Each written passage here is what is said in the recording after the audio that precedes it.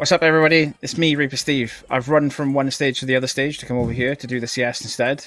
I say run, I haven't really. I've sat in the same chair, just changed channels. I'm joined with you, Egg. How are you doing, mate?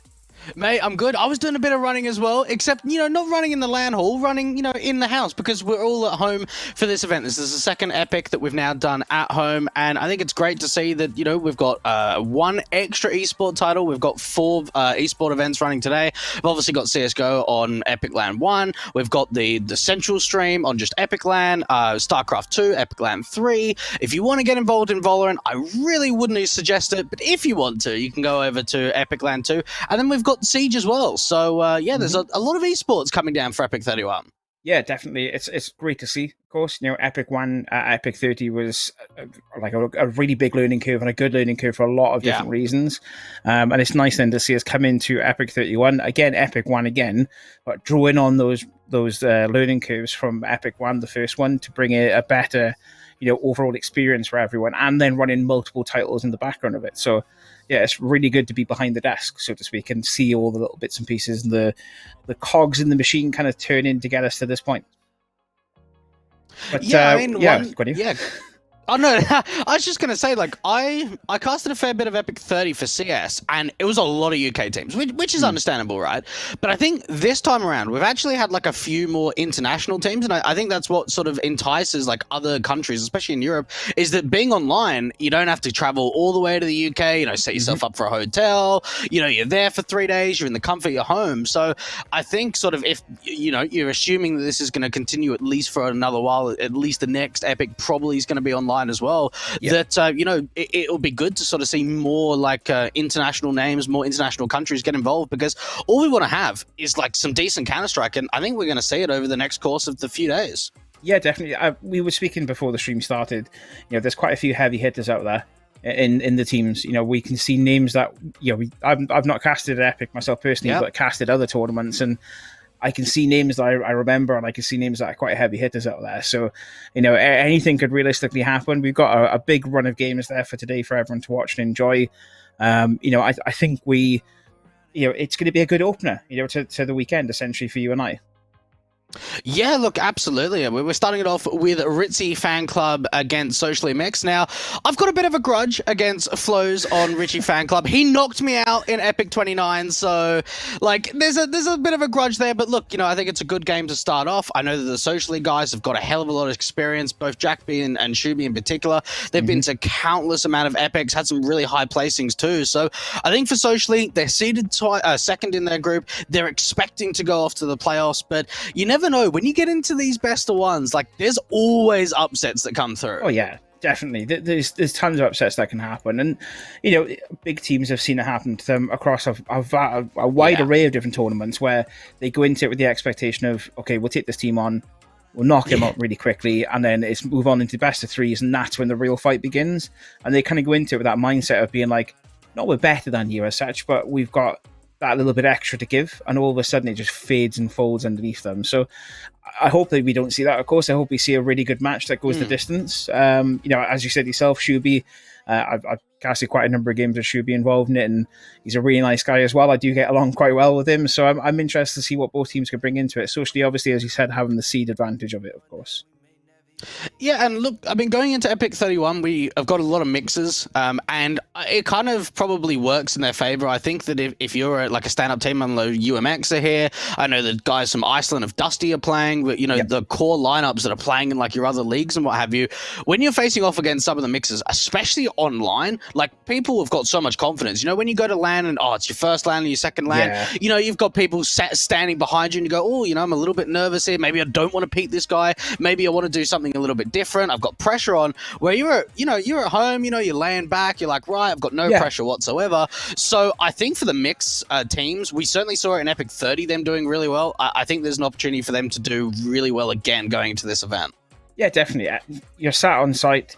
You've got the noise behind you and around you, first and foremost. You've got all the lights and everything else that's kicking off in the background. You've got some bald Welsh geezer on the main stage talking into a microphone, probably too loud anyway. not naming names or anyone, but you've got all this stuff going on around you. When in reality, right now, if I were to jump into a tournament, I'm in the comfort of my own home. I know where the kettle is, so I can make a brew if I need to make a brew. I am going to run 6 or 7 miles to go to the nearest coffee shop to pick up a coffee or whatever. I'm where I need to be for it. So yeah, the online experience of it is much more. It gives you that bit more of an advantage, but it also affects both players that are used to having that kind of on-site experience of having the noise as well. They've not got that behind them where, they've not got mixed teams that are behind them that are in, teams with them they play with, beefing them up, so to speak, and saying, "Oh, come on, you can do it," and giving them that little bit of a confidence boost. So it can hit players multiple directions, and I'm interested to see how these players lead into it. I did have a lot of chance at Epic 30 to watch much of the content from CS.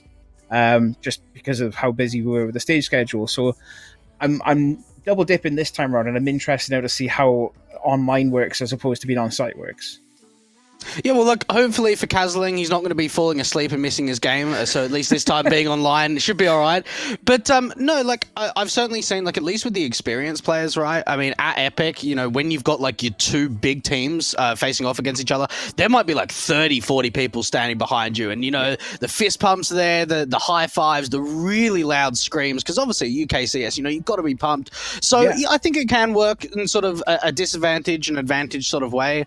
But look, going into Epic 31, we've got 26 teams, so we've got 4 groups.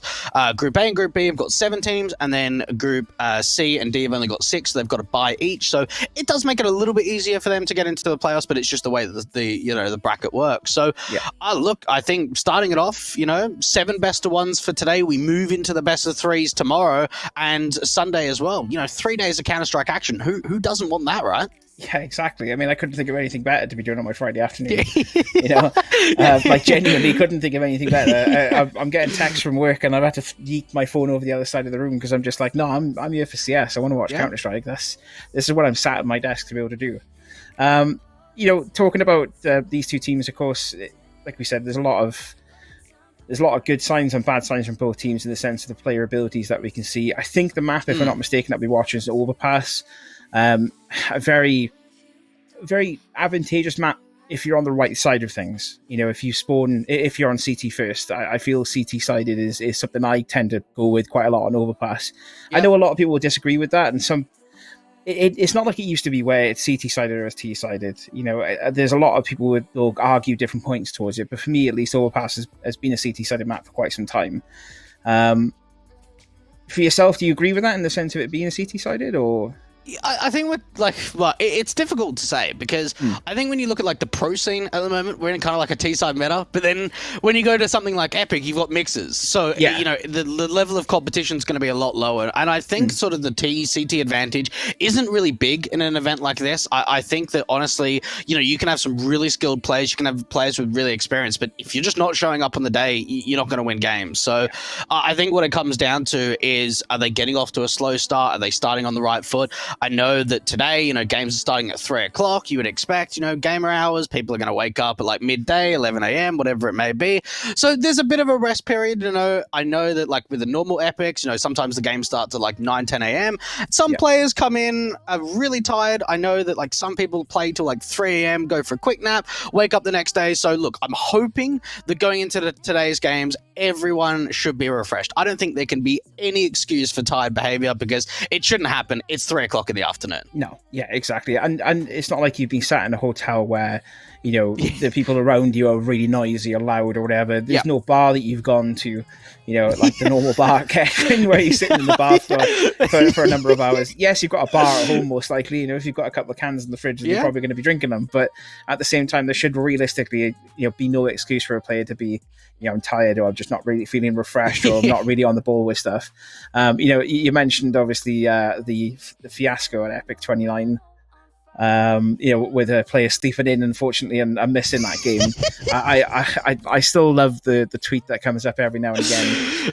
The unfortunate tweets with unfortunate CSGO tweets, and it just pops up every now and again as a mental refresher. I can't wait to play CS tomorrow, and then there's just nothing afterwards. So I think we're going to go to a quick break very briefly while we wait for the players to get themselves into lobby.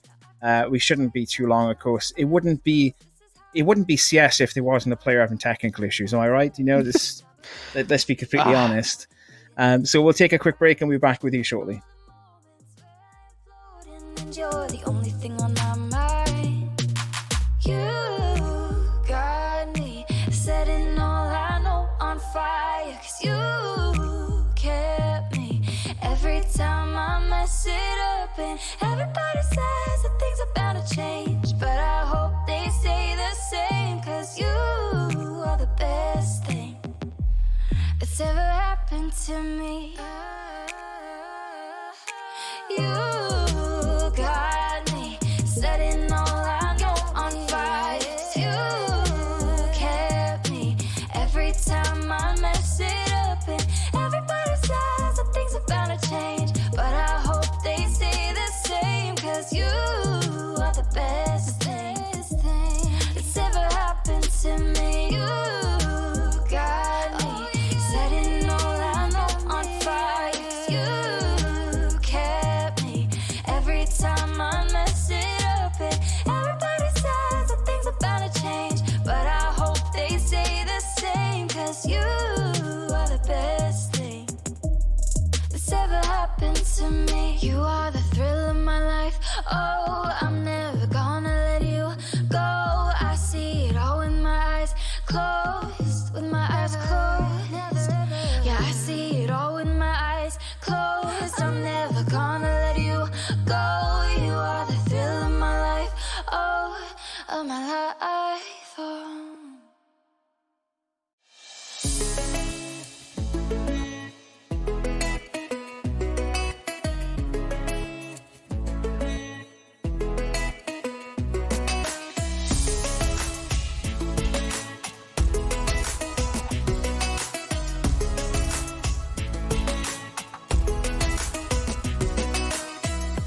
Feeling every spark, shock to my heart. See my blood rush running. Staring at my hands and making big plans. You and me started something just to watch my mind go wild. A hurricane inside, tearing through my chest so loud. Can you hear my heart right now? This is bigger than a crush. Embers falling around me. Really think this could be love. Ooh, only one I'm thinking of. Always electrify me. Yeah, you really keep me up all night.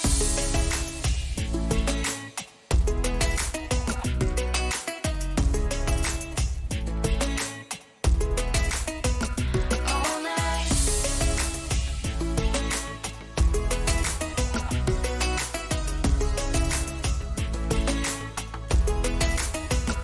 All night, on my face to face, a high speed chase. Feel my blood rush running. Staring at your mouth, thinking all about if you know what you've done. And just to watch my mind go wild. A pack of wolves in sight, tearing through my chest so loud. Can you hear my heart right now? This is bigger than a crush. Embers falling around me. Really think this could be love. Ooh, only one I'm thinking of. Always electrify me. Yeah, you really keep me up all night.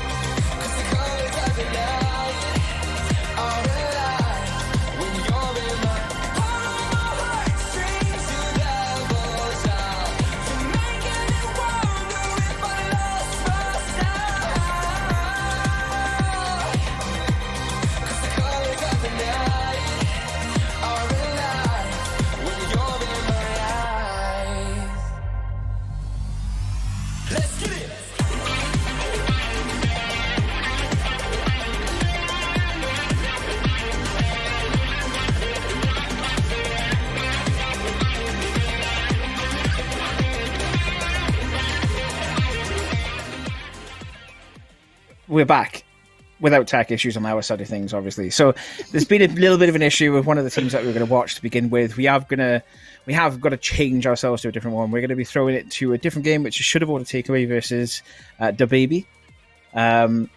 Which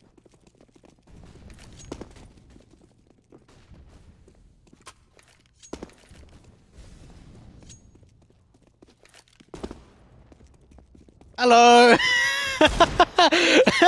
Alrighty, I think we are into the game. So looks like we are getting a little bit of a mirage going. We have DaBaby already off to a pretty decent start. Should Have Ordered Takeaway, trying to make their way up through the connector split. A couple of AWP shots being missed, but in the end, Proxy just can't find anything. And now Pieface is left in a 1 versus 2.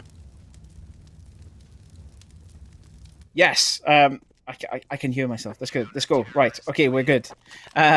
So you got DaBaby versus Should Have Ordered Takeaway. We are jumping into it at the back end. Well, I say the back end of the first half. That makes no sense, but he'll understand it at some point. Round 11 out of 15. There you go. We'll put it that way. 7-3 in favor of DaBaby. We haven't really obviously seen what's happened prior to this, so we're just going to take it from here on in and kind of roll with it. Bit of an eco run coming up from Should Have Ordered Takeaway, of course. We can see, 3 Tech 9s, a P250, and a Glock with a P90, which... I mean, you buy down to 2,000. That makes sense, right? You know, if you've got money to buy down, yeah. I still feel it's awkward buying a P90. Too. Yeah, no, that's true. You're very true. I'll tell you what, they are actually starting to overwhelm the bomb side and get themselves a couple of kills. They've got a man advantage. The bomb plan's just going to come in. The rotations are really damn quickly, but picking up an M4 for Ginger, like, this is actually a pretty decent hold so far for the T's. Yeah, this is like the perfect pistol round, more or less. They've got bomb down. They've taken players out of the fight as well. Also, that means there's going to be a rebuy coming in from at least 2 or 3 players now, in fact, from DaBaby. EJR's left with a lot to work with, at least anyway. He's got 3 players pushing him from, or 2 players, I should say, pushing him, tried to get us in no scope, isn't able to connect with him. Pieface finished that round off. I spoke too soon about that round, personally. I'll take that one on the chin. I mentioned that the P90 was a little bit of a bad call, potentially, but it worked out for them. They've 7-4. I'm pretty confident that was good for them. I'm a little bit surprised to see should have ordered takeaway actually like down this kind of a deficit. I know that 3 rounds isn't a massive amount, but they're a pretty high seeded team. I think they're second in the group behind the Stream Team guys. And for DeBaby, I know that there's a couple of players that I know that I've seen play Epics before that have had some decent results, but this looking to be a pretty good start from the CT side. They don't have a massive investment. You can see a force buy coming in a little bit strange with the economy because 4 players are forced and Defo hasn't bought anything. Nothing. Well, it doesn't need to buy anything now anyway. Falling straight to the face there. Again, I agree with you. A bit of an awkward buy situation coming from DeBaby. Yes, I appreciate they've got to kind of bring themselves back up into it. But just a bit of an awkward awkward purchase from a number of players from DeBaby. Stempy will pick up Pieface, however, so that knocks out the T pushing that through to CT steps. There are still players around. Haslar, I should say, and Carter do fall. One for Proxy there, and Gingy also picking up a frag of his own. That frag grenade super close to getting the ultimate kill there, but Stempy survives somehow with 18 HP, and that's it. Game over for him at least anyway, as Proxy finishes the round out for a 7-5. Yeah, the auto buy is kind of weird. I'm kind of still surprised. Like, how was Hasler at Tetris, but yet the T's have already taken CT control? So I don't know how he managed to just sneak by the ball. Unfortunately, he wasn't really able to fight too much with the round anyway. No. But I suppose Defo may want to pick up the AWP to follow the next round, so maybe that's why he didn't force with the team, because they'll be able to get a full buy into the next. It's pretty much just a complete eco, big nade damage out from mid. So I guess it makes sense if he wants to get that AWP, and he should buy it in the next round at least. Yeah, definitely. He'll have the cash for it at least anyway, and you'd expect him to pick it up given the amount of money they've saved into this round. It's a bit of an awkward situation, but Hasler, as you said, he didn't really do that much damage for a person that's completely behind 2/3 of the team. He's able to get completely behind everyone. He's got the back turn. He's got a shot on the rear of a T player, but just isn't able to dominate onto it. This is one of those really awkward pistol rounds where you expect CTs to just kind of throw everything at it and get the round over and done with, but they kind of dragged it out a fair bit there as well also. 7-6 though. So, I mean, we've kind of jumped in on the back end of it, but it's actually the good point to jump in on, because it seems to be the revitalization from should have ordered takeaway. I think that's probably one thing that we really want to see, right, in course of the best of ones, is, we don't want to see the one-sided storms. We want to see the contest, the 16-14s down to the wire. Hasler's going actually really aggressive in through Palace, but he just gets taken out immediately from the T side. So this A bomb side's pretty much opened up. There's no one in the site itself. You've got a player playing towards top connector. That's EGR, and now the site's just completely taken. This could be an instant save from the CTs, but they are going to turn it back to a 3-on-3. Carter's super low HP there after taking down Gingy. Kind of an awkward for him. He's got the backup at least anyway, because just behind him is Stempy. Defo's still out there, of course, for that open. He's taken, names Pieface, gets dropped. The bomb is in a really awful position as far as T's are concerned to try and get themselves back into this fight, but realistically, they could potentially do it as long as they take down Carter, who's the easy frag. Steppy will obviously back up Carter and try and get the refrag, but it depends how attentive they are to detail. They've got to realise that there's going to be at least 2 at CT steps. They must realise that from the way the frags have gone through the start of the round. Bomb is recovered, and it will start the plan. Carter's obviously going to hear that audio cue and feed that information to Stempy. They're going to have to try and figure a retake from this position. Ralphie's on the hunt, however, and he's looking for that AWP. Oh, footsteps, though. Yeah. Oh, battle. Oh, no, miss shot from Defo. How do you miss that? Oh, no. It's a 2 versus 2. The smoke's on the bomb, but now Stempy's the last one left, and this has just fallen apart for the CT side. I can't believe this has happened for DeBaby. Should have ordered takeaway. Just bring that back, and it's hard to watch, isn't it? It is. That's the worst part of this, is that watching games like this where you can see players that are, normally very good under certain circumstances, watching that kind of warp shot come up from Defo it's just awkward. You want to be able to say, oh, come on, man, take your time a little bit more with it. I feel it was a bit more of a snap from him rather than kind of biding his time. Yes, he had a few seconds to line up the headshot, but he just didn't really take that extra second. Carter will push up mid, though, and Proxy takes him down. That deals a hell of a damage to Proxy, but not enough to finish the frag off himself, at least. Oh. That is a big kill. Big opening coming out from the AWP. Ooh, there is a bit of a response though, but the thing is, the T's have got complete side control again, and I feel like for DaBaby on this CT side, it's been time and time again that they've lost the sides, but there's going to be a rotation. I don't know whether this is going to get called through or not. They're going to get the info that there was a player out from mid, but Stempy's the last one left, and he's in a 1-on-4 now. Yeah, and Pieface is just playing the delay in action more than anything. He's putting utility down to say, we're still going to take the site. In reality, all the rest of his teammates are already on B. And Steffi has to know that. Now, yeah, he does. He doesn't? I thought he did there, because he started to make his way back down towards CT steps, but in reality, he's pushing himself back into A. He's got to realise it's futile to go for a retake against 4. And that's that round over and done with. Never mind. End of the first half, and should order takeaway, bringing themselves back into this game at least. Anyway, 8-7. You know what I love too is that we came in at like 5-3, and then DaBaby got a couple of rounds, and we were like, oh, all right, it's a bit one-sided. And then just like out of nowhere, she's like 5 rounds in a row for shouldn't order takeaway. And I'd like to see this momentum continue. It really seems like for DaBaby that they've only really sort of got like one big fragger on the server of VGR. But outside of him, it seems like it's some pretty like low numbers for the rest of them. Well, we said at the very start of this as well, this is the kind of game that we want to see. We want to see high-quality UKCS. We want to see these sort of games where there's high-impact frags that are going out.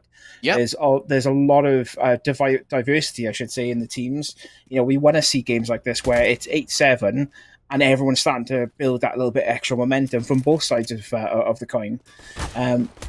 Big B site push here from DaBaby as they try to make some sort of effort into it, but Gingy and Proxy start splitting hairs over each kill. Defo and Carter. Oh! What? What was that?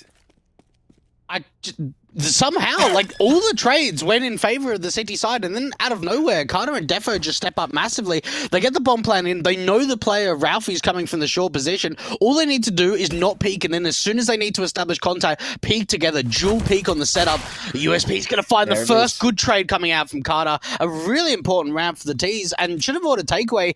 It felt like they were taking some really unnecessary fights there towards the end, where they had a massive man advantage.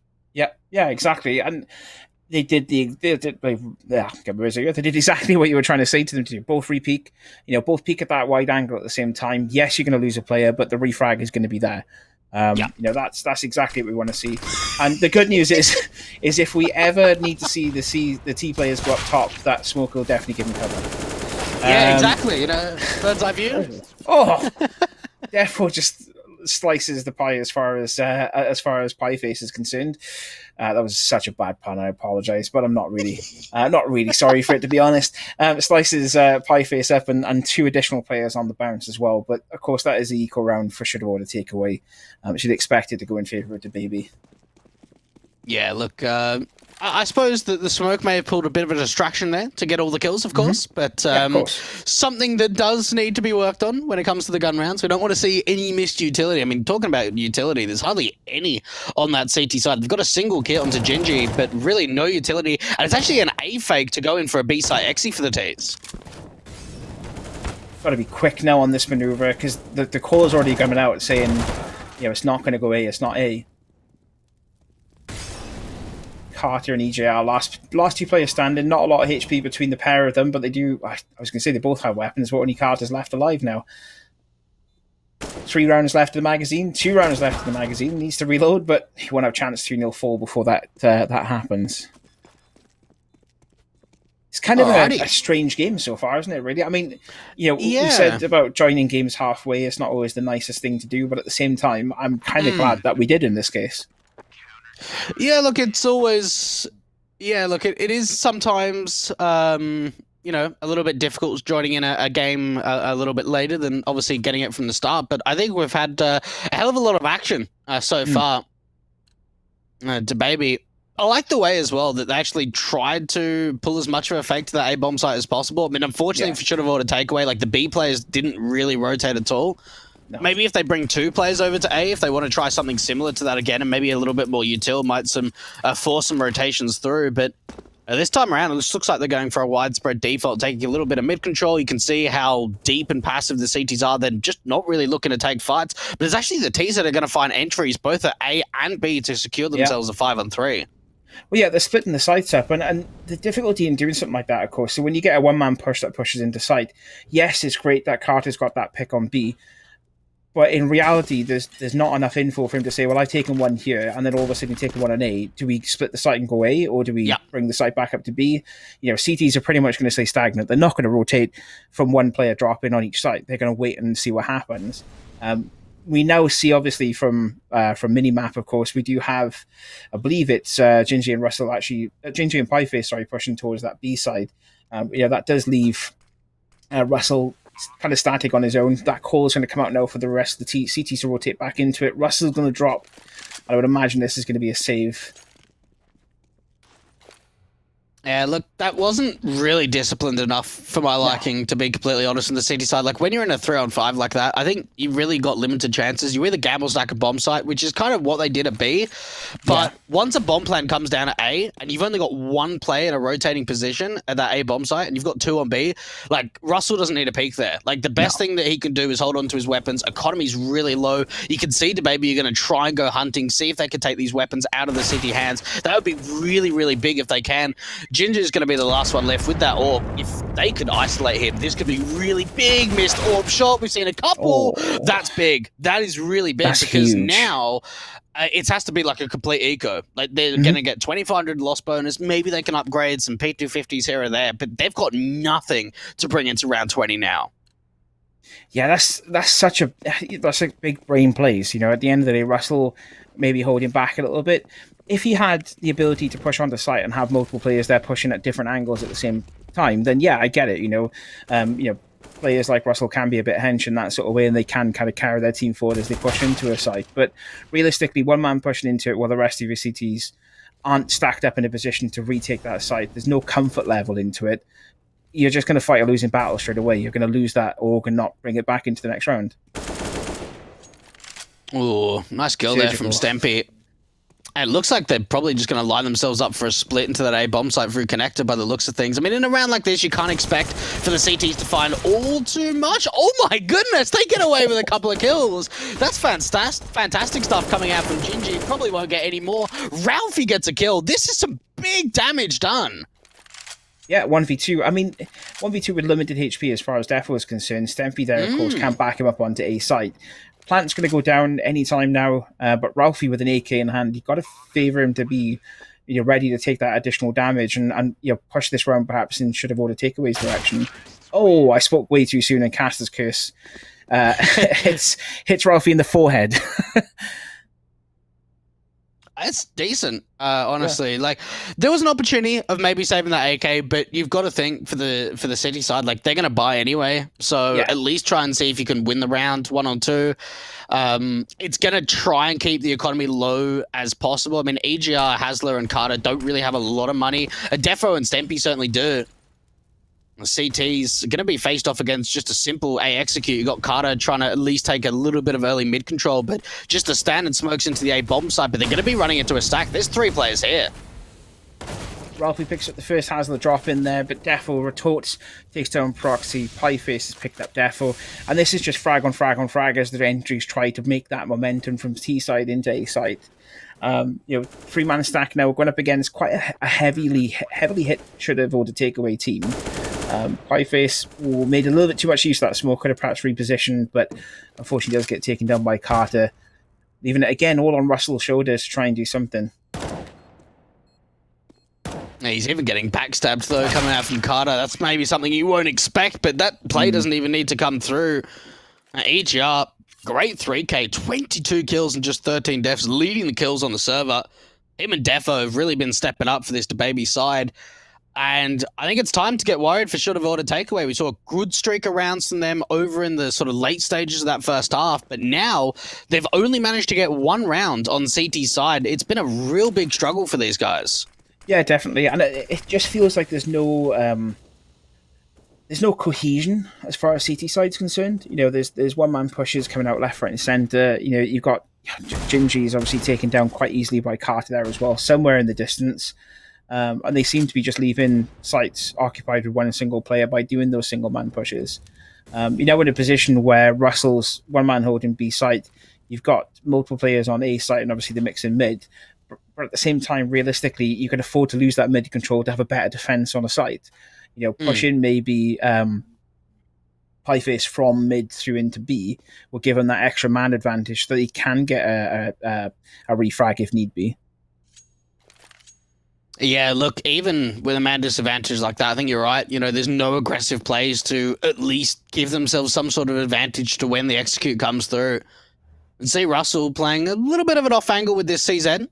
An opportunity to maybe get a single kill, but it is going to be a little bit difficult. Oh, the flashbang is perfectly timed to at least blind him off for just a second. The rotations are going to start to come through, but 5-on-2, this should be a really simple round for DaBaby. They shouldn't lose any players.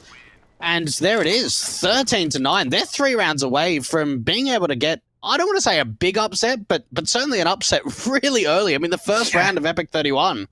Yeah, definitely.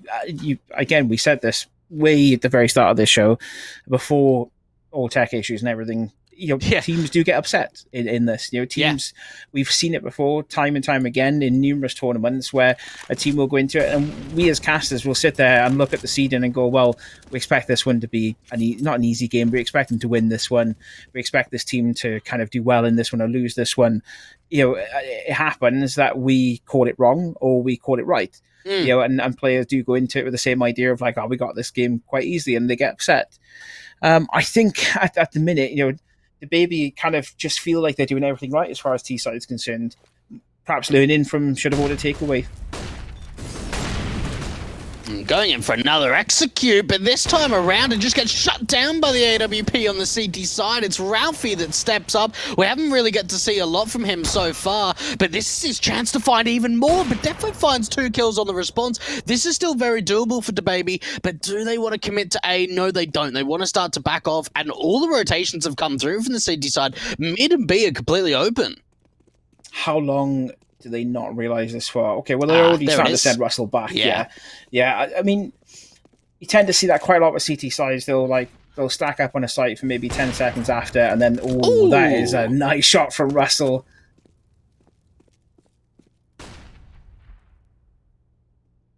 We like to see that, don't we? Oh, yeah, more definitely. shots like that. Half expecting Carter to back off through mid and be like a double fake and go back to A, just to give himself that little bit of time. But Gingy finished that round out for us. That was a hell of a shot there.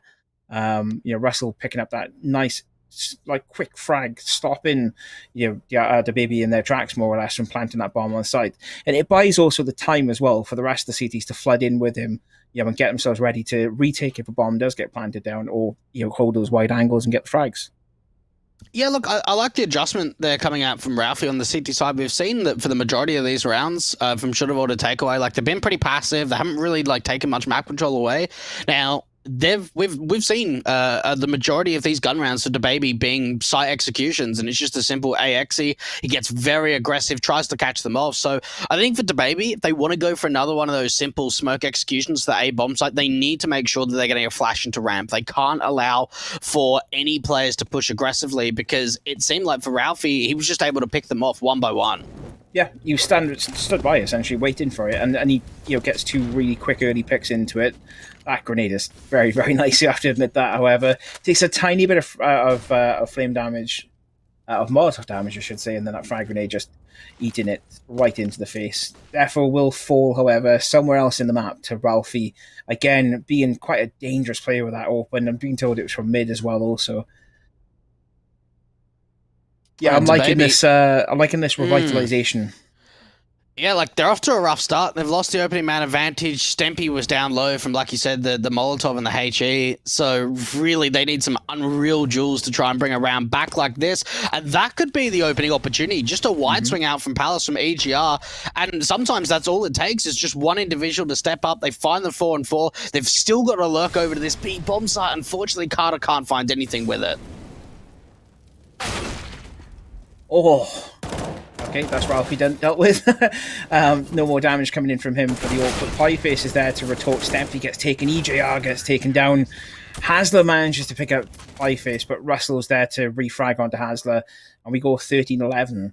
I would expect a timeout to be called any time now, to be honest with you, from DaBaby to try and figure out what's happening with this run of rounds, because they're getting hit quite a fair bit as far as economy is concerned, and I can imagine that's probably hitting them as far as mentality as well. Yeah, my experience of casting epics, not a lot of teams take tacticals. I don't know if they know where the button is or what it is, but yeah, no, very, very minimal when it comes to the tactical pause. And I think you're right. I think it would be a really good time to come out. I know that Ralphie's really starting to step up on this CT side. DaBaby got off to a really good start in this T side, but now it's starting to slow down. They're losing a lot of opening man advantages, and they're just not finding the responses they did in the early game. No, there's no retort. There's no kind of like, well, that's happened, but we can do this instead. They've pushed us on this side, so let's do this instead. Carter, that he's going to fall for that bait easily. I mean, the jump in. Actually, no, they're not. I spoke too soon. They're going to pull back a little bit. Gingy's obviously stacked up, ready to take that early entry frag. Russell's basically popping his head up and down to say, "Hey, I'm here. Do you want to come and hit me?" Calling that T player onto site essentially and giving Gingy a free open frag. No, there's hardly any util for the T's. They're going to try and make their way up, but it's just such a strong crossfire being set on the city side. EGR is going to be last one left. Molly going out to at least one of the players of Ginger, but really this round's done. I mean, even saving onto the AK is probably a best bet, but even Pieface, he's in the back lines. Hardly any damage is done to that CT side. They get away with 5 players alive, and just like that looked too simple. That looked too easy to come out from the CTs. Yeah, definitely. Everything fell into place for them, and they knew, right, okay, well, we've got the easy setup as far as Russell and Gingy are concerned, where they're both just stacked up on that B site waiting for players to push towards them. It's very, very, it was a very nice round to watch, to be honest with you, from a B-side hold perspective. Something that a lot of teams tend to struggle with. But early entry frags there, well, never mind, that round's over and done with. I was about to start talking about it, but then in reality, CT's just finished it off. So we'll set that one aside as obviously an equal round from DaBaby at least. 13-13. I want to... Yeah, look, I want to see a little bit more control coming out from DaBaby, honestly. Like, we've seen a lot of Xyz, we've seen a couple of lurk plays. We really haven't seen them utilize mid a lot. We have not seen a player get boosted into window, no players aggressing through short to ladder, trying to cut off rotations. It seems like they're really underutilizing the mid control and just sort of like working into the bomb sites into B from apps and just out from ramp and palace to A splits. Ralphie gets a little bit of information, does get baited off the angle. That might pull in a little bit of a rotation, but there's no response to follow for DaBaby. I also don't want to be that guy, but at the same time, there's a lot of matchmaking plays being made. Yeah. You know what I mean? In that sort of sense of like, there's no A execute, there's no B execute, there's no execute on 1 minute left on clock. There's no smoke executes that are coming into it either, or very little at least anyway, as far as this T side are concerned.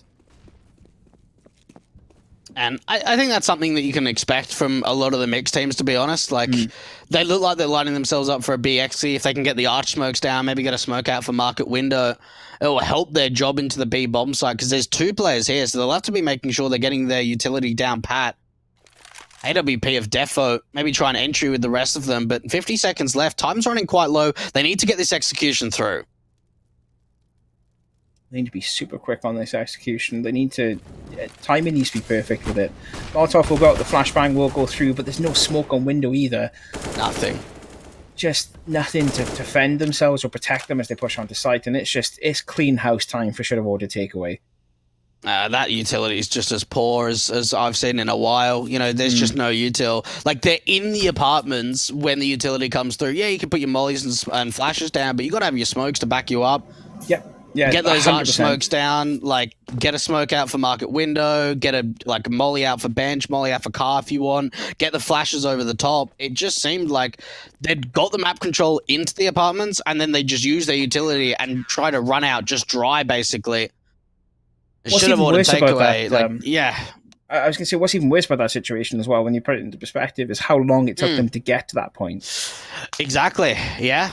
You know, to get to the point where they could have had a really good execute if they'd had those smokes ready, if they'd had those Molotovs ready, if they pre-plotted things out ready for it, that execute would have been brilliant. But the amount of time it took to get to that point where they're going to be jumping through window and jumping out into B site and getting themselves into position, they would have had like 15 seconds, maybe less, to get on spot and get bombed down. Which, you're going up against a 4-man stack onto B site at that point. Yes, your smokes are in place. Yes, everything's ready to go. And you've not got that extra bit of bite time to take on a fight and then plant afterwards. Like, even the force in round 28 is not looking good for the T's. I would have much preferred to see an eco, but then you're playing for OT, so it's a risky call, but you really have just got a Deagle onto Stempy, a Galil, a UMP. There's not a lot of weaponry, and Ralphie's playing a really aggressive angle. Easy shot for him. He's looking for a second, and of course he's going to find it. Doesn't get punished for his second peak. Just huge with the AWP. I mean, he's just dominating that mid control. We've seen it time and time again from him in the second half of this map. Just picking up players like they're not even there. Oh, that's a decent shot. That's to at least find like the first kill for the T side, but they need more than just one. This could be a second. It's not going to be hit from Defo. They've made their way into B. Another great AWP shot, and now this is a 3 versus 3. This is one of the best times we've seen for DaBaby in quite a while now, but they need to get the bomb down. Minute left on the clock. There needs to be a call for get these smokes out, get the flashes out, get everything ready. Let's put a hold up in place. And let's make sure this palm plant goes down, but we've got enough cover to work with. 2v3, Defo's on not a lot of HP to work with, in fairness. We've seen him be very quick with that AWP, though, on the entry into B site. 35 seconds left on the clock, and the bomb's still not made any sort of headway towards site. We had smokes out as well. That's why I don't understand why they're still backed up at bench. He's left bomb behind. He's going to go for the frag. Gets it. Oof. That's a game changer as far as I'm concerned now with this site. Yeah, look, it really is. And yeah, you're right. I mean, they probably could have got the bomb down a little bit earlier, but they were in a position there where they were just waiting for a mistake, and they end up just flashing their way through market. They know where Stempy is. The AWP is at least locked on for Ralphie. He's on for his 4K at this point. And this could be a big, big clutch to come out from Stempy. There are kits on the CT side. A little bit of utility too. The smoke onto the bomb makes things so much more difficult. Stempy gets baited out. Really nicely played there from should have ordered takeaway. They tap the bomb, they get off it, they pull him out into the open. A 15th round for the CT side. Now, at least with a bomb plan, it does give them that extra little bit of cash injection with the max round loss bonus to allow them to buy again. But you had to think in that sort of situation where you had the 3-on-3, you need to be winning those advantages. And it turns out they do know where the pause button is. Enough. So I don't know if it's a CT or a T pause. I would imagine it's going to be a T pause rather than a CT pause, if I'm honest, given what we've just witnessed over the last couple of rounds. But yeah, no, I completely agree. You know, they do get that extra cash influx with the bomb being planted. Yes, they're on max loss bonus. Is it too much to ask for? You know, that's the kind of next question on the tip of my tongue, so to speak. There. You know, I'm interested to see what these guys can pull out of it. You know, we're seeing a rejuvenated, I'm going to stop saying revitalized, I've said it about 6 times now, a rejuvenated should order takeaway side in the form of Ralphie, who's just been banging those AWP shots out, pushing super aggressive angles, and now DaBaby need to kind of answer for that. Going back to at least what they've tried for quite a few rounds so far on this T side, the simple A site exit, CT, smoke, stairs, jungle, try and get it all out. Only one Molotov or 2 Molotovs to work with. They need one for under balcony, maybe one towards the back of triple. But this could actually work out quite nicely. Only 2 players on the site on the CT side. There will be a rotator to come through, but a nice quick exit to come out for DaBaby. Oh, okay. That's such big plays coming in here to take on that A site. 4v3 now. Ralphie having to back himself back into CT spawn. Pieface is there, however, coming through T ramp, and this is it. There it is. Oh, wow. wow. Like, what a comeback. Like, how many rounds in a row was that? It was a lot. Yeah. So what's that? 6, make it a 7th now. 7th round. Yeah. Yeah, 7th round in a row. That's big for the baby. That was a really big comeback on the City side. And it felt like for the baby, like they just lost so much momentum towards the end there.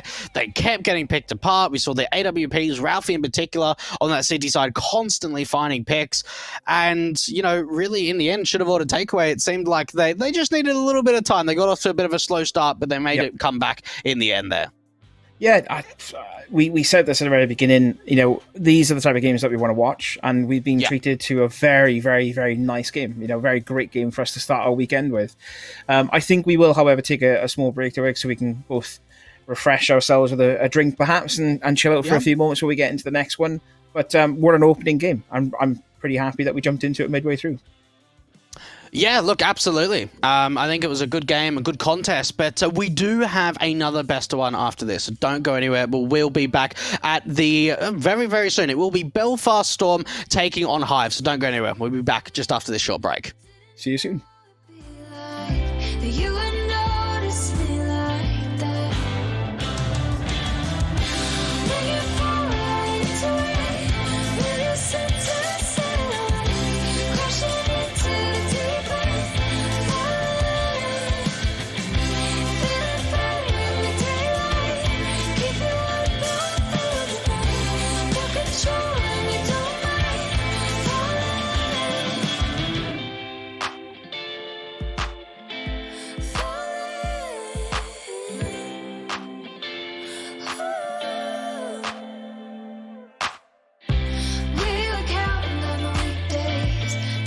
you has a halo.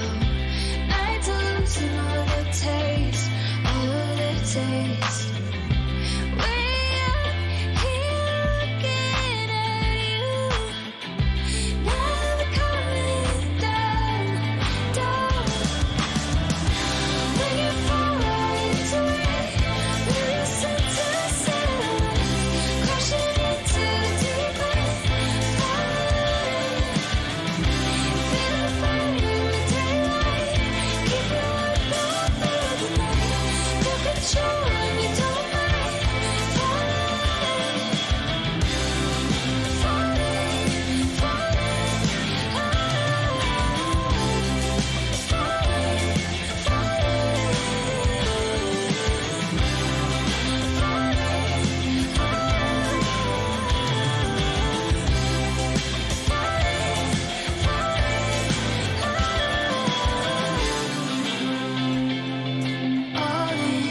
Captivate me, falling, all in, falling, captivate me, falling, falling, I'm all in, and we're falling, falling, all in,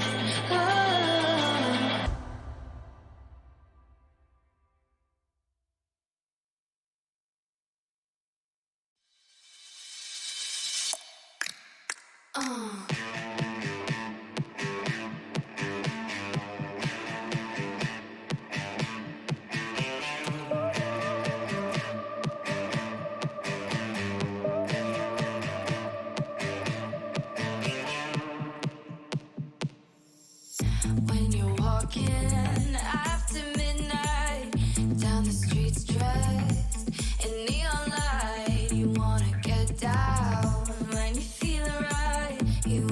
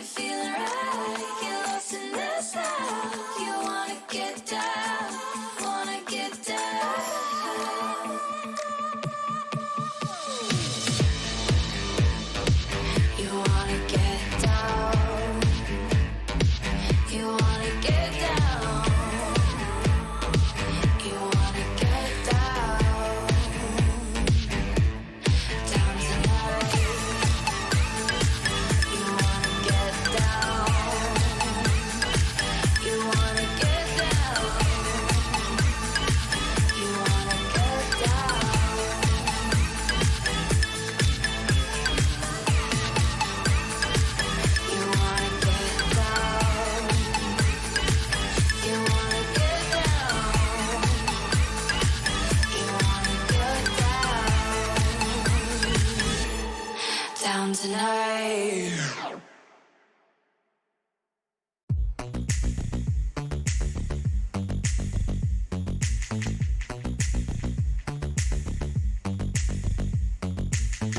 You got something behind your eyes, the way you're talking. It's a cheap disguise.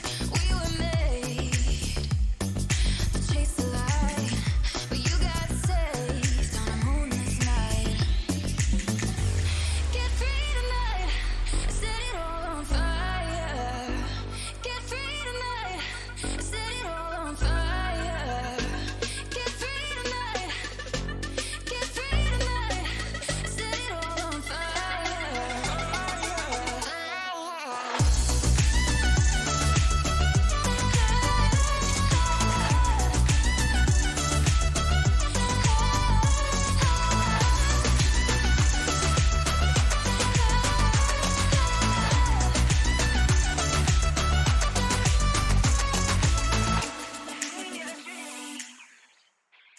We're back.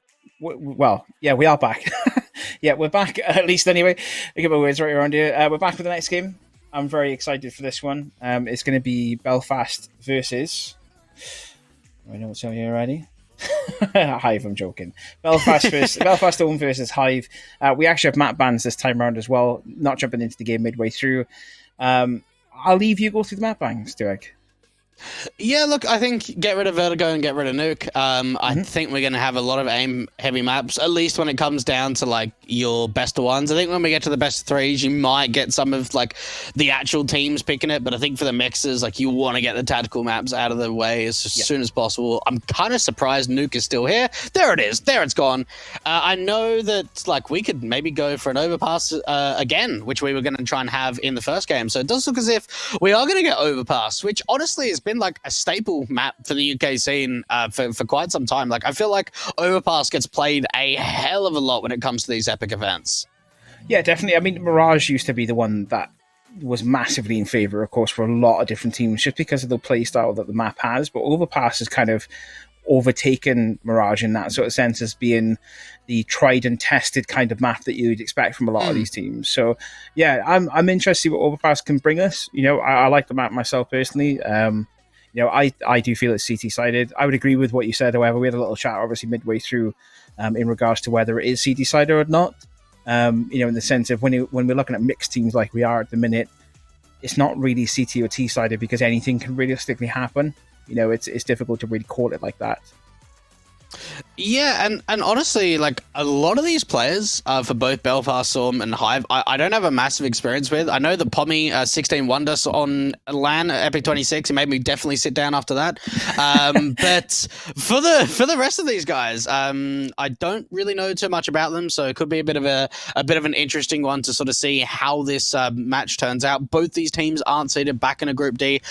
It is Hypnotic Gaming seeded first and Socially seeded second, so both these teams a little bit further down, so we'll have to wait and see how that sort of pans out. But I think we could have a little bit of a brawl on our hands in this game. Yeah, definitely. You know, I'm interested to see what both teams can push out for us. You know, this is the first time that we're watching the pair of them. I believe they've had a bye for the original two games. Yeah, they're in Group D. That would make sense. Yeah, they had a bye because they were Group D, and I know we had right. 6 teams in that which had byes. So yeah, you know, this is their first game of the weekend. You know, they've had plenty of time to practice. They've had plenty of time to relax and chill out. They've not been on the 3 p.m. teams, 3 p.m. matches like we've seen with others. You know, I hope we're going to see a really good game from this. We've been treated to a very good game to begin with, so you know, I would hope we're going to get an even better game out of this one. To kind of finish my set off with yourself for today, at least anyway, and my casting for the day. But yes, no, I want to, you know, get gameplay up in front of us. I think we've got about 30-40 seconds till we're ready to go. Any thoughts going into this? I just want to see a lot of confidence, honestly, from both these players. I want to maybe see a little bit more tactical nature. I don't know whether that's going to come through. I'd like to see a little bit more like lurk players. I know that Overpass is one of those maps, especially on T side. You can do a lot of lurking if you want to get a solo player around B, short water, catch off rotations, out towards bathrooms and long for an A player. Maybe try and see if we can see a little bit more faking. I felt as if on Mirage, it was very two-dimensional in terms of the strategic nature. I thought we saw a lot of standard defaults. We saw a fair bit of executions. We didn't really get to see any backstab plays, didn't really get to see fakes in terms of pulling rotations. So a little bit more tactical nature I'm looking forward to maybe in this game. Yeah, definitely. I agree with you 100%. I back that as well. There was a lot of...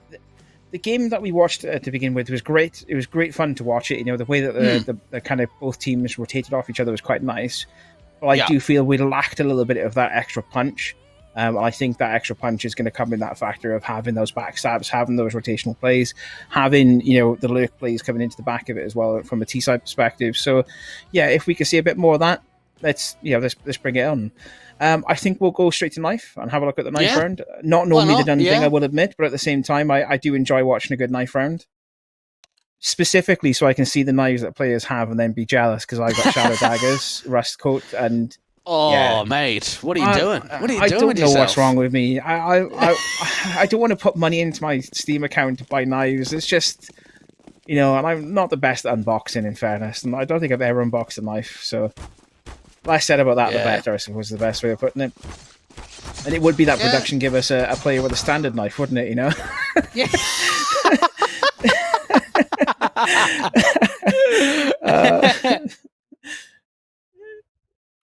Let's see what happens. Yeah, I mean, Belfast don't win the knife, of course, so do they pick CT side or do they switch to T side? In my eyes... CT is the winner, really, realistically. You can get some really early round advantage. You know, stack those numbers up as high as you can ready for the second half. That's the way I look at it from a CT side perspective. And I remember Ryback actually playing for Persona non grata last Epic in Epic 30, where I think he actually went pretty far, if I remember correctly. They certainly made it into the playoffs, like whether it was the second round of the playoffs, they went pretty far. I think they played like 2 or 3 best of 3s, so maybe a bit of experience that he can bring forward into this lineup. But jumping into the pistol, it is going to be a kit and a couple of flashes up for Pommy.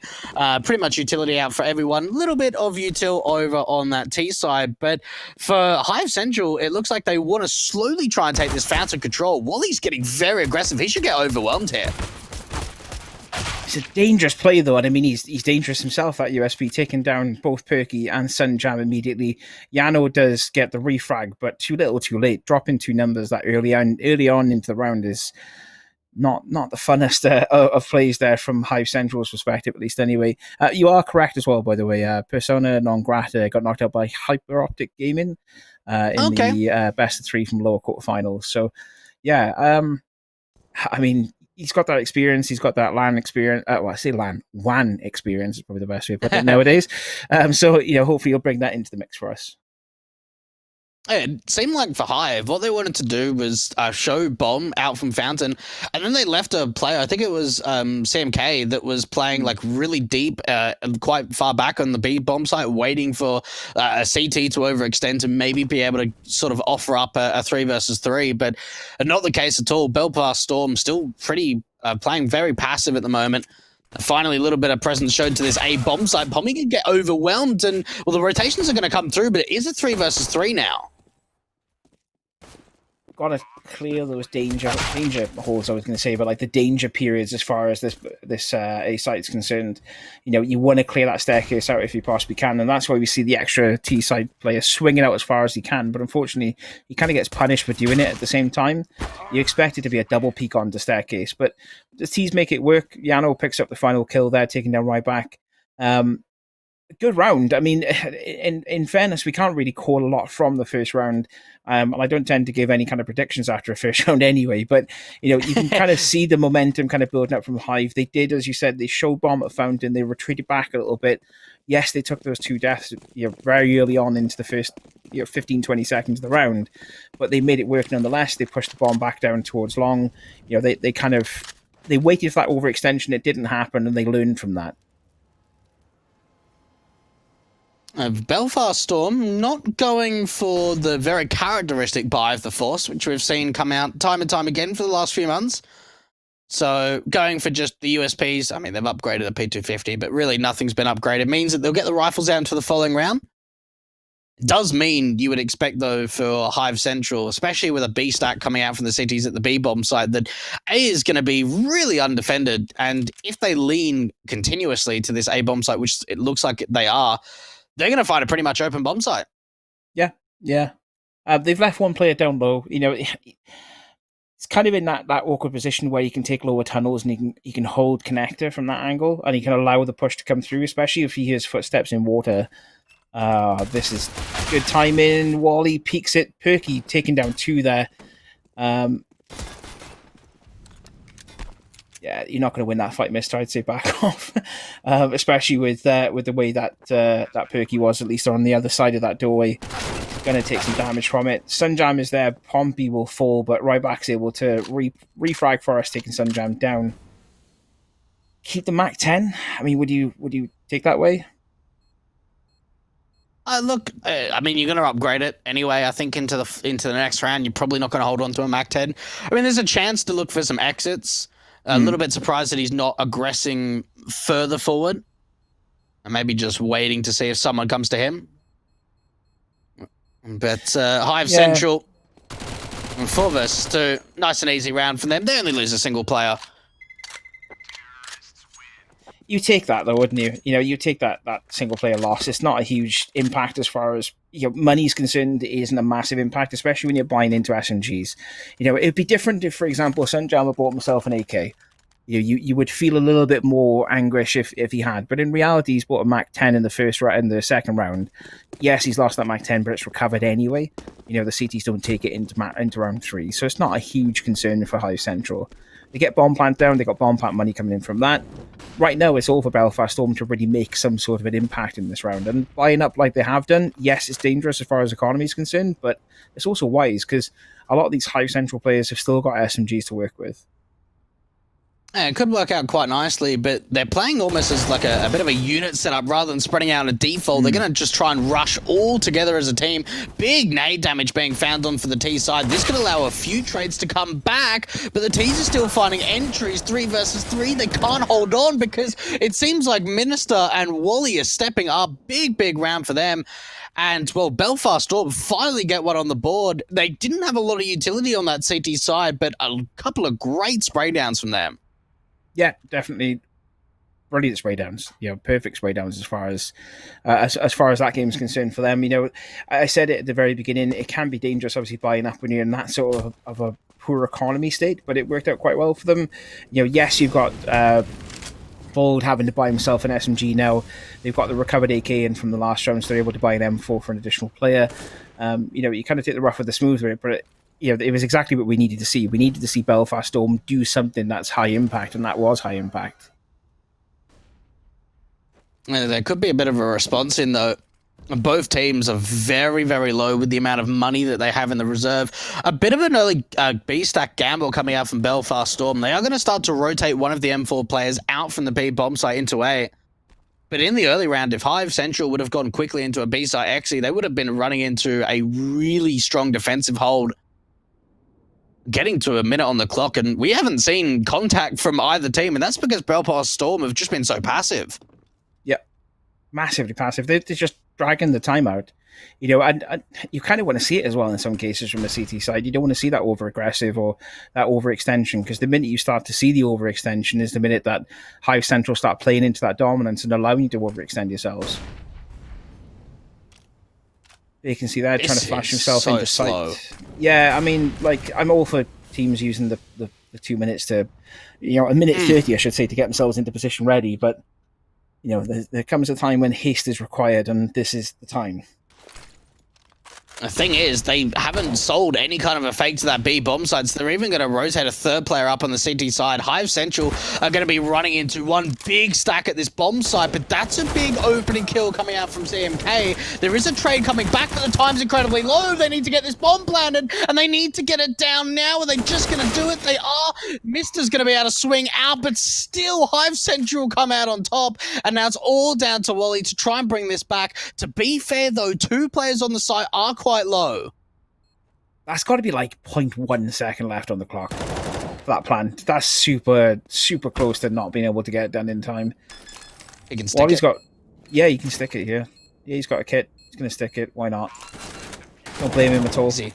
And he gets the frag off it as well. That's perfect for Belfast Storm. That's very nice from Wally, indeed. That does a lot of damage. It's just reading the game, right? Like, you look at that situation, as soon as you know that there's planet for truck, and you've seen the player bank, it's like, right, you get on it straight away, because you know that he's not going to be able to wide swing you in time, so it's just good game knowledge. I think for Hive Central, probably going into bank with that kind of a bomb plan doesn't really help you. No, it doesn't. You saw exactly what happened in that situation. If it was planted for bank, then I can understand it, but I think the reposition from the T side really lost them that round. Bold will pick up Perky after Perky does actually get a frag, an entry frag onto Bold, I should say. Yeah, I mean, it's, again, an awkward round. We said about haste and time. We've had the haste and time now as we go 2-1, 2 plays left up, or 2v1, I should say. Wally and Mister, however, are going to know that Sunjam is somewhere near party. And that's a nice shot there from Wally taking down Sunjam. We go 3-2 into round 5. Yeah, nice and easy. Good cleanup to come out from the Belfast Storm. But it was just an eco, so we are going to get the rifles out. Going to see an AWP on for the T side. I wonder where this is going to push. I mean, we've seen Bold is actually pushing quite aggressive towards Fountain. I would imagine his position is now going to get taken up by someone else, but it actually, weirdly enough, looks like we're going to see a full B stack. Yeah, more or less a full B stack coming in. One player playing rotation, which is Pompey. Oh, this could go quite nicely for Hive Central. It has for the moment, at least, because Belfast Storm try to take that short water control, and they're just peeking into the AWPer. You can't be taking peeks like that. You need utility to take a monster duel when you know the AWP was there. But Ryback is going to bring this round back. 2 big kills for him. It's 4 in the end, and now Pommy's forced into the 1 versus 1. Oh, but Perky's not checking the angle. A big kill to come out. What a clutch from Pommy. What a round from Ryback. Ryback just destroyed and decimated Hive. I mean, like, wow, that spray control was perfect. The spray transfer was perfect as well. That's insane to watch. It's actually made me sit up in my chair. That's how good it was. Come on. I'm no longer slouching. Wow, just unbelievable play there from Ryback. That's exactly what we want to see, and it's perfect to watch it. Game 2 for the both of us today. Quick equal round from Hive? Yeah, like, he needs to get back quickly. Yeah. They're just gonna, rush long, you reckon? Try and see if they get a bomb plant on the site? Like, there's no one at long, so there could be a way back in, but rather than continuing, they're gonna go into bathrooms, and that's where the AWPer is. Yep. Gets to first, he's got to back himself off away from it. You can take on 102, but you get pushed by 3 pistols, and it's game over for an AWPer.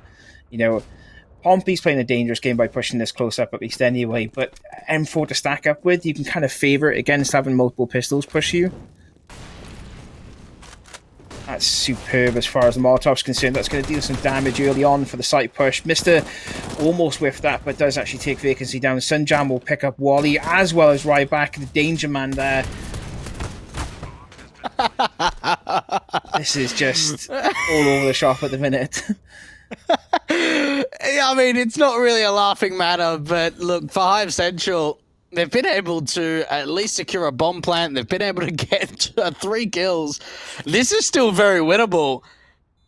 And Perky down at 2 points of health. And you've got to think both of his teammates are quite low, but now coming in, they need to get on the bomb. They do have a couple of kids. Someone needs to get on this really damn quickly. They've been able to get the duel. They should be able to get the defuse away. That's close. That's down to the wire. Close. And we saw a bit of a whiff there, to say the least. Yeah. I mean, that was... Mr. counts himself lucky at least anyway, because I think that could have gone either way, if I'm personally honest with you. That FAMAS isn't the best of rifles to have in hand, at least anyway. Or in my hands, at least. It's not the best rifles to have in hand, but he managed to pull off the frag at least. And yeah, we got 5-2. You know, I've seen a lot more from Belfast Storm that we kind of missed in the first game with the first 2 teams we watched. There's that bit of continuity, that bit of energeticness about it. You know, yes, we've seen from Belfast Storm the slow play happening quite a fair bit, but in reality, when they need to put their their running shoes on, so to speak. They're ready for it. They're ready to switch up the gameplay a bit. A bit of connector control. Looked like it was going to be coming in through the T side. Being re-smoked off gives the CTs a little bit more time to work with. I like this boost coming out from Vacancy. Unfortunately, it's going to be a counter boost for the CT side. This is timed perfectly. Massive amounts of damage being done because connected doors now opened up. So many kills go in the favor of the CT side.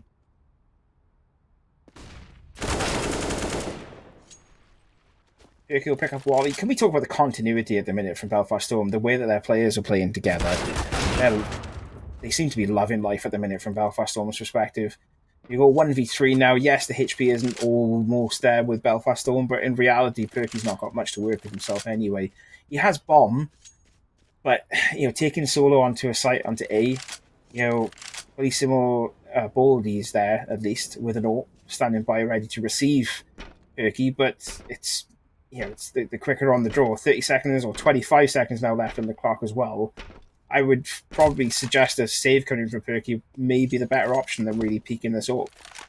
I'm with you there. I think holding on to this AK is probably beneficial. I mean, he can drop an AK over to a teammate, but doesn't look like he wants to save it. He is trying to go for the 1-on-3. What is going on? You know what? Alrighty then. He went for it. Didn't happen. Nice try, I suppose. I want to quote a very, very good friend of mine who normally does observation. So he's not here in the background where we're casting, but Salty J would say at this point, "What am I watching?" Like straight up, like what is going on here? Like, why were you pushing that side? And he'll probably kill me for saying that out loud because of all the games that we've done together. But realistically, what is going on there? Why would you push that? I don't know. CS is CS, isn't it, at the end of the day? And random things do happen. 6-2, though, into round 9, and Belfast Storm are just leading the charge at the minute. And again, it's these rounds that I mentioned on. You favour the CT side on this map. Get those early rounds and get double digits if you can first half. And you're pretty much screaming into the T side at that point. Yeah, I'm looking at this and I'm thinking if Belfast Storm win this gun round, like I think Hive Central could be done. Like mentally to come back from 2-7 down, especially knowing that you're going to be on an eco, is going to be a tough affair. And Pommy, it's just like there's no trade even coming out from CMK. So slow to just swing out and connect the doors open. This is just too easy for Belfast Storm. That trade needed to come in quicker and there was just no swing. No one was even in a position to trade. Nice positioning for Sunjam there, but no one's there to receive his AWP. 5v3. And again, you kind of favour Belfast Storm for the way that they're playing at the minute. They're bunched up in pairs. The only player that's solo is Ryback, and we've seen that Ryback doesn't need any help from anyone. He's able to take on a number of players on his own if need be, and he's the solo player holding on to that A site. As much as I favour him in a gunfight against multiple players, there's a lot of heavy HP players coming at him at the minute. Oh, nice pick there from Bold. Oh, unlucky. Okay. I like this. It's not a decent chance. Like they're planning for bank, so there is a way back in, especially now. Some really nice kills coming in for the T side, but the retake's on 7-2. Look, they're probably still going to be able to get a buy because they're on max round loss bonus. They got a bomb plant. It's now 7 rounds in a row for Belfast Storm. So we'll see a buy again for the T side, but like, man, look how close some of these rounds have been. We've seen like 2 players staying alive, 1 player staying alive. Like they've been down to the wire. So it's not as if it's been whitewashing for a lot of these rounds, but it's still 7 in a row at the end of the day. Yeah, and I get sometimes obviously it's the damage over time that does these teams in. It's the damage over time that does the economy of a lot of different players. For example, you look at Wally's money at the moment. $100 is what he's left after buying up. You continuously take Wally down, he's only going to be left with a short amount of money to work with. The rest of his teammates that are picking up those extra frags and picking up those extra rounds, they're the ones that are buying up into it. So you're kind of having that reverse impact over a long period of time. It's not sustainable if you're 7-2 down, though. You have to make those big momentum plays, those big impact plays that we're talking about. And unfortunately for Hive Central, we're not really seeing that momentum building up to a big impact play. You even look at CMK, just like a really late lurk over at B. Maybe see if he could pull some rotations over, but Minnesota so aggressive and pushing through that smoke. That round's done now because you saw the T side wanted to rotate over to B, and now it's the AWP that chimes in, and they're just getting shut down. This is probably one of the most convincing rounds I think we've seen from the CT so far. Yeah, definitely. Again, I'm going to hit myself because people are going to end up quoting me for this all the time. It's those high impact plays that we want to see, and it's only going in Belfast Storm's way. Yeah, they're the only ones doing those high impact plays. Bold in that position, you wouldn't expect there to be an AWP standing by ready to wait for doors to open. You wouldn't. You just, this late in the round, why would he be there? But he's there and he's waiting and he knows the rotation's coming from that direction. That's perfect positioning for me from Belfast Storm. I'm loving this match. I'm really enjoying it for the things that we're seeing, albeit not from both sides. I'm really enjoying it nonetheless. You've got to think too, like for Belfast Storm, if we're consistently seeing good signs from them, then I think it will be good signs to continue this group stage. Mm-hmm. Yeah, definitely. Group D is the group with the less number of teams in it at the end of the day, and if they can, if they can bring this kind of fight into the rest of the teams that are going to be in the group with them, then we're in for some amazing games from them. I think you're right on that. It seemed like for Hive Central, they wanted to go quickly into B, but there was so much counter utility of like Molotovs and HEs that they just stopped. And now all the information's been given up that they're in short water. They've got no more utility. They're sandwiched in from all sides now. Yeah, exactly. There's no escape from that position now. You've signed your own kind of death warrant essentially by making that much noise in water. You've got multiple people looking at multiple angles, waiting for you to back out. The only direction they can potentially move to is T. And by going back to T, they're going to be pushing into the rotation players coming from CT. So, it's all or nothing at this point. They need to make something work of this. And frankly, pistol push into a blind B site, a dry B site, you're going to walk into players like Ryback like that. Ooh. CMK pulls off a nice headshot, but I mean, yeah. They get one. So, the thing is, though, like I sort of say it pretty often, is that no matter how close rounds are, and I know especially on LAN, like it hurts when you lose like a 1-on-1 or a 1 versus 2 and what have you, and you can finish the match and talk to your teammates being like, oh, if only we won this, if only we won that. Yeah, you can kind of hum and ha about that, but at the end of the day, if you're not converting rounds, you're not going to be able to get a victory. And for Hive Central, some of these rounds have been close, but it's still 9 in a row. I don't remember seeing a tactical pause from them, after 9 in a row. You'd think by now they would just have someone taking a tactical pause to go, right, we just need a breather. Let's just take a moment of even if it's silence, even if they don't have anything to say, just to sort of like mentally think about what's happening on the server. Sometimes you need that. You literally need 2 seconds to a minute to just go, right, take a breather. I'm not going to say anything if I'm IGLing. We're just going to have that breather moment to be like, self control. What is going wrong with my own plays. Big Frank coming in from Tommy. How has he survived? Oh, I was going to say, how does he survive that? But CMK finishes him. Oh no! He had the nade out at like the worst time. If he just would have had his gun out there, that would have been easy 5-on-3. They're struggling to get the door open. Just press E, guys. No worries. They're going up towards the A bomb site. We're seeing the AWP of Baldy. Now there is starting to have Ryback to back him up. AWP missing a couple of shots. This is a bit uncharacteristic of him. Wally playing anchor though, back at B site still. And I don't think they know he's there. Did they check it? They've not checked it. Oh, gets the opening on vacancy, but CMK will shut him down. And the bomb will get planted on B site. That's a good take from Hive. Yeah, that's a very good take into B site from them. Look at Perky, though. Perky's backstabbing in from the A bomb site. They're going to have no idea that he's here. They try the boost up. Perky's made noise. Oh, okay. He gets lucky there. He gets really lucky. He does not go down to the AWP.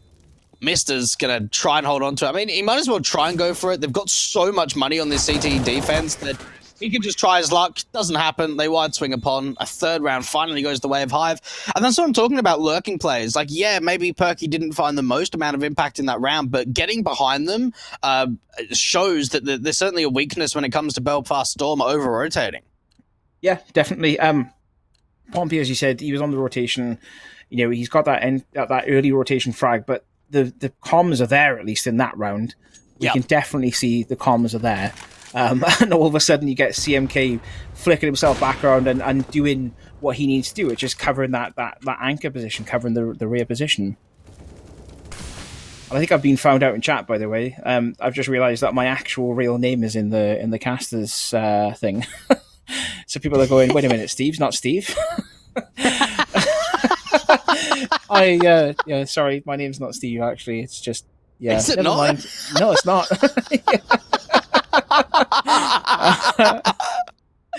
Now everyone realizes why production call me Steve, not Steve, all the time. Because when they first found out, like, what? Really? I'm like, yeah, it's not Steve. Yeah, there's a long story that goes with that, and I'm not going to bore you all to death with it. I'll make a tweet about it after or something to explain what my name is, why my name. Lovely. But, yeah. In any case, sorry, I just got acted in the chat, and I was like, "What's going on? Oh wow, that boost is very nice." That's a naughty boost when you think about it, though, because the CT player that's holding it bankside, he's going to be waiting for the boost to come up on flowers, but in reality, it's not there. Yep. That's a naughty boost. Yeah, I've seen players do it a little bit further back where they actually hug the wall, so you're even further back than where they were. But yeah, look, it's trying to have something a bit cheeky, trying to see something a little bit unorthodox, catch the CTs off guard, and unfortunately they don't see anything from long, but he still gets away with the pick anyway. And setting themselves up for the B site exit. Very, very low on the clock. Now, we've seen rounds like this before from Hive Central where they just got the bomb down in time. Not happening this time around. That bomb's dropped in an awkward position then. Multiple CTs covering that angle. 6 seconds left on the clock. It's all over with. Belfast Storm go 10-3 into round 14. Nicely played. Very nicely played. I mean, it nicely played from both teams. Hive did do work there to get that site control, to push into site. It was just too little too late. It took a lot of momentum to get to that point, and I think they just kind of fell over their own feet, stumbled into it. I think they overthought things, honestly. Like, they had a 5 and 4. They had man advantage, and they just ran down the clock too low. One thing that, especially when you're going for, like, a late site exi and you've got a backstabbing player, a vacancy, is that you need to be making sure you're getting entries onto the site immediately. Because if you're not, you're going to drop that bomb and the round's going to be over. And that's exactly what happened. Hive Central losing so many players early on. Boldy, good shot with the AWP. Can't find any more. But look at the damage that's done. Sandjam, 15 HP. This round's finished. This round's done. Yeah. All Belfast Storm. They took like a breather from it, didn't they? And it kind of I've had that couple of seconds of going, right, okay, well we can bring a couple more rounds back into this. You favor a team on T side taking 5-6 rounds off CT. Going in with that kind of round number. Yes, they're going to be CTs are going to be close to double digits, but at the same time, taking those 5-6 rounds means that they can get that little bit of an advantageous position moving into the second half. But when you're Belfast Storm sitting on 11-3 into the final round of the first half, taking round 12, it's game over for me at that point. I do think we're going to see a run of plays, especially with Ryback playing the way that he is, and Mister's backing him up as well. And again, it's just left to Sunjam on his own, and it's too much to ask for. 12-3. Look at that spread of rounds. Wow. And one thing to really keep an eye on, look at like the last 6, right? Like for the majority of like the first streak of rounds, it was like 2 players staying alive, 1 player staying alive, and then it's like 5, 4, 3. Like it's so many players. Like the rounds got so much like opposite of closer. They got so much easier, I kind of want to say, for Belfast Storm. And look, for Hive Central, this is this is a tough comeback. There's no doubt about it. Down 3-12. If you don't win pistol, you can pretty much just kiss goodbye a comeback. Yeah, done and dusted at that point if they don't win pistol. Yeah, it's such a huge round to win off. We don't really have like the over aggressive push that we saw coming in from Belfast Storm on CT. With Wally pushing himself more or less outside of Fountain to take those 2 early entry frags. And Glocks. They're trying to see if they can find the entry. That smoke, though, I actually really like that. Gives a bit of cover to the CT side. Vacancy's going to find the first. He wants to try and get back to the barrels, but this is just chaos on B.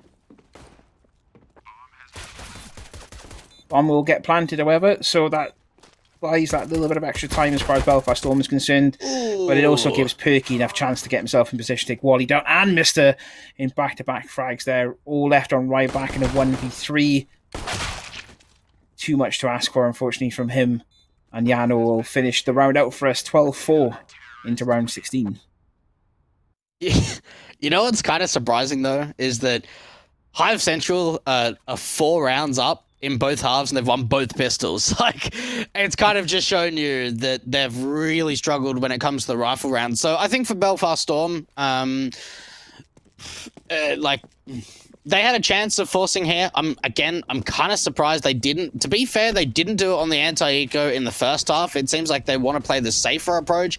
Even with a bomb plant, they had like heaps of money to go for the Galils, to go for the Hero AKs if they want to. But instead, they're just upgrading a couple of pistols. They'll look to get rifles into the next.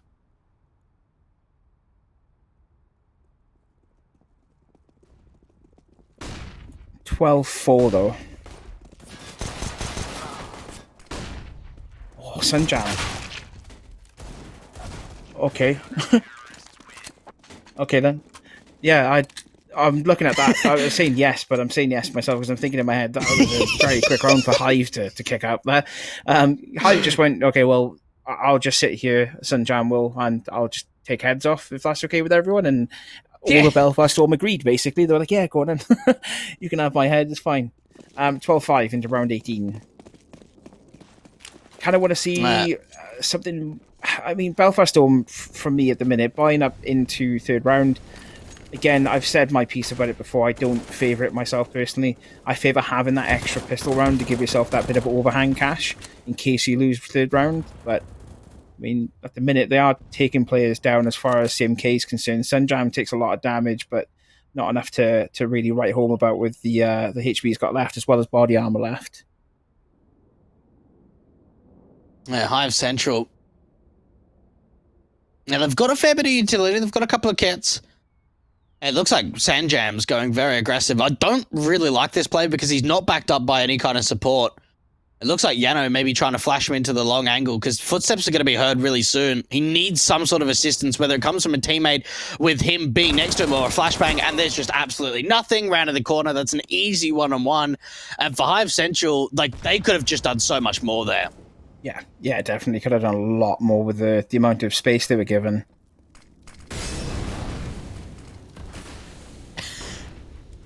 That Molotov's very nice.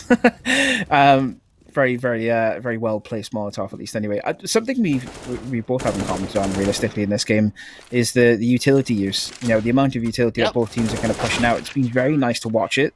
You know, we didn't see a lot of it in the first game, of course, but yeah, very nice to see it in this one at least.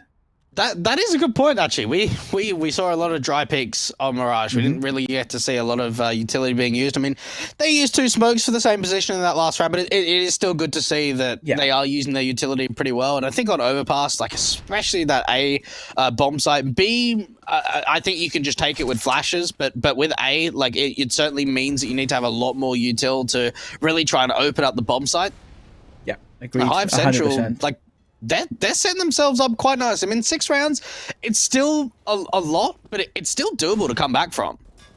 I've seen it. We've seen it before. You know, definitely. Yeah. I've seen it before, most definitely in tournament plays where, you know, teams that are massive deficit still manage to get themselves back up into a position where they potentially win it. You know, and 12-7. 5-round difference. The 5-round spread is there. CT side as well. Also, getting those 5 rounds in CT is easy enough. It's not a huge challenge in the grand scheme of things, but I don't know. I mean, Belfast Storm just don't seem to have grooved into T side like they did on CT at the minute. Now, how much further though can they sort of establish this comeback for? It's been what, 4 rounds in a row now for Hive.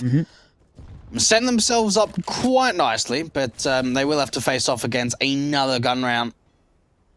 AKs across the board, no AWP to mention over for Belfast Storm. Vacancy being boosted up, gets that opening kill, and no response from Belfast Storm. To be fair though, no one's really in training positions. They're so damn passive on this T side to try and take any kind of map control away that as soon as that first kill comes in, there's just nothing that the T's can do to find a response. This is what I was concerned about this is what I was concerned about when we watched the first half. Belfast Storm were very slow into the game. So if they're going to be slow into the second half as well, like we saw in the first half, that's a dangerous game to play. You know, that's potential, lost territory. However, Mr. Egg, I do have to leave you, I'm afraid. That's all right. I'm being hailed from the other stage. But thank you very much for having me, of course. I hope me and you will get a chance to work together over the rest of the weekend. But I will leave you with the subtle tones of the Aussie, and I'll let you all enjoy. No worries. If you do want to check out Reaper Steve, he's over on the central stream, so twitch.tv/epic.LAN. Do you have anything on? Like, what's the next task on the... Weirdly enough, it's Gmod. Gmod? Oh, mate. Yeah. Okay. Weirdly enough. So yeah, I'll be jumping on that for a little bit with the rest of the guys, and I'll be back with yourselves for CS:GO tomorrow. I don't know what time I'm going to be on, but probably get told off by production at some point until I'm told where to be. That's the hope, at least, anyway. But yes, I'm going to stop talking now, and I'll let you get back to the action. Alrighty, see you later, mate. Have a good one. So yeah, if you do want to check out Reaper Steve, check on over to twitch.tv epic.LAN. But going back into the CSGO action, it seems like for Hive Central, they've been able to really establish a pretty decent comeback on this CT side, but we're going into another rifle round. Oh, this could get so awkward. They haven't seen each other, and it's a spray down of a couple of kills. Sanjam is here with the AWP on the A bomb side, but it was Simke to be able to find the opening couple. Belfast Storm just running into that, and they just had no idea that he was there. That could have been some very awkward timing.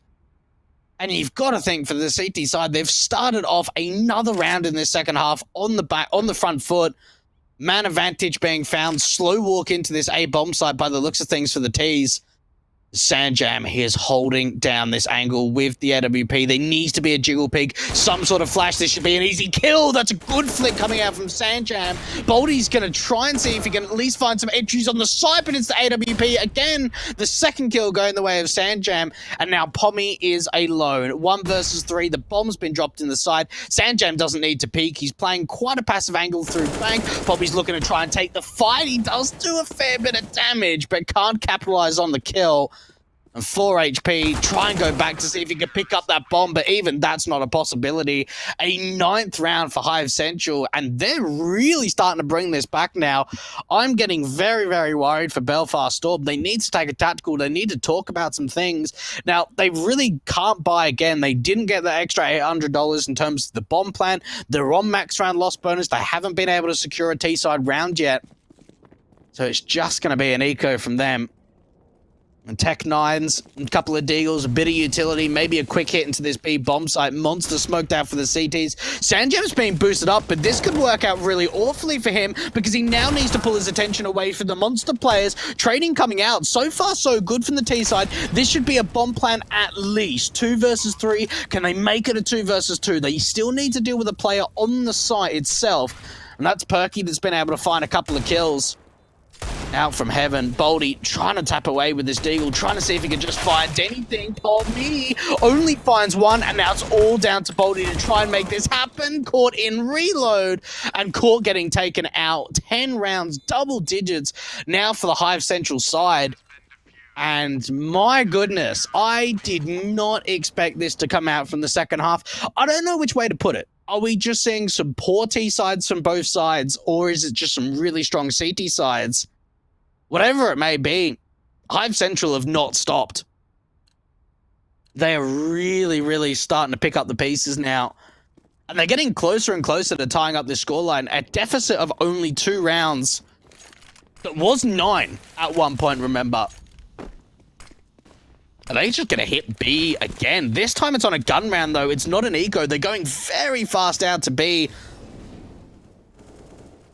3 players on this site for the CTs. Perky's only going to be able to find 1. No, it's a double kill from him again.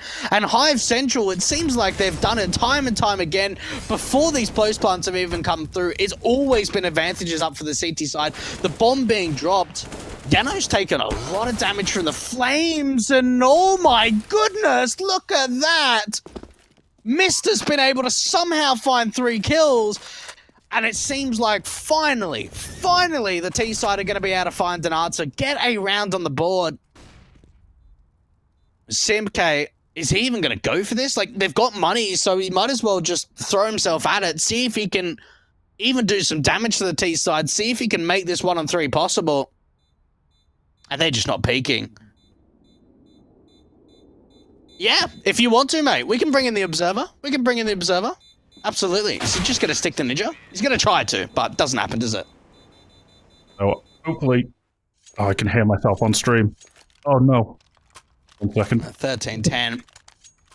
It's a response, and I think that was important. I think that it really needed to happen at some stage, that they finally get a round up on the board, but it's just like, how much further can Hive Central realistically go until Belfast Storm just get to 16? Because they're only 3 rounds away. I mean, yeah, Belfast Storm, they've actually been quite insane on the first half, not so much the second half. They've really been struggling to get into that group, as we see CMK already take 1. Mister gets the nice trade back onto him. Observing and casting is quite an art.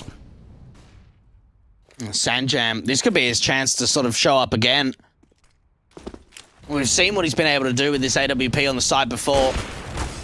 Ooh, doesn't hit that shot. Going down to 16 points of health. In the end, the site is pretty much completely taken now from the T side. 3 versus 3. Yano's incredibly low. They're going to get the bomb down out towards the bank position. Apologies that I just realised that you couldn't actually hear me whilst I was talking. Yeah, that's you were talking. I was like, I don't want to speak over the top of him. Why is he not replying? No, but as I was saying that Belfast Storm looked absolutely insane into that first half, but then coming into the second half, they've really struggled to actually get some momentum behind them. But now it looks like the fire is back in their belly, and Belfast Storm are kicking up quite a storm once again, as we see Pommy and Baldismo both pick up nice easy frags, and it looks like it might be a save from Perky. He's got no chance to try and even get onto that bomb. He does pick up 1 of the frag onto Ryback. That's a little bit of reinvestment that is needed on the Belfast Storm side. I'll tell you what, like, as soon as you've come into this, right, we've seen 2 rounds in a row now for Belfast Storm, so I don't know whether, how that sort of changes things, but look, like, that's the thing, right, is that even when you have such a strong first half, even if you get off to just such a slow T side, when you're up 12-3, all it takes is a few rounds here or there to win you the game. And we're looking at a scoreline at 14-10, where the buy's not fantastic for Hive Central. They've got an SMG onto Simk, but at least they are still finding kills, and they're finding opening man advantages. It's the AWP, but they're going to be another rush B from the Ts. Yeah, it looks like this is their go-to tactic. It worked in that the first win of this half for the Belfast Storm, and it looks like it is one of their tried and tested potential strats, because I think the Belfast Storm are one of the only full teams in this tournament, along with maybe a couple of others. The rest are mixes, so we do expect some big strats to be coming out from the Belfast Storm team, but it's not working out too well on this Jiggle P coming out from Vacancy. Baldismo actually gets that kill, and now it's a 2-on-3 on this B-bomb site. If you want anyone in this, though, you probably want Baldy. He's really been a key figure, I want to say, for this Belfast Storm side in finding impactful kills. But 2-on-3, you could just see they're waiting. They're waiting for a mistake to come through on the city side. Someone needs to aggress, but Sunjam's got a bit of an off angle with this. Oh, big kill for him, and now it's just down to Mister. See if he can pull this back the best that he can. 1-on-2. I think he would have spotted the player out to the heaven position. He knows that Sanjam's out to water. Can try and fake out the bomb plan. Oh, it's the USP. It's not even the AWP. What a shot to come out from Sanjam. And that's what they needed, Hive Central. They just needed that 1 round to stop the momentum from Belfast Storm. Yeah, this momentum now does look like it's slowing down. That A take from the previous round wasn't exactly what the Belfast Storm wanted, but now Hive Central do look like they are waking back up coming into these last few dying rounds, and it's exactly what they need. And I know you mentioned a couple of times that the players don't seem to want to take tactical timeouts, but with the way that Belfast Storm are going right now, it feels like that they might need to. But as I say that, Mister and Pommy both explode onto this B-bomb site, picking up 2 kills. Vacancy now in that smoke, trying to pick up 1 or more, and he does. 2 kills coming out from him, only on 26 HP.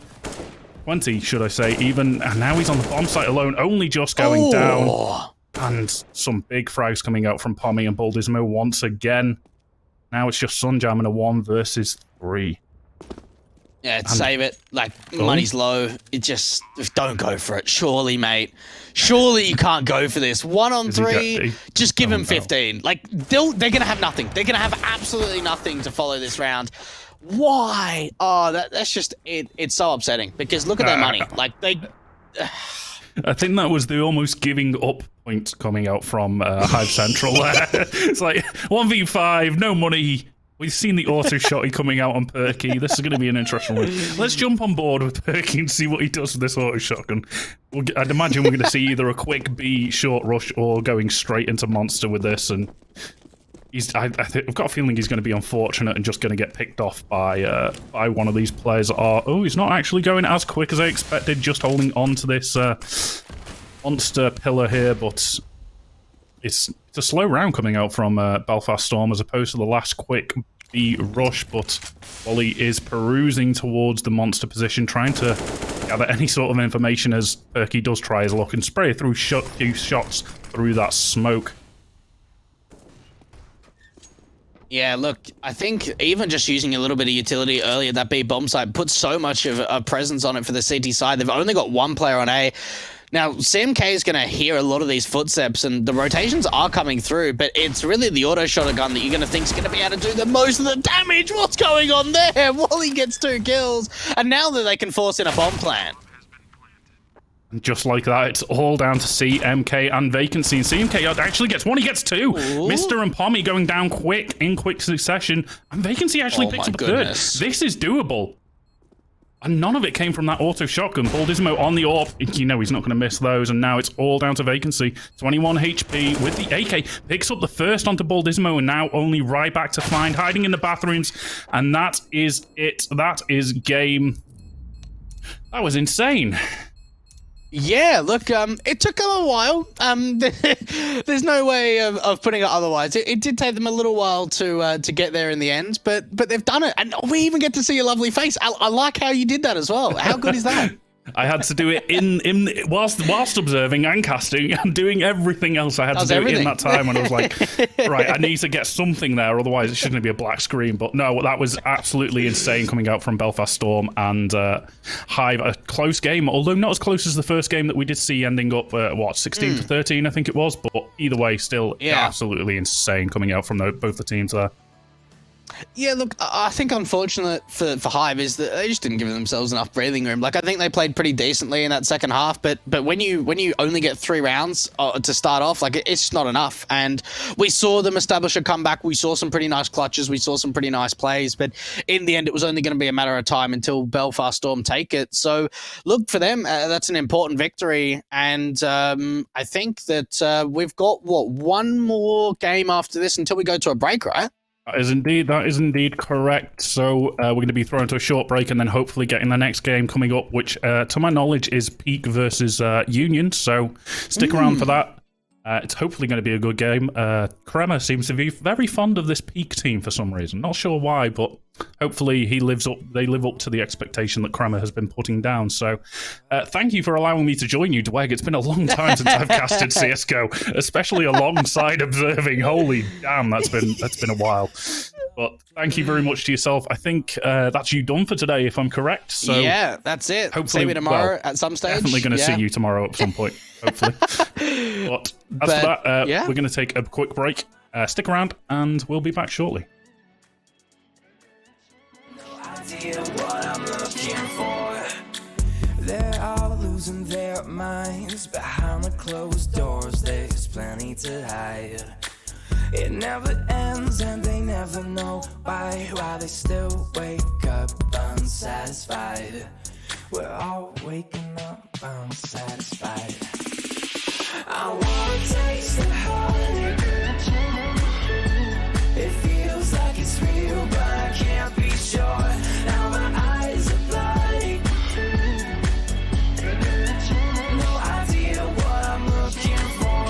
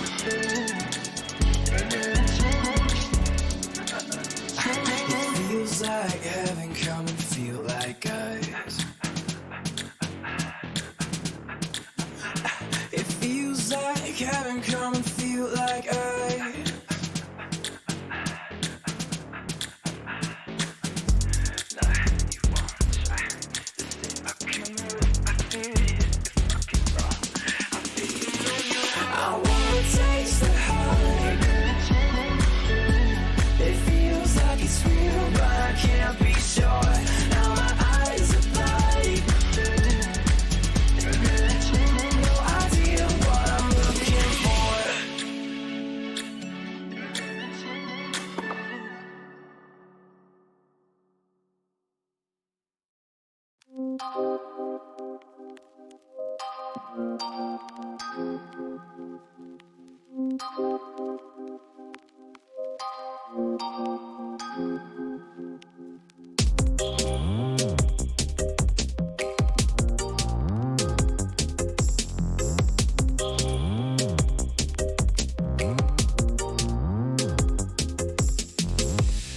wanna get closer. If you're playing with my mind, it ain't fair. Don't wanna spend my energy. Get my attention if yours ain't there. I don't wanna give you the best of me. If you're just gonna give the rest, you see, I don't play the long game unless I'm your end game, babe. Don't you do it to me what you wouldn't want somebody to do to you. Follow the golden rule, we won't have no problems. Hey, don't you go making a fool of me. Don't make no mistake loving you. But if you're running around on me, let me spell it out for you. ITGAS. If I'm not the one you're missing, the one you wanna call when you're feeling low, if I'm not the only one you're kissing, then I don't care, I don't care. The one you're looking for in the crowd, the one that calm your mind when it gets too loud. If I'm not the one you want around, then I don't care, I don't care. ITGAS, nuh-uh. ITGAS, nuh-uh. Not gonna wait up all night while you're making other plans, it ain't right. Not gonna waste my time on someone who can prioritize. I don't wanna give you the best of me if you're just gonna give the rest. You see, I don't play the long game unless I'm your end game, babe. So don't you do it to me what you wouldn't want somebody to do to you. Follow the golden rule, and we won't have no problems. Hey, 1, 2, 3. If I'm not the one you're missing, the one you wanna call when you're feeling low, if I'm not the only one you're kissing, then I don't give a, I don't give a. The one you're looking for in the crowd, the one that calm your mind when it gets too loud. If I'm not the one you want around, then I don't give a, I don't give a.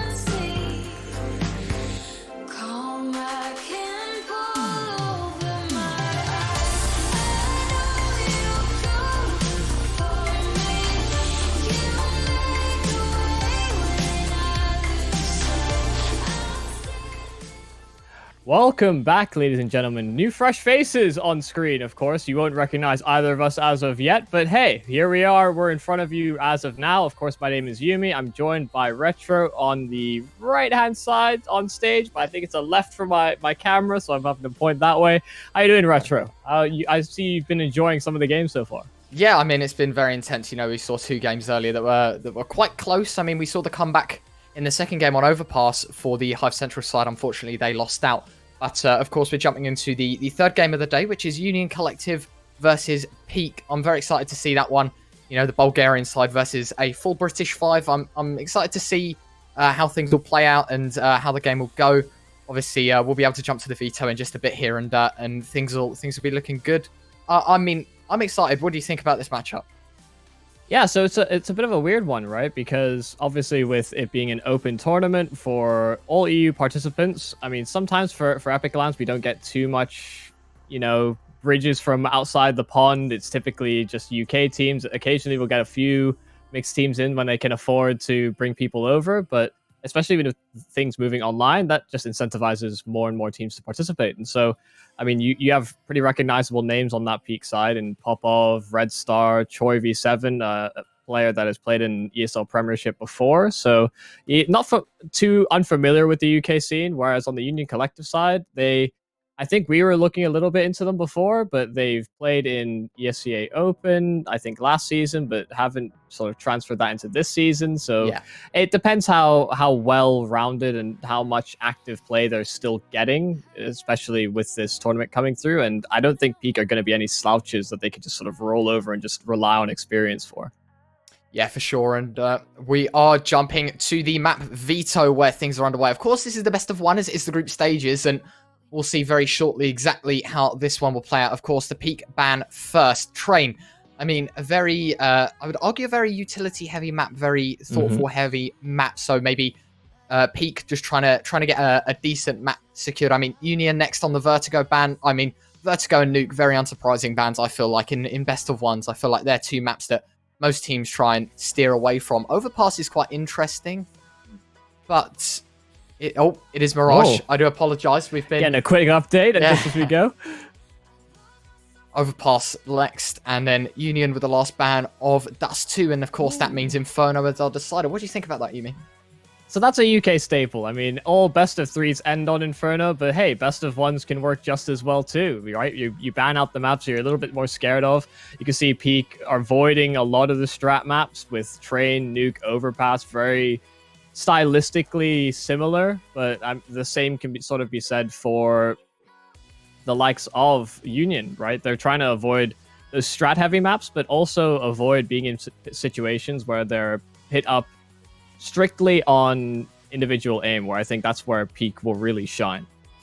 Yeah, I feel like Inferno is a bit of a weird one because there's still a lot of utility, I think, especially towards that A-bomb site. There's a lot of utility that can be thrown, a lot of angles that are very utility dependent. You know, you've got the pit position, mini pit. Moto, I feel like, is a very popular position in which AWPers will play towards long, you know, arches. There's a lot of Molotovs and smokes towards A-bomb site, and B, I feel like, has got that some complexity to it, but I'm not sure if it's as important as the A-bomb site in terms of that utility standard. So I feel like this is a good balance, and I feel like this is played into Peak's hands very for sure.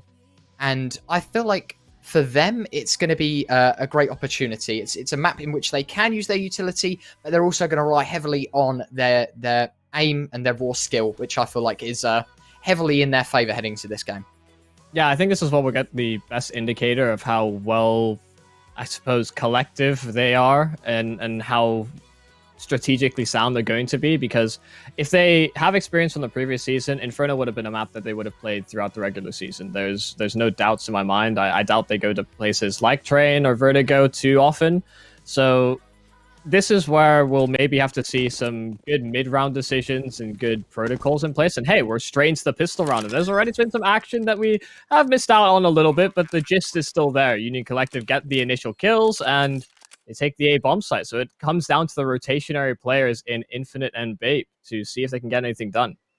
Man disadvantage. They have got a kit and a double flash on Infinite as well, so opportunities can be provided if they are to pick the the right to plays. And there you go, the double flashbang towards Pit, and it's a free fag for Choiv, and it's the second one as well. 4k for him within the round, and what a great start to Peak. Yeah, it seems to be quite assertive stuff. Choi V7, the man we highlighted for having some ESL Premiership experience under his belt, is the one that really leads the charge. 4 kills to his name, so he's brought up into a rifle. Actually not going as greedy as some of his other teammates. We see Shake on the... Or Shake? Still a little bit undecided. Yeah, well, he's bought the AK. No utility. Someone's made the sacrifice, but hey, it's an anti-eco. No investment really coming through from Union Collective, so it's just an easy sweep up with the weapons brought forward. They do lose 2 players, so I think ultimately that's still a win in the primary objectives for Union Collective. Keep the money low for Peak where possible. Make it as difficult as they can now moving into the rounds that should be the most indicative of the style that I think Peak are going to implement. Now that they've got all the utility out, they're still missing out on some stronger weapons, while premium rifles are going to be a pretty easy thing for Union Collective to get into. I think what was interesting as well is they managed to drop a Galil and an AK in that second round nonetheless, though. It's first blood towards Banana as Gogs, he's able to open up with 2 with the MP9. Swiftly shut down by Milky, however, the overwhelming aggression from Union Collective means this B-hold stands strong. Infinite.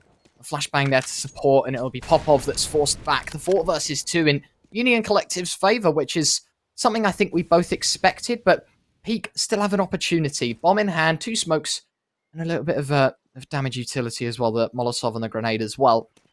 And a couple of low health players on the Union Collective side, as I say that. Popov, quick headshot with the UMP-45, the SMG reigning supreme. He's quickly dropped towards the smoke, and it's all left on Stefo. That initial banana presence really didn't go the way that Peak wanted to.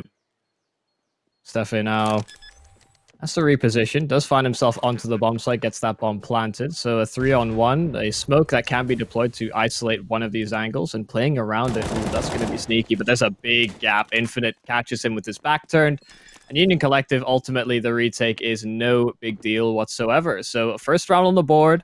That initial presence towards Banana did feel a little bit lackluster, taking a lot of individual gunfights that Union Collective, if they win out, they'll be more than happy with. Especially, I think they got 3 kills to start. You can see them flurrying to try and get that bomb anywhere close to the last remaining 2 players. They couldn't really reinforce one another's positions. And so now it comes down to consecutive rounds for that CT side. We always talk about how money is a bigger deal for the CT side to get a grips of, just because of how easily things can compound out of control if T-sides get firm entries. Good to see that as soon as they get themselves onto rifles, they're able to fight back initially. Yeah, of course. And I mean, that bomb plant for Peak is going to be quite a bonus to them, at least. You know, the $800 extra on each player means that they can afford to buy these premium rifles. Not as much as utility as I would have expected from the Peak side, but I guess that's going to be a good thing. I mean, Scout and the AK rattling off towards Banana there, doing a little bit of damage, not all too much, though.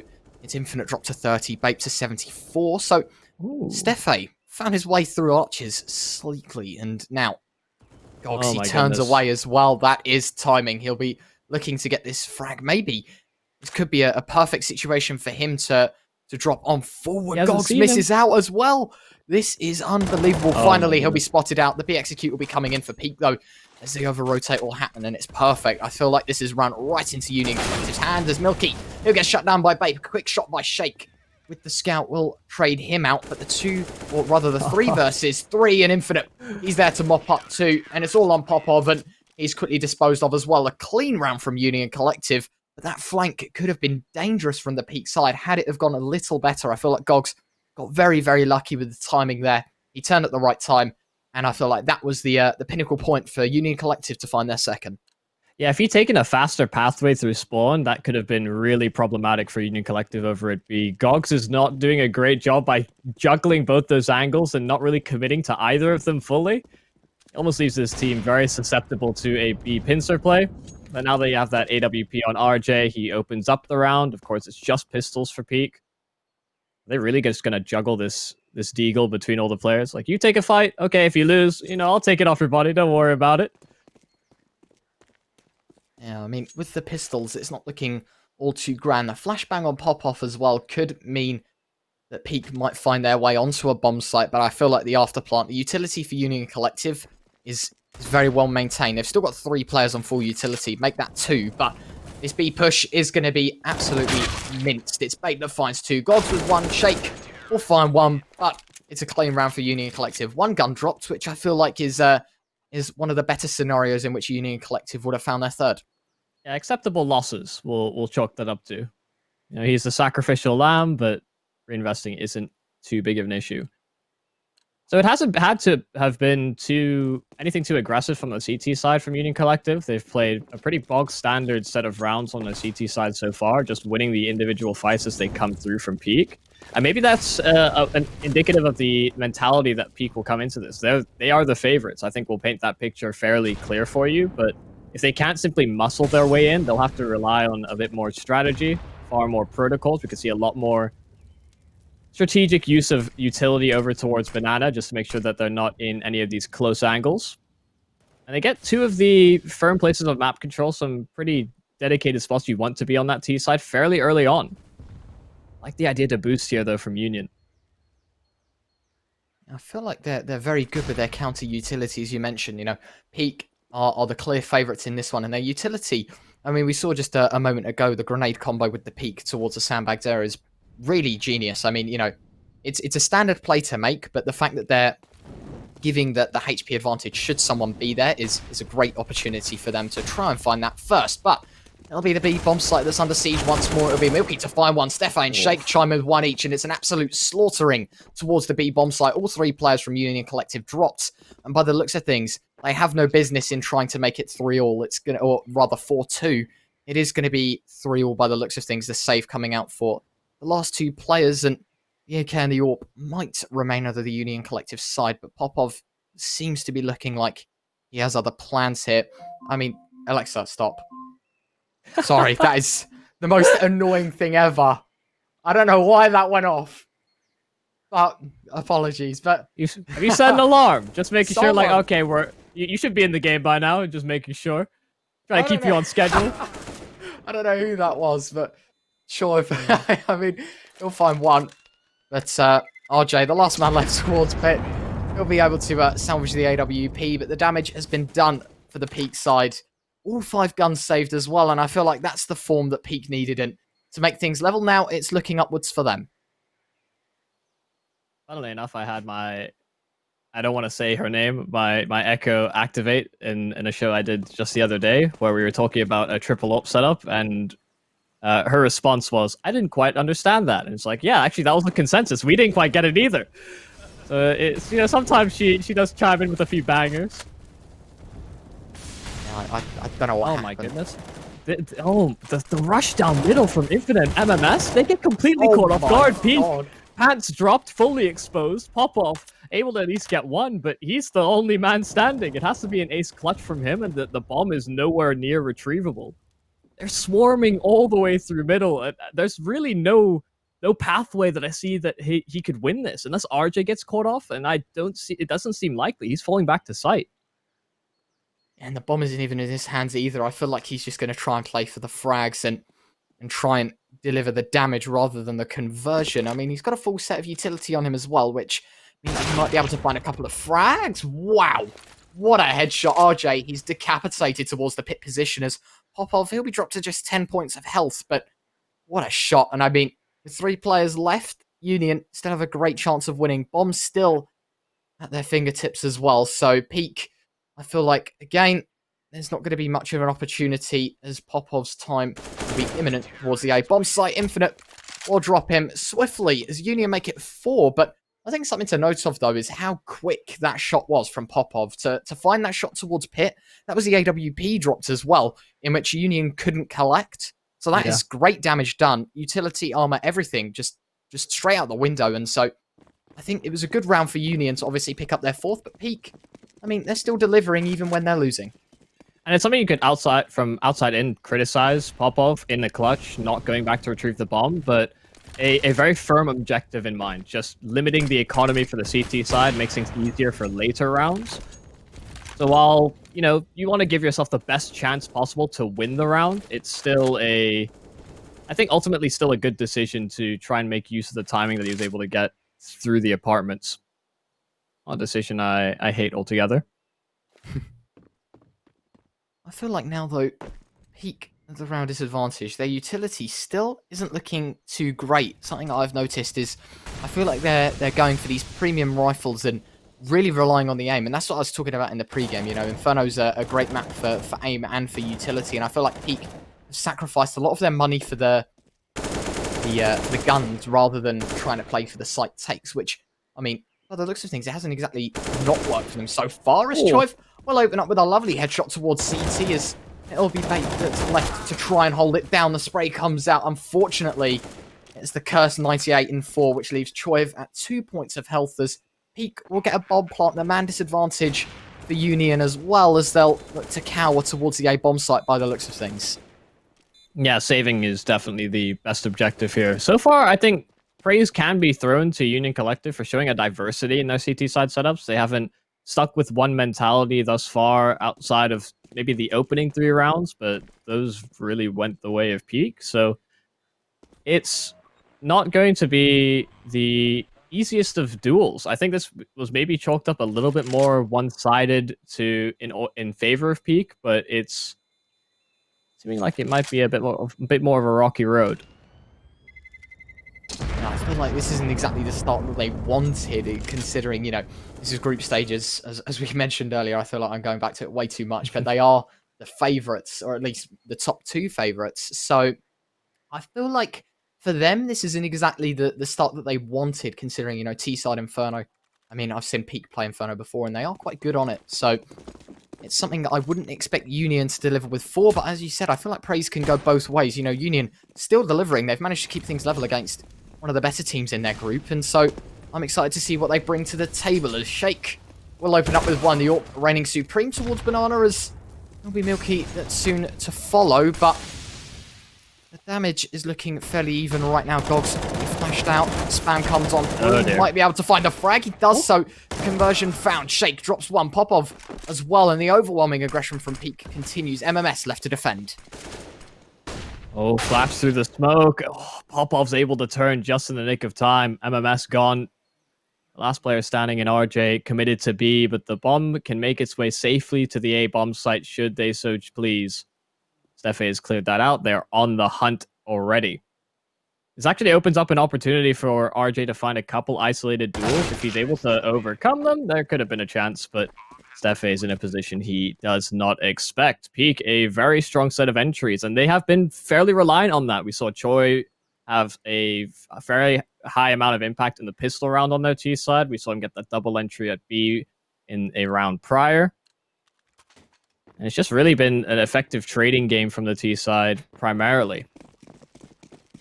Yeah, I feel like they've been really relying on the trades and then the overwhelming aggression to come from it. The Astralis strat. I've seen this a couple of times, and I mean, it has worked out, and there you go. The 5-man boost coming in towards Banana, but I mean, unfortunately for them, look at the positioning of Peak. They're all towards the A bomb site. They're going to basically not run into these Union players whatsoever, as they'll slowly make their way on forwards. Union Collective. I mean, I feel bad for them. It could have worked out. It could have been great, but by the looks of things, Peak will swiftly pick up number 6 as the bomb will get planted on the A bomb site. Okay, I thought he crashed then. He was just standing still with the bomb out, but thinking about life. Yeah, maybe. Yeah, a coin flip, a gamble. That's what happens when you go for a gimmick. And well, the SMG is en route. Fortunately enough for them, Choi is making a lot of noise in his progress, so they should be able to hear him coming. You can see the pyramid turn ever so slowly, but okay. Oh dear, oh no. They're roasting. It's a barbecue over towards the pit. And that is perfectly done. Good utility usage. They don't even have to really take the fights. The gimmick fully gets nothing for its troubles. You'd hope that they would have gotten a kill through everything, but as you mentioned, it was an absolute roasting over there towards the B-bomb site at the pyramid position. Sadly, Union, they dropped 2 behind, but Peak, I mean, they're starting to show some form now, something we mentioned earlier on, you know, trying to make it work out for them. They went in the best of positions. Now, making things work out now. Shake towards middle, AWP towards the long side. It might be RJ that runs into it, but he won't in the end. The smoke being dropped as well from Shake means that Union we'll have to look elsewhere. Maybe we'll see the boost again. We saw that earlier on. The double boost towards long above the smoke might work out, but by the looks of things, Peak have already read into that. The double nade to make sure nobody's there. And now, with their grouping, I mean, I'd expect for them to go towards A, and Union haven't really moved a muscle in terms of their rotators. Peak with a minute left on the clock. We'll have to make a move quite shortly, and it will be the A-bomb site that it falls onto. The 3-men stack on the A-bomb site for Union means that it might be a little more working, as RJ picks up one, MMS with another as well. Shake with the trade OWP in his hands will be able to retrieve the bomb. In fact, lines up a second, a lovely shot from him. Infinite gun down towards Pit as well, the MP7 reigning supreme. And Peak, they turned what was a 2-man disadvantage into a 1-man advantage. Post-plant position as well is looking great for them. And it's a bitter pill to swallow, but another call to save is ever likely. Definitely the decision I would go with in a situation. You don't have a whole lot of space. There's a kit that can be retrieved, but you lose the site so early, they get themselves into firm post plants. No real way back into the site, and you'll see they're not fully committing for it. The body language, they're simply holding, see if they can punish anybody on the retreat here from Peak, and they'll be gifted Shake on the AWP. Okay, interesting decision to exit that particular direction. But Stefan is dead and gone too. They can even pick up that AWP. Babe, go run for it. Yeah, there you go. An AWP collected for Union Collective, and they can think about whether they invest around this now. Yeah, I mean, that was something quite spectacular for the Union Collective side. For Peak to exit out that way, I feel like, you know, had they have gone down mid or any other place, basically, other than CT, they would have found themselves just sit in the pit. Yeah, exactly. Definitely options available. There were many options for them to save the weapons. Instead, as you mentioned, RJ will be able to pick up the AWP, but it will be the B-bomb site under siege once more. Bait tries to line up with the Desert Eagle. He'll be quickly denied of any frags. Stefe to find one. Infinite with a quick shot to return the favour, but Peak as well will find themselves 2 men up once more as they'll head on towards the A-bomb site. They've read the B-stack perfectly, as the last 2 Union Collective players will stand wondering where on earth the T-side has gone. And this was the worry coming into this game. I think it's more in line with what we were expecting, is that Peak, if they're just able to win out these individual fights, it's forcing rotations out so much earlier from Union Collective. Had they been able to hold their own like they had in their initial gun rounds, then they stay a bit more firm to their ideals. You have dedicated anchor players that are more willing to throw everything else to the wind, just make sure that their bomb site doesn't get compromised. Granted, this wasn't a full investment round, but we have MMS buying all the way down.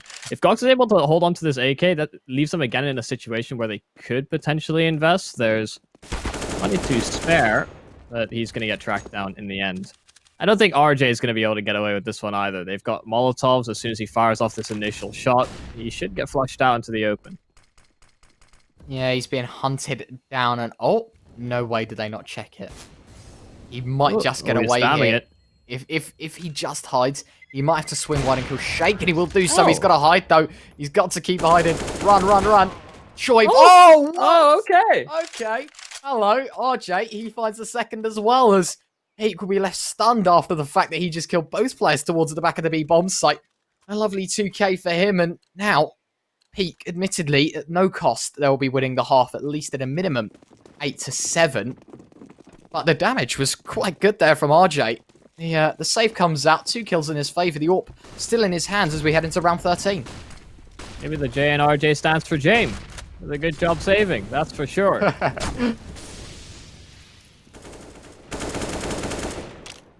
It's always Jame time somewhere in the world. Smoke front B, but they run straight through it. Dogs on the other side of it. It's perfectly lined up. They run right into the trap, but Shake answers back with a couple of frags. So it's still something that could be workable here now for Peak. Union trying to get the rotate underway. Infinite, the closest man in proximity, but he can't really stop them from getting progress on the site. Yeah, Popov with a lovely shot through the smoke. He'll deny MMS of the retake as things fall leveled. What I was going to mention is how much utility MMS had for that retake, but I mean, swiftly denied by the Peak side. RJ, though, still has Smoke Molly Flash on him, which could be quite lethal to the Peak side, considering both players sub 75 health. Oh, I feel dear. like the Molotov could work out, but Peak, they're always 2 steps ahead. I mean, look at them. On the A-bomb site, they'll find it clear. They'll get the bomb planted. and they'll be looking to eye up their number 9. That smoking kit, though, on RJ could mean problems, though. You know, the Ninja Diffuse might come out. We might see. I'm only hoping at this point. You know, spice up the game a bit, Union. Looking quite unfortunate. It seems to be, though, Peak really showing why they're best, though. Why they are so good at this game. Oh, As the Popov, timing here. Oh, it's a perfect. Lines them up. Decapitates them both, and it's a swift number 9 for Peak. As they'll deliver in round 13. Union stunned. No real money to their name. They'll have to eco in the penultimate round of the first half, and they'll be really looking to try and make this round worthwhile. Try and get the damage. The Deagles and Kevlar, no helmet, might be the calling point for them. Maybe if they can just get an AK or an AWP, I feel like this could be a great last round. It might go 5 to 10, but Peak really shaping up to show their dominance in the C side. Yeah, really strong mid-rounding from them for sure. Reading this game very well. Shake, a couple of kills over towards Banana. Bape has dealt with his teammate in Milky. See if MMS decides to get aggressive as well. Okay, whoa, hold the phone. RJ's gotten a couple kills over at A, so that applies a lot more pressure at B. Gogs still tagged down to low HP. They know he's somewhere on the site, but whether they're going to check this close angle, that remains to be seen. And the utility on Peak isn't as good as it was last round. Only the 2 flashes on choice, so I feel like they have to go for B, and they will do so. The flash towards CT used the first time. Will Gogs be able to hold, though? As it will be Shake pushing up towards the poor position. The trigger discipline play comes out as he hits the first shot. Nearly finds the second. It's Choi to deny it. The flying AK as the bomb will get planted behind Fountain. The 1 versus 1. RJ, HP advantage. That was his chance, as now Choi can play the off angle. He might just find the frag. The spray comes out, and the headshot's there. Peak.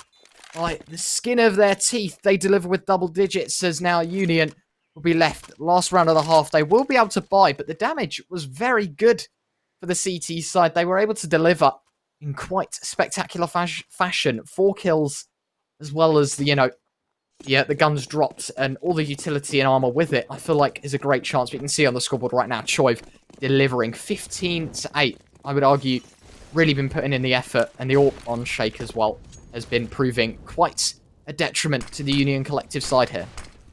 Yeah, Choi versions 1 through 6 may not have been too successful, but version 7 seems to be the ultimate version. Well, the A-bomb site is lost in an instant. You didn't get to catch them, but it didn't seem like it was anything too exciting. A very fast burst play from Peak.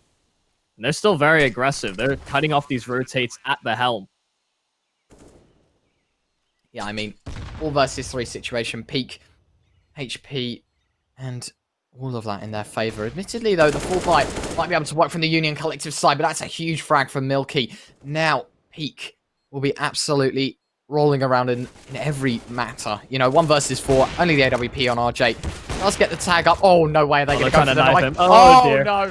And he lets it happen. He stands there. He took it. And that is that. 11 to 4 in the first half. Peak deliver spectacular style as they'll be onto the CT side. And I think for Union Collective now, I feel like this is not a great situation for them. 11 to 4, and now they're on the T side, which I think personally, I see a lot more success with teams when they're on the CT side. I mean, usually with patterns and stuff like that. So I feel like Union Collective, they've got the harder half to come, but will they be able to pull it back? We'll see very shortly. And especially with how adaptive they were being on that CT side, I thought they might have been able to accrue more rounds, but Peak were doing a great job of reading the game. I like the posturing up as well from Peak. Deny as much space as possible. Stefe taking the fight initially, Milky gone, but they're still looking to take these duels. It's trades galore. Poplar from behind as they take contact through middle. And, well, it doesn't work out in their favor. A 3-on-1 now ensues as Shake was very detached from the action. He wasn't the one that was looking to be aggressive. He was the one that was more calm, composed, a bit more defensive. Being like, okay, what's going on over here? Why have you put me in this situation? But he's now flanking through Banana. And, it's a very sharp shot to start. Still got 2 players left to find, though. The smoke drops as well, but Shake will not care as he'll be looking to eye up his second. He will tap on out, but Bape, quick shot for him. And it's 5 for Union Collective. The pistol round in the bag will definitely mean that they have opportunity, and admittedly, Peak will be able to at least force by the pistols into this round, but Premium AK, admittedly, on the MMS side as well, on MMS on the side of Union Collective, a couple of Galils and the MAC-10s as well, I mean, looking at their buy, I'd expect either a fast B or a slow A. I feel like to go fast A into pistols would be quite the problem, and there we go. It seems to be the default they are playing in the end. Smoke from Popov towards the end of Banana, maybe? Yeah, there you go. Yeah. Finally. Oh, no, he'll just cast his curse. He'll just hold it, but Milky up close by the half wall, and there we go. Smoke finally dropped. And now, Peak will be looking for the aggression. Milky charges down one. MMS with a quick shot while Blind will shut him down, but it might just be that the gun can be collected and it will be in Choiv's hands. The spam out does not connect. Bomb will get dropped across as well as Union Collective will look to try and burst out on this A-bomb site before anything else happens, but Shake still there alongside Steffe as well. Might just be able to turn it in Peak's favor. Yeah, very strong set play to start things off. Going equal when they're just pistols. Oh, close to the smoke is Popov, and they've got that Galil as well from Choi. It's all gone wrong for Union Collective. It's the anti-eco, it's the 4-spot pistols that come back and strike back. RJ, he's been in a situation a few times before, but has had limited success. Tagged down low. They're all very low HP. Singular Bullet would finish off a lot of them, but he's down to 16 now. So just as lethal are all of these weapons here for Peak, and a 1-on-3 is not looking good.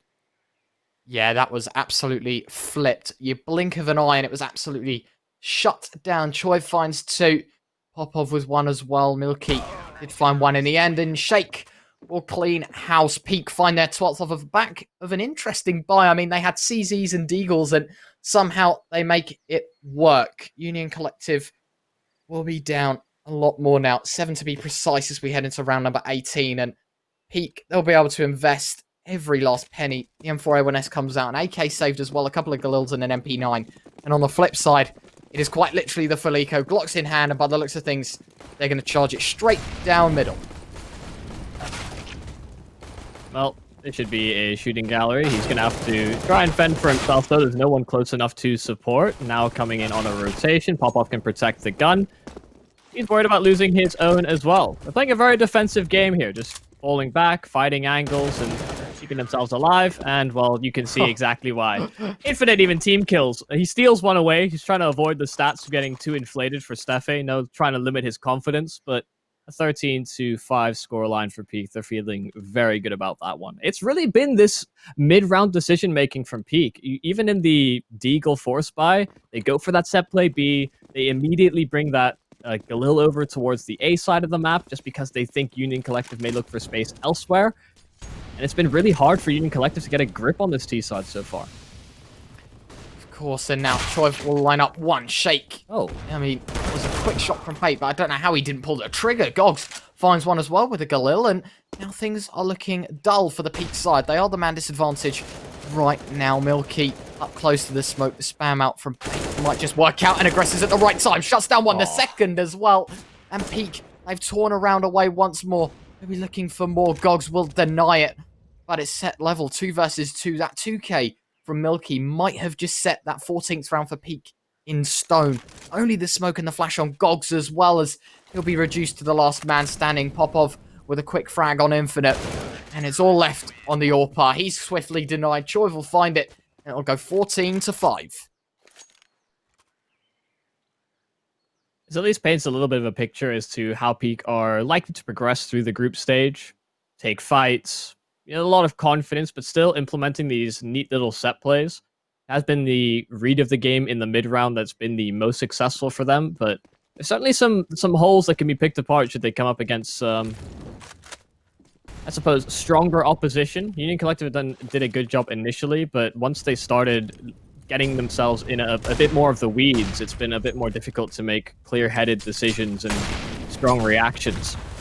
MMS, Molotov, naded, flashed out. It's completely a utility kill in spite of Milky finishing him off with the M4. And they're not done there yet. Steffe looking for ground in the apartments as well. I feel like Peak's utility has outclassed Union's in every way. I mean, we saw just there how good their utility is. As Shake will find 1, Steffe. The M4A4 rings out on out, as well as he'll double up as well. That's Gogs to fall, and Infinite, the last man left. Swiftly denied, and it is map point Peak. And of course, the best of 1 series means that this might just be the end of it. Union Collective, they need 10 rounds in a row And I mean, to be quite honest with you, I don't see it happening. Limited utility, limited weaponry, and I feel like this is it. Yeah, last chance saloon, 10 in a row. Let's see if they can get it done. A little bit pessimistic, but that's just kind of my character. I'm always the bearer of bad news. It's not seeming all too likely, and they're getting naded very heavily over towards Banana. Good entry from RJ, but pop-up immediately on the flank. So before they can even get anything really going towards B, they have to worry about a fast flank opportunity. And Choi being nefarious. He's being tricksy above and beyond. On top of the well, he had the elevated angle, so it's into a 3-on-2 that they're now going to double up for the post plant, so trades can be very effective. Shake's an isolated duel as well. Yeah, the AWP, I feel like, is going to be the main factor for this one, as he will get gunned down. Gogs with the MAC-10. Jumping shot for him as Shake will fall, and things fall level. The Molotov as well on the bomb, or rather, it's not on the bomb. Gogs finds at 1. This might just be the round that Union Collective need. Popov, quick tag, tap as well. Gogs will swing wide, and it's an easy frag for him. It will be 16. Doesn't have a kit. He doesn't have a kit. I apologize greatly. Union Collective still in it. 15-6. I thought he had a kit. I thought he had time, but no. It'll be one more round to Union Collective's name. I do apologize. I thought that was really it. Close, yeah. Yeah, I thought that was going to be the round over there, but I hold on once more, and the money, though, isn't looking all too great. I mean, they are going to have to reinvest Galil's limited utility, rather, on the AKs. So I feel like Peak have another great opportunity. But Union, if they keep this sort of play up, the pace that they were showing in that round, I feel like they could be a serious force to be reckoned with as we head into round 22. Shake. AWP. Oh, he'll keep his feet warm as he him in the Molotov. Gogs opens things up. A lovely frag for him. And Peak with the man down will have to respond quite quickly. Steffe has to drop out of the Amp's position, and Union cool, calm, and collected in the early stages of round 22. Yeah, the Opera getting tagged there by the Molotov. He got tagged. No, 11k, no kit. Very true. That's an oversight. That is for sure. Steffe trying to make use of the apartments through the smoke. There's a second. I mean, that's not going to be something Infinite is too happy with. Flash assist actually by the teammate of RJ does cost him his life. Not given the fairest of duels, but Bape spots one out on the rotation. They're trying to make some ground over towards B, but that's the bomb dropped, spotted. Milky deploying the smoke as well, so Bape can't get a clear sight line on it. With the steps being made, he may even just get spammed down here. A secondary smoke deployed, trying to sandwich him in, and Milky finds the frag in the end. 16-6. It comes around later, but it's a much more convincing look for Peak as well. And I think this is what we expected. We expected it to be a fairly dominant display from Peak, just in a firepower department, but some really healthy surprises from Union Collective. They had some good initial protocols on their CT side. It did feel as though they lost a bit of their mental game as things got a little bit more difficult for them to deal with. So it was really a back and forth between whether they were going to bounce back, have a mental reset. We didn't see any timeouts again, which I think is something that we may have to get used to as we go through the group stage. Some teams may not even realize that they have those available. I don't know what's going on with them. Yeah, I feel like the timeouts could have been used much more effectively. I feel like Peak could have had one early on when they were losing the map. I feel like that could have been one to be used to reset. Obviously, in hindsight, there was no need. You know, they swiftly took that one. But I feel like Union Collective, on a couple of buys, they could have used that timeout, thought about what they wanted to do, realized the mistakes that they were making, and possibly had tried to have extended the amount of rounds that they got. Overall, though, I feel like both teams will be quite happy with their result. Obviously, Union Collective would have wanted the win, but considering they were playing against Peak, I feel like that was probably a good score for them to get. I mean, obviously it's not over, though. We've still got many more maps to play, many more games of Counter-Strike for them all to play.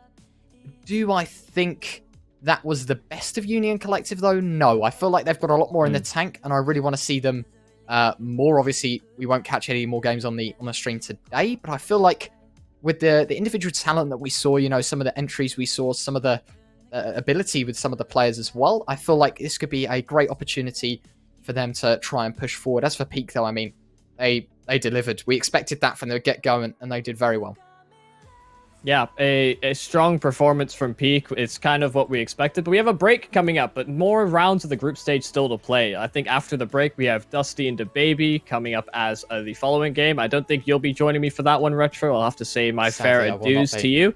But then you come in later for Bull vs. Thatcher. Then we've got BN1, Flight, and UMX Audacity. That's the game that I think I'm most looking forward to, which I will be casting. I'll be looking on the sidelines very vehemently, like, oh, UMX, are they going to take it? Is Audacity going to turn things around? Because that Audacity organization has had its ups and downs. They've signed some new players. We saw rising talents in players like Joss that have since found their way into other rosters and are kind of trying to weasel their way up and up if they can, where if it has to be with a mixed team, if it has to be through random results, and that's all fair and good, because I think he's a really good rising talent that the UK scene has to be keeping its eye out for.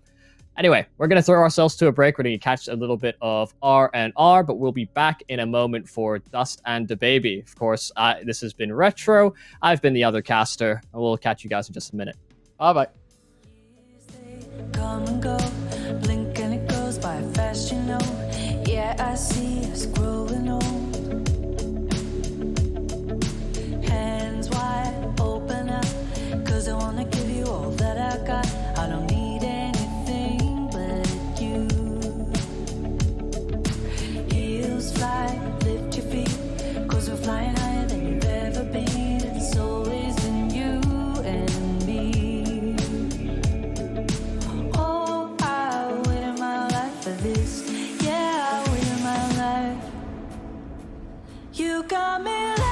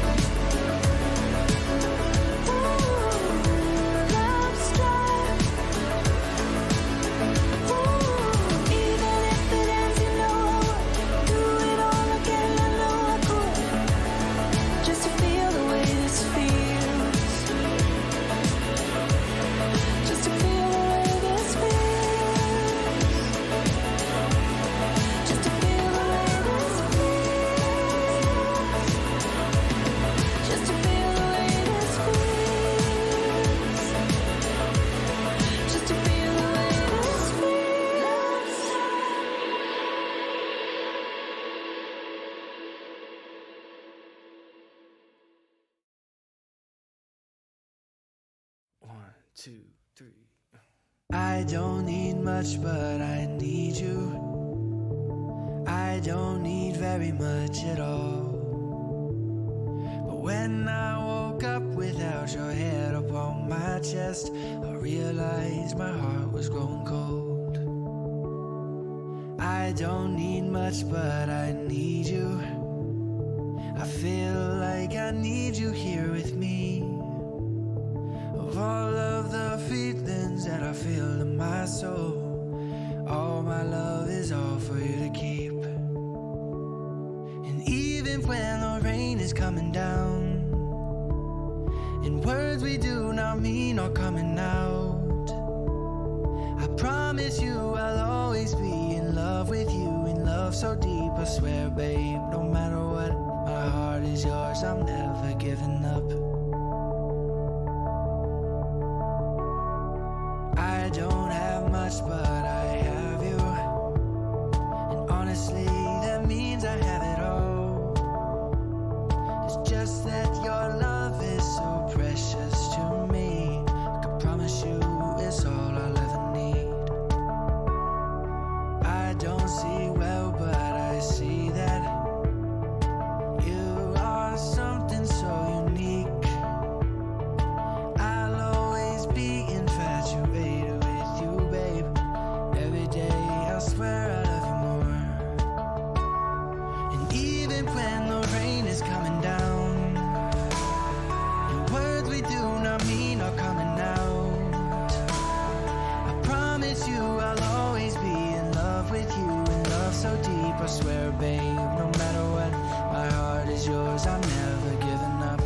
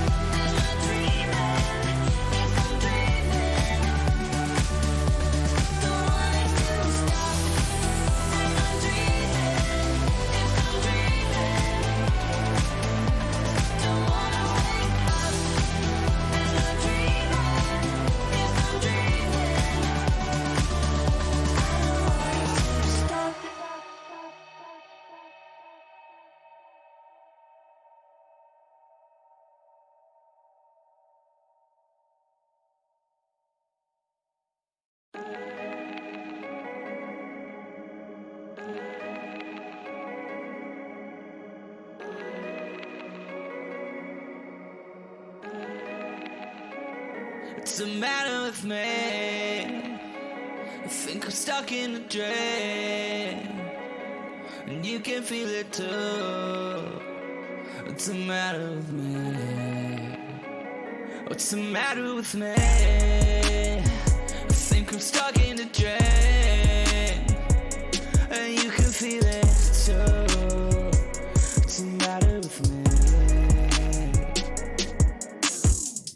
Don't drop, won't fall on a feather bed. Don't stop if you sleep in the desert. Better settle with the sound you get. The sound you get. Got away with a pocket of make-believe. Burning lungs that you plan, and I'm trading for a feeling that you'll never leave.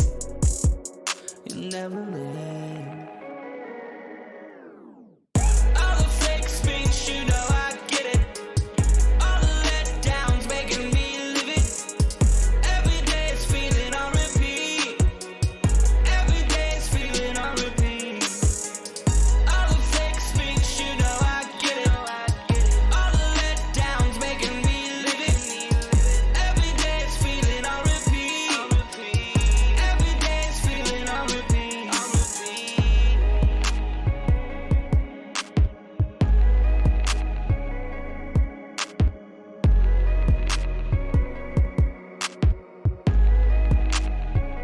What's the matter with me?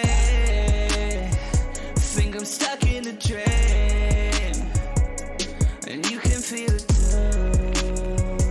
What's the matter with me? Don't drop, won't fall on a feather bed. Don't stop if you sleep in the desert. Better settle with the sound you get. The sound you get. Got away with a pocket of make-believe. Burning lungs that you're planning on trading for a feeling that you'll never leave. You'll never leave. What's the matter with me? All the fake speech, you know I get it. All the letdowns making me live it. Every day is feeling on repeat. Every day is feeling on repeat. What's the matter with me? All the fake speech, you know I get it. All the letdowns making me live it. Every day is feeling on repeat. Every day is feeling on repeat. On repeat. On repeat. On repeat. On repeat.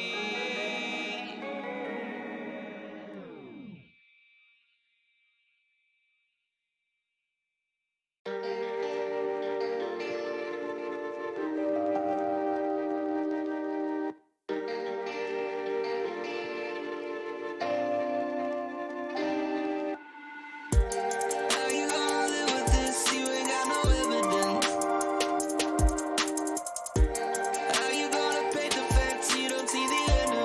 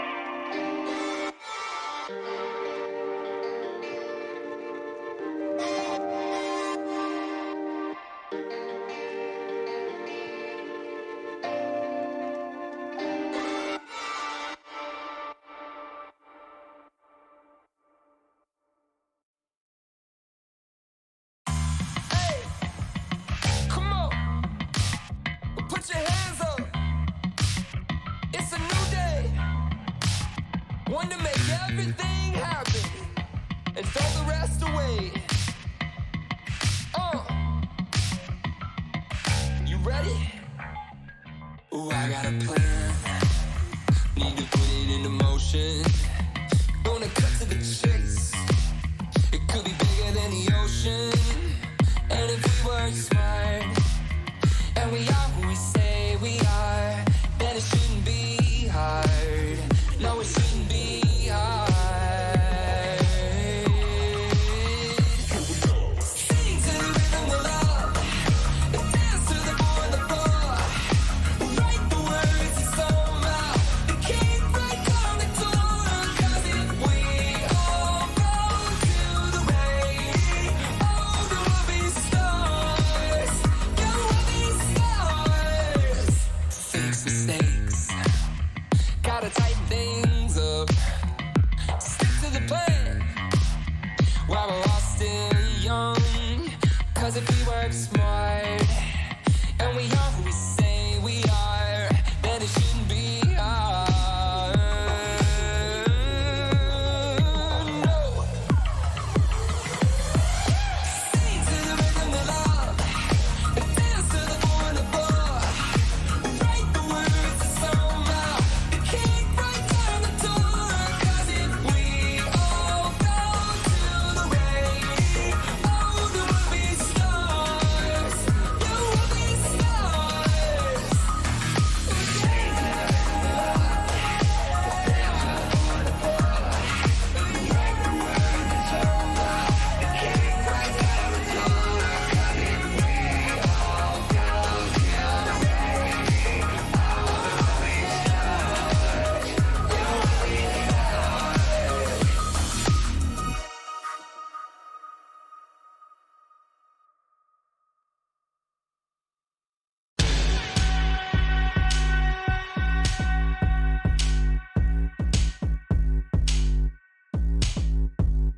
Sticks and stones may break my bones. Sticks and stones may break my bones. I don't think you know a thing about what I'm gonna say. I ain't no basic, so don't look at me that way. I don't fit inside a box, and I got a little different taste. Where I hear it's going off, now that's my kind of place. I'm feeling myself tonight like you wouldn't believe. I get up off my feet, I'm dancing to a different beat. This is the way I am, it's just the way I am. And I wanna dance with you, yeah, I'm your biggest fan. Gotta spark to you, but if they don't understand, tell them that you're coming through, say it's just the way I am. Sticks and stones may break my bones, but shake can never hurt me. Sticks and stones can break my bones, but love will not desert me. Checking out my horoscope before I walk out the door. Gonna make it beautiful, no matter what's in store. Got a lot of shit to shoot and dollars to be made. Whatever you wanna do, I'm free on Saturday. You're feeling yourself tonight like we wouldn't believe. So get up off your feet, we're dancing to a different. This is the way I am, it's just the way I am. And I wanna dance with you, yeah, I'm your biggest fan. Got a lot of attitude, but if they don't understand, tell them that you're coming through, say it's just the way I am. You think you know me? Yeah, you think you know me? Read the sign of my heart, real bitches only. Ain't got no time for your bullshit. I shoot for stars 'cause I'm worth it. I bring the heat 'cause I wanna. You start the beat, then I'm gonna. Ain't got no time to explain myself to anyone else, I'm me. Sticks and stones the way I am, but shake can never hurt me. Sticks and stones the way I am, but love will not desert me. Sticks and stones the way I am, but shake can never hurt me. Sticks and stones the way I am, but love will not desert me. Sticks and stones may break my bones, but shake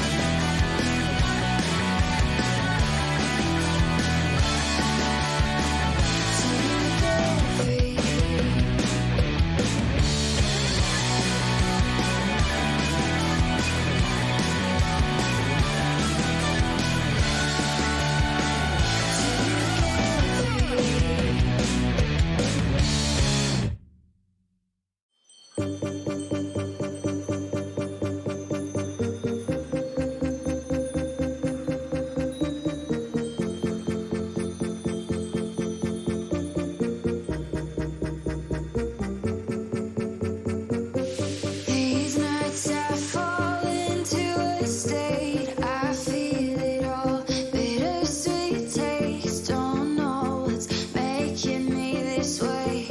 I want it all. I want it. Some call it restlessness, and some say I'm just bored being alone. They don't see it. They don't know that I was born with feral bones. This red hot river running, rushing me right in. Tonight I'm on fire. I get wild, oh inside. If you wanna run with me, gotta learn to show your teeth. Oh, 'cause I was made this way. A wild heart can't be tamed.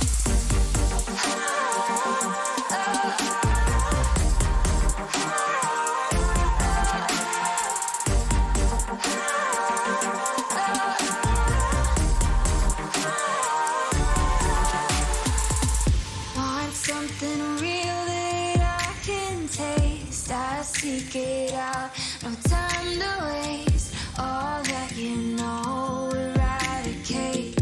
When it comes to this, there's no right way.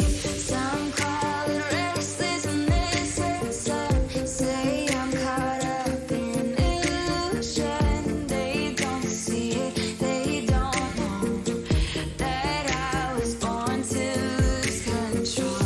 This red hot river running, rushing me right in. I try to let it go, but I can know I gotta give in. Tonight I'm on fire. I get wild, oh inside. If you wanna run with me, gotta learn to show your teeth. Oh, 'cause I was made this way. No wild heart can't be tamed.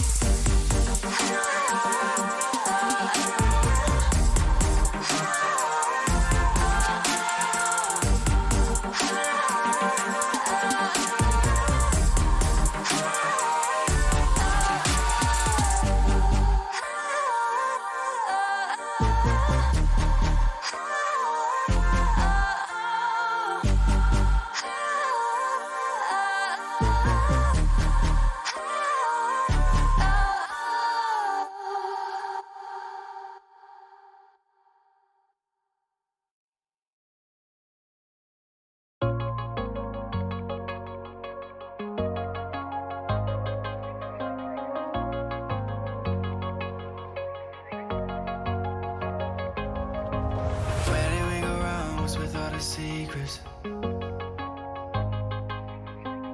You've been feeling strong, but I'm feeling weakness. I've been losing sleep 'cause I'm worried about us. What makes me doubt us is I can't get past what I heard now. Sometimes I think that we're onto something. Sometimes I think that it's all just love and easy days. But every time that we're getting so close,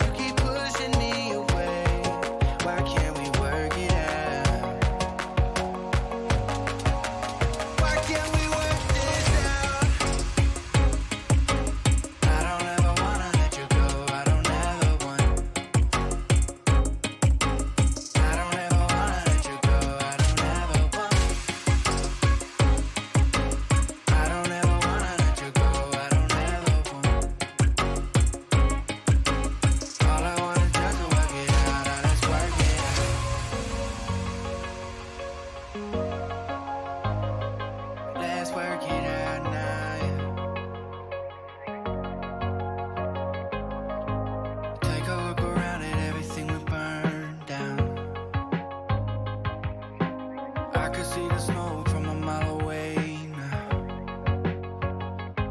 Was it all just there like the whole time? In the room of mirrors the whole time. Is it just hopeless thinking that maybe it was real now, baby? Sometimes I think that we're onto something. Sometimes I think that it's all just love and easy days. But every time that we get it so close, you keep pushing me away. Why can't we work it out? Why can't we work this out? I don't ever wanna let you go. I don't ever want. I don't wanna let you go. I don't ever wanna let you go. I don't ever want. Baby, let's just. I don't ever wanna let you go. I don't ever want. Baby, let's just work it out. All I wanna do is work it out. Now let's work it out. Remember, you told me I'm the last man on earth for you. How does it feel? How does it feel? Knowing that we may never even speak again. Knowing that we may never even see again. How did we wake up on different pages? Remember, you told me I'm the last man on earth for you. Remember, you told me I'm the last man on earth for you. Every time that we get it so close, you keep pushing me away. Why can't we work it out? Why can't we work this out? Yeah, yeah, yeah. I don't ever wanna let you go. I don't ever let you go now, baby. I don't ever wanna let you go. I don't ever want. I don't ever wanna let you. I don't ever wanna let you go. I don't ever want. Why can't we work it out? All I wanna do is work it out. Now let's work it out.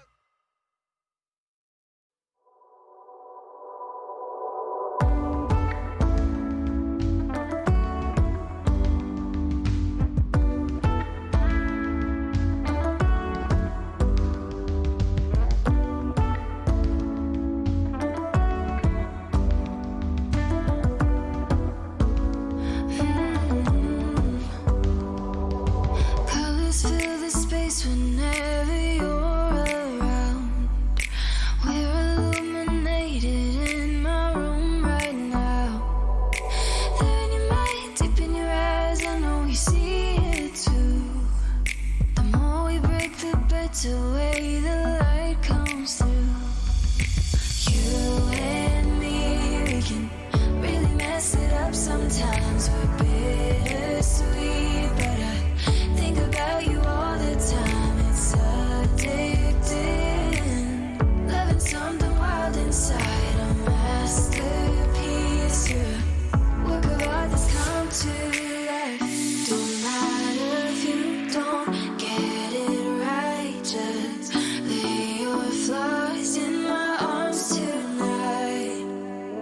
People don't write poetry about a perfect life. There's something beautiful about you and I.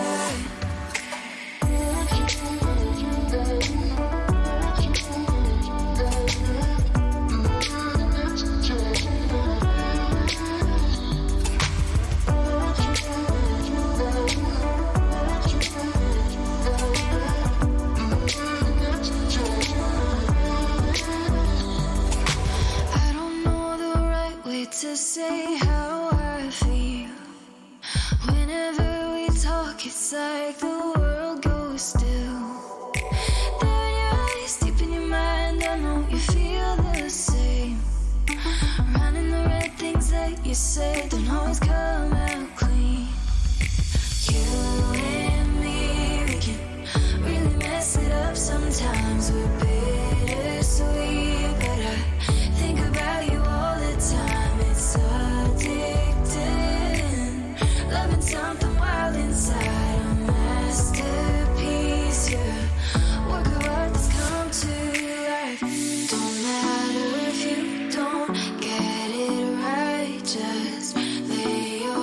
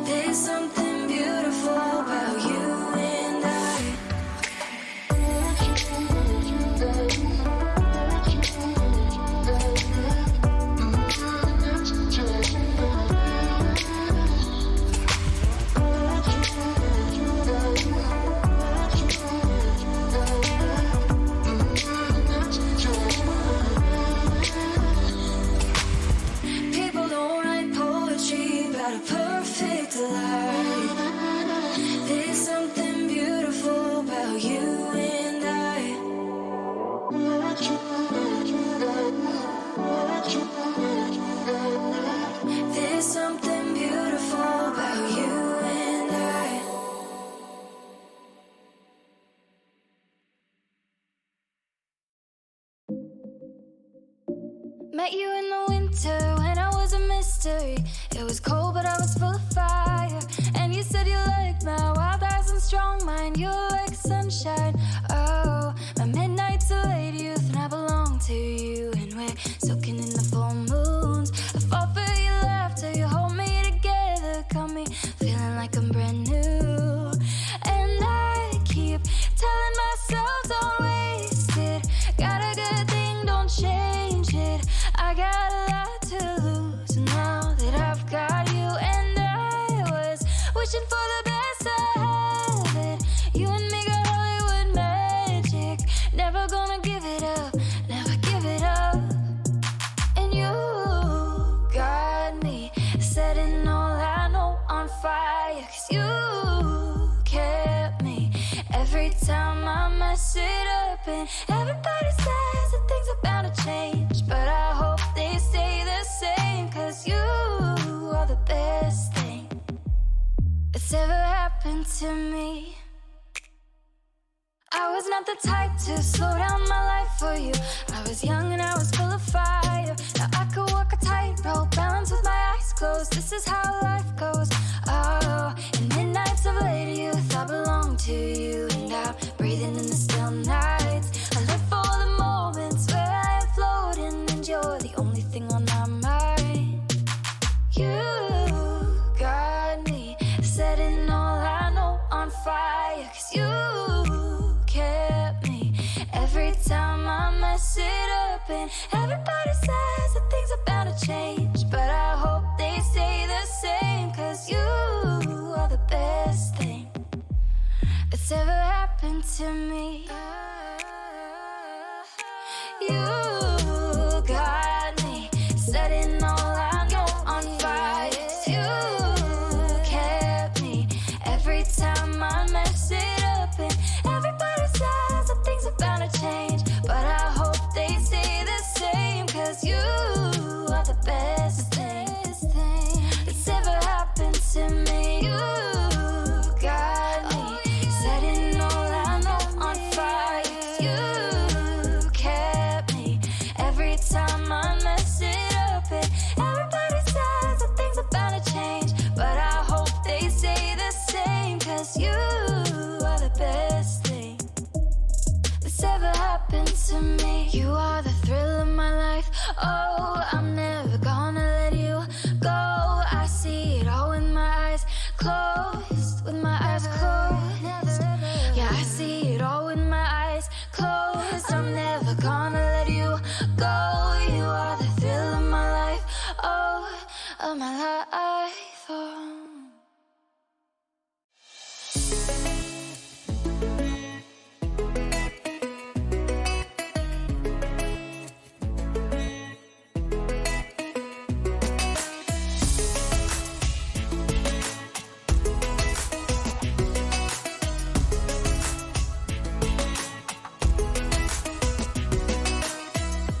Feeling every spark, shock to my heart. See my blood rush running. Staring at my hands and making big plans. You and me started something just to watch my mind go wild. A hurricane inside, tearing through my chest so loud. Can you hear my heart right now? This is bigger than a crush. Embers falling around me. Really think this could be love. Ooh, only one I'm thinking of. Always electrify me. Yeah, you really keep me up all night.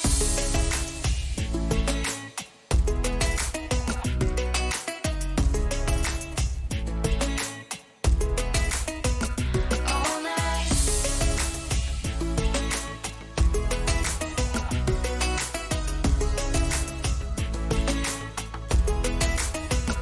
All night, on my face to face, a high speed chase. Feel my blood rush running.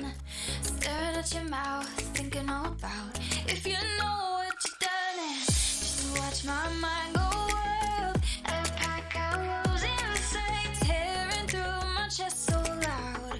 Can you hear my heart right now? This is bigger than a crush. Embers falling around me. Really think this could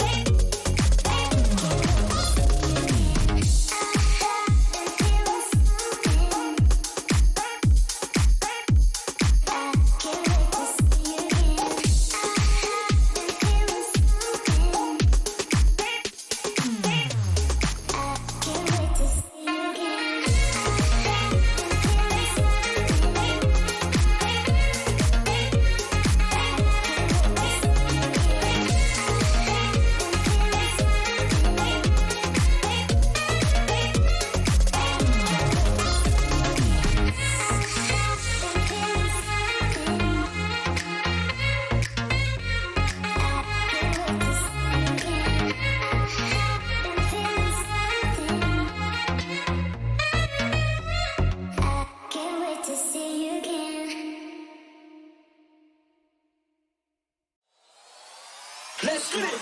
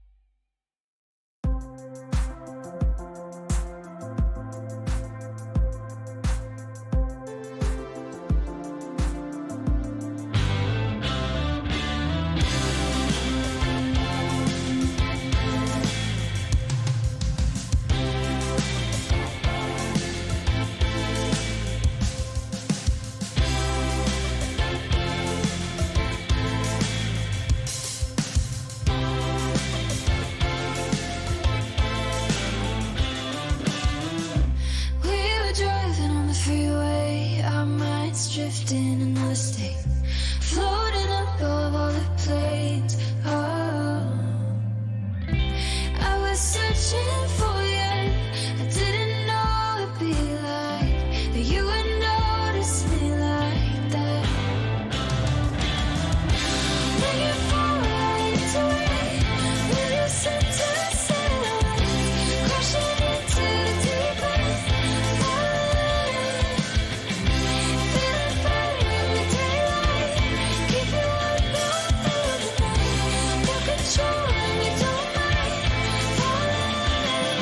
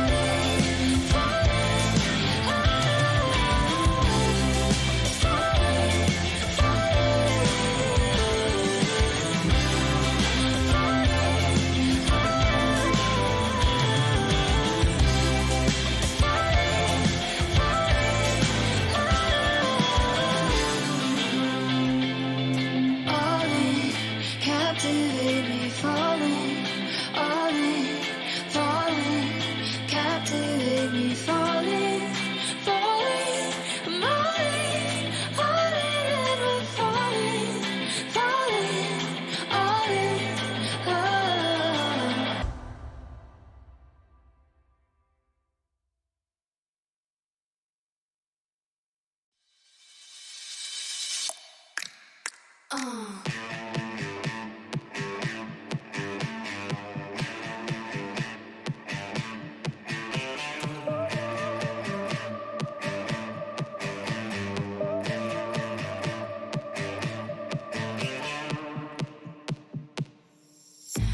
you're walking after midnight down the streets dressed in neon light, you wanna get down. When you feel right, you wanna get down, down the night. I think you're something special, you're something fine, baby, you're on fire, dynamite. And the songs they play and make us come alive. We could be electric.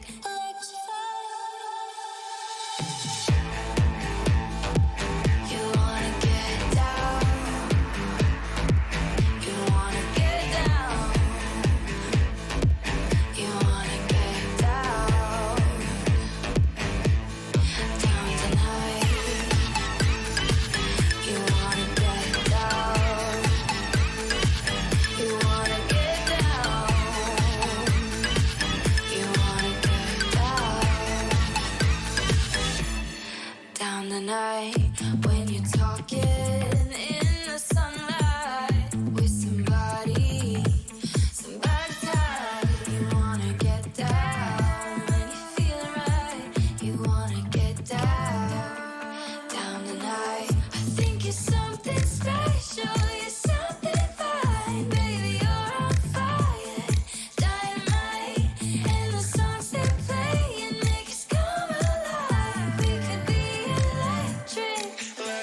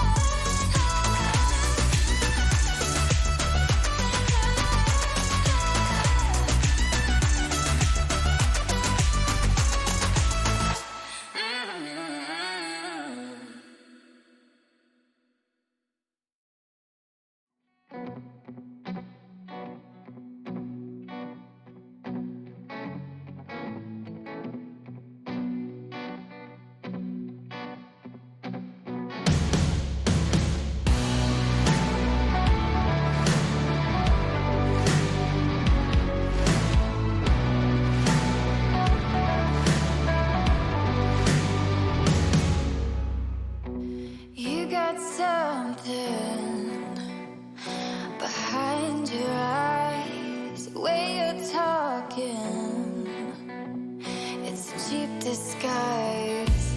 We were made to chase the light, but you got saved on a moonless night. Get free tonight, set it all on fire.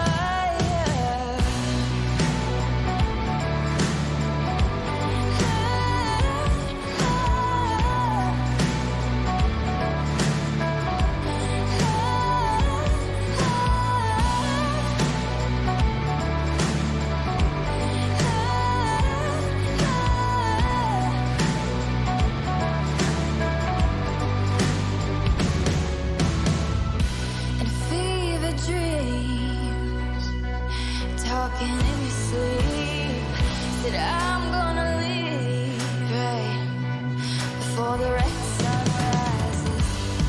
Get free tonight, set it all on fire.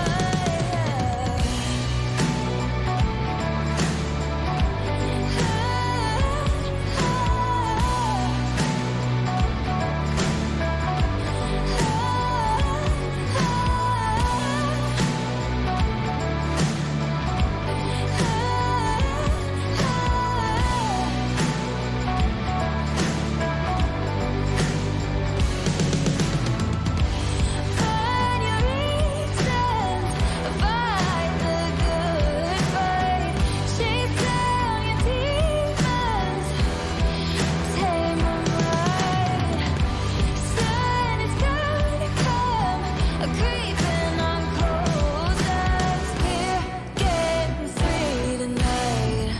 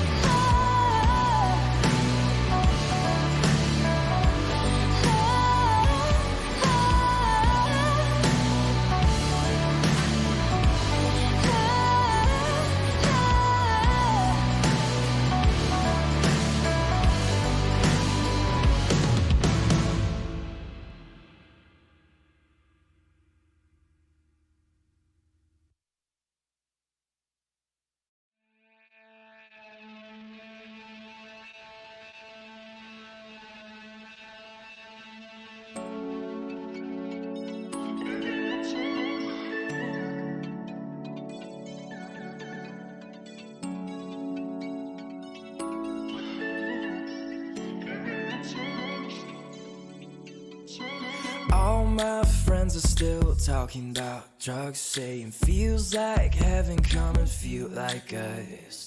All my friends are out drinking us dry, staying up till 7, still on a buzz. I wanna taste the honey. It feels like it's real, but I can't be sure. Now my eyes are bloody. No idea what I'm looking for. They're all losing their minds behind the closed doors. There's plenty to hide. It never ends and they never know why they still wake up unsatisfied. We're all waking up unsatisfied. I wanna taste the honey. It feels like it's real, but I can't be sure. Now my eyes are bloody. No idea what I'm looking for.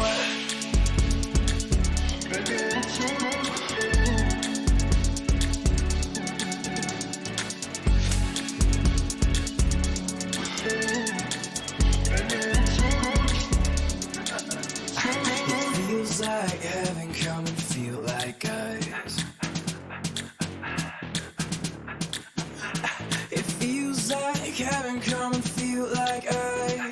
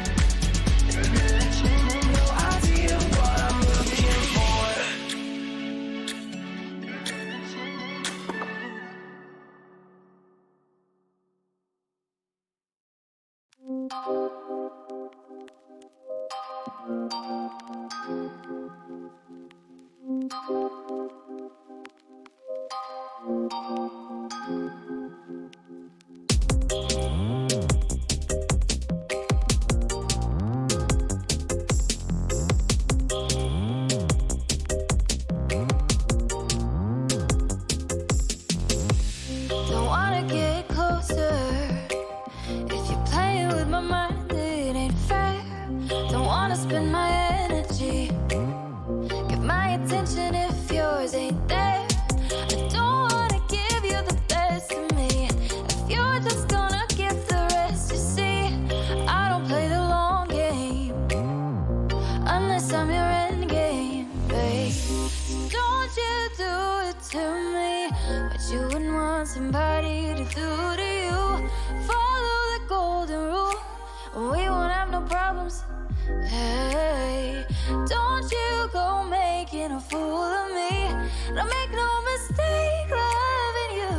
But if you're running around on me, let me spell it out for you. ITGAS. If I'm not the one you're missing, the one you wanna call when you're feeling low, if I'm not the only one you're kissing, then I don't care, I don't care. The one you're looking for in the crowd, the one that calm your mind when it gets too loud. If I'm not the one you want around, then I don't care, I don't care.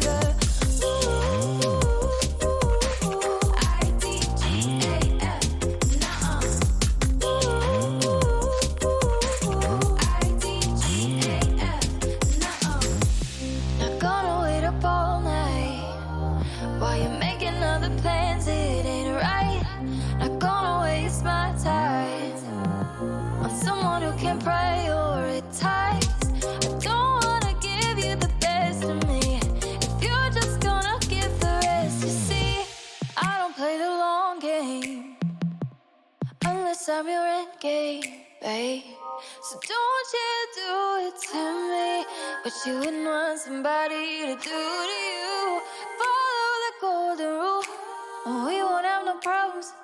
Hey, 1, 2, 3. If I'm not the one you're missing, the one you wanna call when you're feeling low, if I'm not the only one you're kissing, then I don't give, I don't give. The one you're looking for in the crowd, the one that calm your mind when it gets too loud. If I'm not the one you want around, then I don't give, I don't give.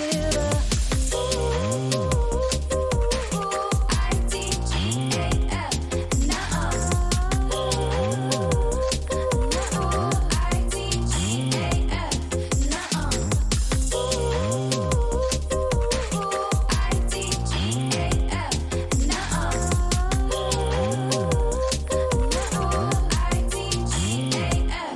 nuh-uh.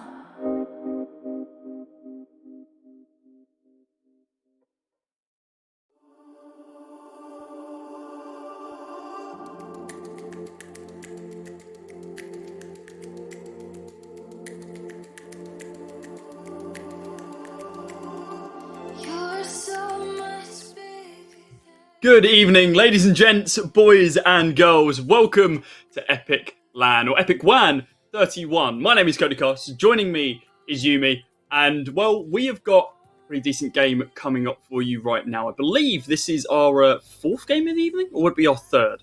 It should be our fourth, if I'm keeping track properly. Yeah, if we just had it in our ear, it is the fourth. You know, we're bad at counting that much higher. So, hey, I mean, we haven't been involved in every single one of them, so we'll let that one breeze right by. Fourth game after just a quick break as well. The players had some time as well to get themselves some food. I know I ate a little bit during a little intermission, so I'm excited to get the ball rolling. We want to finish off the group stage in our first day.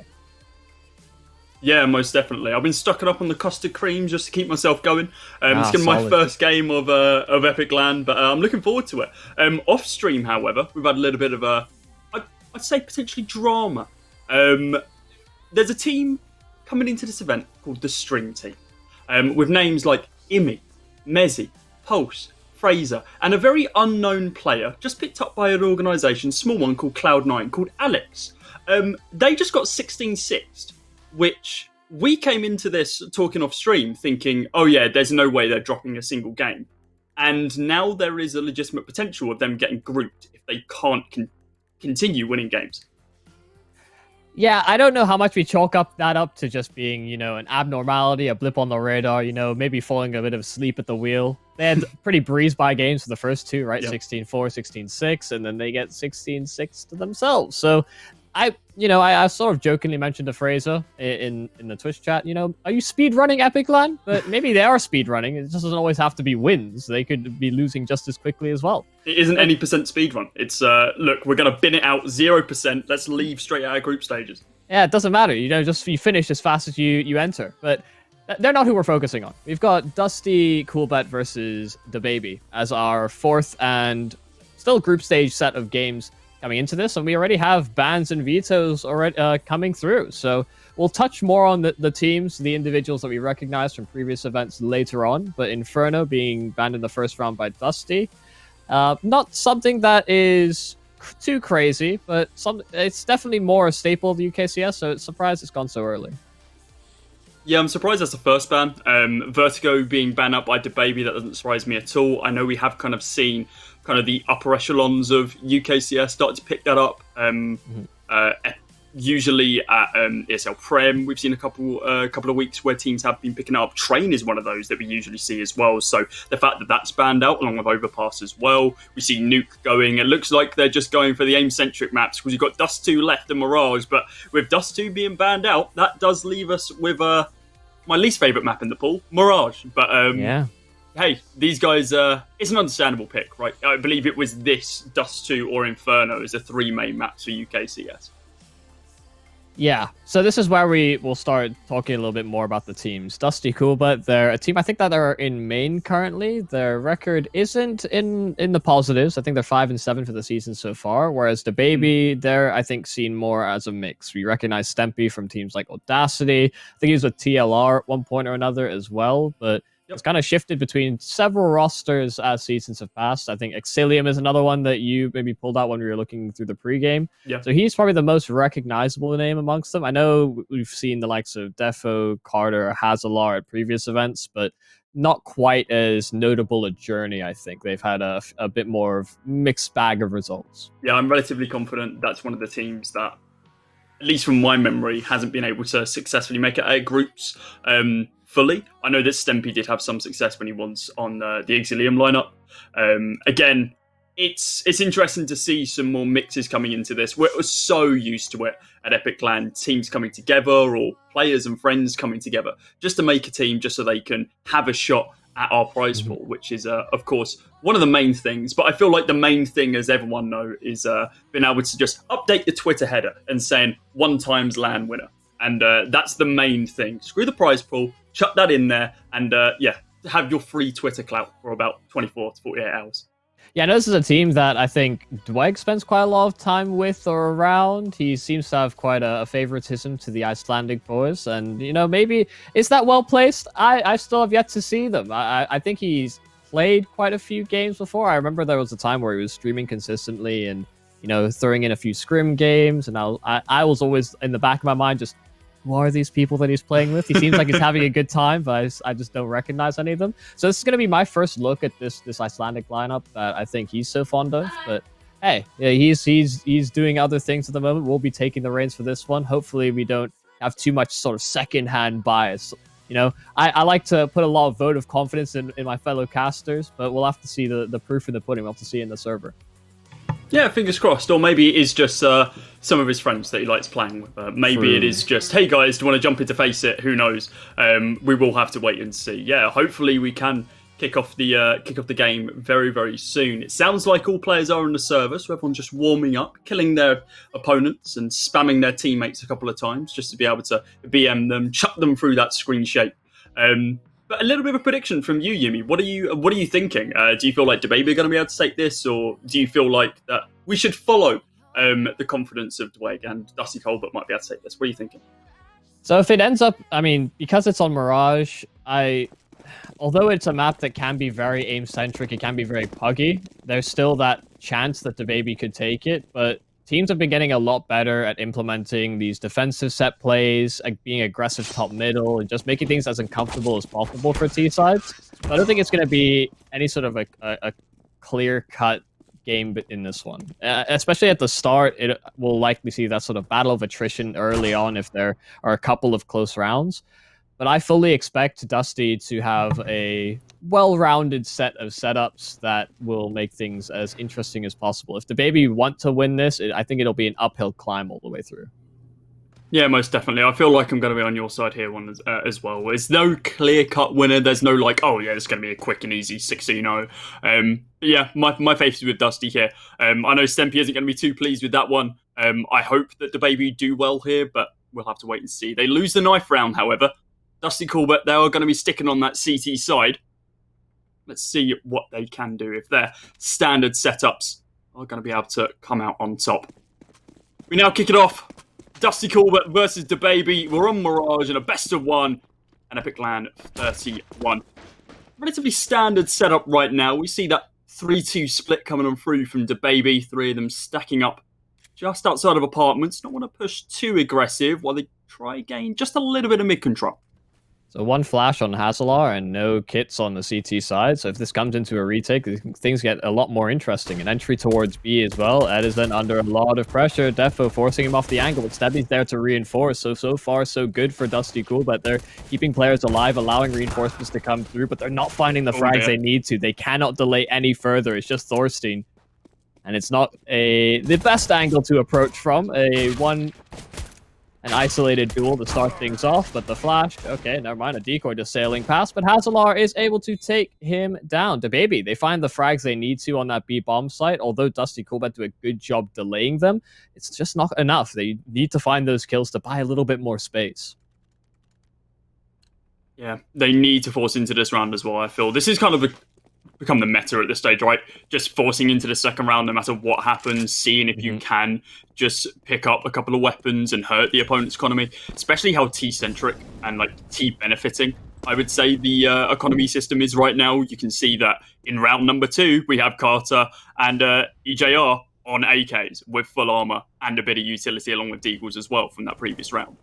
Opening frag, though, does go to Thornstein himself. Stebby's going to get taken down by Defo as he begins rotating through underpass. Thornstein's going to be looking for another 1D again. Oh, it is going to connect. Hazalar didn't know what hit him there. Lovely shot from him. That's 2. And maybe an opportunity as Fluff does connect the shot onto Defo. Down to 13.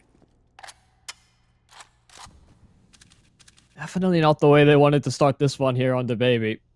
A player tagged down just on an SMG, sure. Thorstein's been a bit of a menace with this Deagle so far. Close to window. Defo does take up position. They look to end towards the B bomb site. Thorstein's has rotated over. He does have Bjarne as well over towards the window, and he does clear him out. So that ladder position, something that goes unchecked by Defo, now they'll collapse on B. They have this crossfire firmly set up. Thornstein, another opportunity, but EJR and Carter find both the kills they need to. Equalize it into a 2-on-2. They have rifle advantages as well on the site, and while they get this planted, Fluffs gets a chance with the scout. Yeah, that's so unfortunate. Dusty really looked like they could come out the gate storming here with these 1Ds, but unfortunately 3 kills all they're going to be able to find. I don't have too much hope. Edson is going to be able to find a Deagle shot here. Might be able to take down the one on short, and he does. There goes Carter, but EJR from the back lines does shut him out. And there's just the benefit of being able to pick up those AKs on that second round. It does just overwhelm your opponents. They slip up once, you overwhelm them with fully automatic fire, and boom, there's your second round. They are still going to be able to buy into this. It's definitely not going to be as clean as they would have liked, bringing it down to a 1v1, but DaBaby are now up 2 rounds. Yeah, a really expensive round. The fact that SMGs and pistols are what come out for DaBaby, sure, they've got a couple of rifles that surround it. There could have been an argument made here for Dusty to continue forcing and just see how much damage they could do in a round like this. Especially with DaBaby starting things slow. Stampy does make his way out. Fluff does have a backstab lined up. Surprised he didn't hear him, so comms may have been something that makes that a little bit more interesting, but Edison gets caught out. The Deagle from Thornstein doesn't get cleared out, but the SMG does create that space. So 3-on-2, they have a weapon that can be retrieved. Actually, no, it was just the P250 on Stampy. Never mind me. Potentially a consolation frag here for Fluffs. Does get flashed out though and punished for his insolence. Now just Stebby. 1v3. Running away on the A site. Potentially going to be setting up for an exit frag as he holds from jungle, but That's all he can really hope for here. It is going to be a third round, but with the money stacked as it is, 3-round loss bonus going to be going towards Dusty as well. We are now going to be seeing our first fall by round in round number 4. Stevie might be able to find a frag here. He's so low. It's just a single tap. That's all that's going to be required. Not going to be able to find anything else here. They still save 2 AKs due to Baby. But Stevie, he's going to be happy with his Mat 10. Rifle's going to be across the board on both sides. Now is the question, who really comes out on top here? Are Dusty actually going to be able to finally take a round off our T side to Baby? Yeah, I like the choice there from Stempy in the previous round because their money was low to only invest in the P250 as well. He was their information player, and he gathers as much as he can. He understood that there was going to be some troublesome weaponry, a couple of upgraded pistols, the Baby setting up for some early mid-control in this round. And just a standardized default, one player over towards A, one over towards B, just to make sure they don't get hit with any early set aggression from Dusty Coolbet. Now they set their sights elsewhere. It's quite surprising, to be honest with you. No mid-control from either side whatsoever. After that early, not even fight, just a couple of flashes there, kind of scared them off.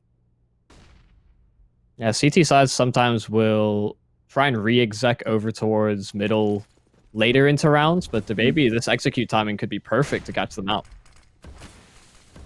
Well, standard smokes go down, no major gaps. Ornstein, does just pick up that frag as the Molotov falls down the little cubby, down the ladder. Bluff's now going to be holding directly from sight. Everyone's ninja, and isn't going to be able to find that frag onto Stempy. Thornstein, though, still holds up from wood. And there goes your first round from Dusty, a very clean one. Only losing one of their teammates. 3-1 now. As Dusty could begin turning this, but the Baby, they've still got money in the bank. If they want to force into this, they very much have the ability to do so. This could be one of the problems we find as we get further into this. Executes may be something that the Baby are used to running, but the spacing around them is where they may find a bit more difficulty. As soon as they lose those initial 2 frags, they stagnate, and it just becomes so much easier for Dusty Coolbet to get a lock on things. Nice little bit of early aggressive mid control. The deep mid smoke does mean that the Baby can't cross towards those top mid boxes. I don't know if I'm a fan of them giving it up this early, though. The fact that they could have just had all of that mid control for so long, potentially even pushed all the way up to top mid and found a pick or even 2. Edison is going to be able to find the opener though onto Carter inside of apartments, and he's going to continue with spam, trying to take down Stempy with the amount of fire being thrown in this small wooden house. He does need to get clear. So we're just going to be tapping away. Yeah, Dusty are doing a really good job of stagnating their smokes, just tempering them out, making sure not to use them too early. Late round situations are so much more valuable for them. Especially with the Baby applying initial pressure, but giving up control to that CT side early on. Does mean as the time ticks slow, these bits of utility for that CT side become more and more dangerous. Now they group up, slowly making their way through the B apartments. Ed isn't close to the angle. He's going to have somebody to spot from a distance as well, so it's going to be dancing between the two. Oh no, Stempy disconnects, so it's a free kill for the CT side to operate out of. EJR going to find one, but traded right back from Thornstein. We should see a pause immediately after, but of course, as is per usual, standardized rule sets for any tournament that you ever run. Damage done, tech issues. Unfortunately, that's just how the round plays out. Yeah. Unless it can be vetoed by sides occasionally, but especially with how the round started out so well for Dusty, it's going to be a bit of a hard sell. Yeah, I don't think they will, if I'm honest. I don't think I would in that situation. You're winning the fights fairly positively. There's no real attempt there from the Baby. Maybe we see an absolute stomp come on through from Stempy and he kills all 5 players, but unfortunately, we won't ever get to see it. He does reconnect to the server, though, so it should only be a short tech pause. But Dusty, they are, they're up to 2 now. It's going to be looking like a third as well. That force buy from DaBaby does put them in the red when it comes down to their economy. 2k borderline across the board, with the exception of EJR up to 3, so might be able to force out a couple of pistols here if they really wanted to, but I feel like this might just be grab a smoke, chuck it over on A, push on out, try and find some frags, potentially recover a weapon, and go from there. Yeah, really solid money-making round there for Dusty. So they get and create that buffer now on that CT side that can be very hard to establish early on into games. Maybe Especially find round some... number 6. Yeah, exactly. So casualties in this round will have impact, but won't be as hard felt. Stebby, easy kill with the AWP. A freebie, if you like. Might be getting another one here as well, as Defo is really thinking about it, trying to peek away, but Stebby, just the wrong moment, he falls back. What are they trying to recover there? Is there a deagle dropped? I think there might be one just out of arm's reach.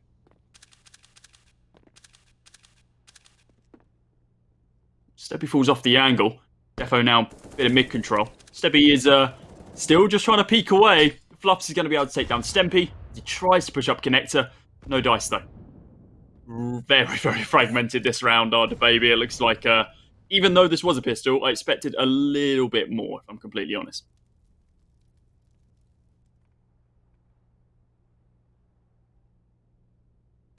Come on. A Glock and a Deagle. What's your play here? 5 kills. Well, I mean, that's probably the objective all the time, but Hazelhoff's got a Glock, right. You know? Just run at them, try and create space for the Deagle, see if you can get a couple of kills. See if they can find a timing towards the A side, but Edison's watching the connector like a hawk. Yeah, there's a cross on connector. You got Fluff holding it as well, Edison. Yeah. There you go. One apiece for them. Nice little headshots on those M4, and it brings us level. The first 6 rounds clearly did not matter, as everyone is going to be able to form a full buy in this, round number 7. Hopefully DaBaby can switch this up. Stempy still yet to frag. 006 right now. Very, very close to his James Bond cosplay. Everyone else doing substantially better. Smoke's up top mid. Maybe going to see another mid push here. Yeah, we are. We see Edison and Thornstein going to be starting to push here. Whoa, make that a third as well, as Stebby's going to be joining the fray. Even though he's got the York, does fall back at the last moment. But now we see this B push. Bond holding back, does take down Carter. Now we need to see a little bit more from him. Edison going to be holding from mid, taking down one more. Holzer, Defo, all chipping in with frags here. But Barjan trying to take him down. I'm butchering that name, but we're going to keep going with it. EJR taken down as well. What a hold from the back of that site. Yeah, Bjarne plays that so well. He does everything you want your B anchor to do, especially when you're going for a play like that through mid. He just keeps himself alive, jiggles the angle, wins the initial fight. The pace-breaking player for DaBaby, that man on the entry, he just wants to cut off rotations as fast as possible, see if he can be a thorn in their side. But he does so well to stay alive, allow those rotations to operate, and he gets himself the 4K for it on top as well. Really fantastic stuff. Solid, confident work from him. Because now we see upgraded pistols from DaBaby, just trying to do some damage. But again, the anti-ecos, the AWP, it seems to be going hand in hand. Stebby is having a lot of fracking success on rounds like this. Yeah, they seem to be having fun at this stage, which is good. Carter and EJR, not much they can really do in this situation. Bomb is still in a recoverable spot with only 1 minute and 8 remaining on the clock. Yeah, something tells me that not going to be able to find anything here. Yeah, Thornstein, easy kill for him, and there goes Carter as well. Now look at the money for Dusty. They're getting close to capping out on a couple of players. Yeah. And this is where, you know, we talked about it earlier in the day. I know it was highlighted by Dweg as well. Call a timeout. If you feel like things aren't going your way, just taking that extra second to think about what's going on, either in the server or what's going wrong with their strats, and go a long way. Just a breath. Smoke going to be thrown inside a connector, but not really going to find much inside a mid. Once again, Thornstein just continues doing what he needs to do, finding more and more frags. Fun. Holding back. Just waiting for this push. It doesn't look like the anchor play is going to work out this time. Use the smoke to his advantage, though. Does get a little bit of trade damage here and there, but fortunately, no frag gained.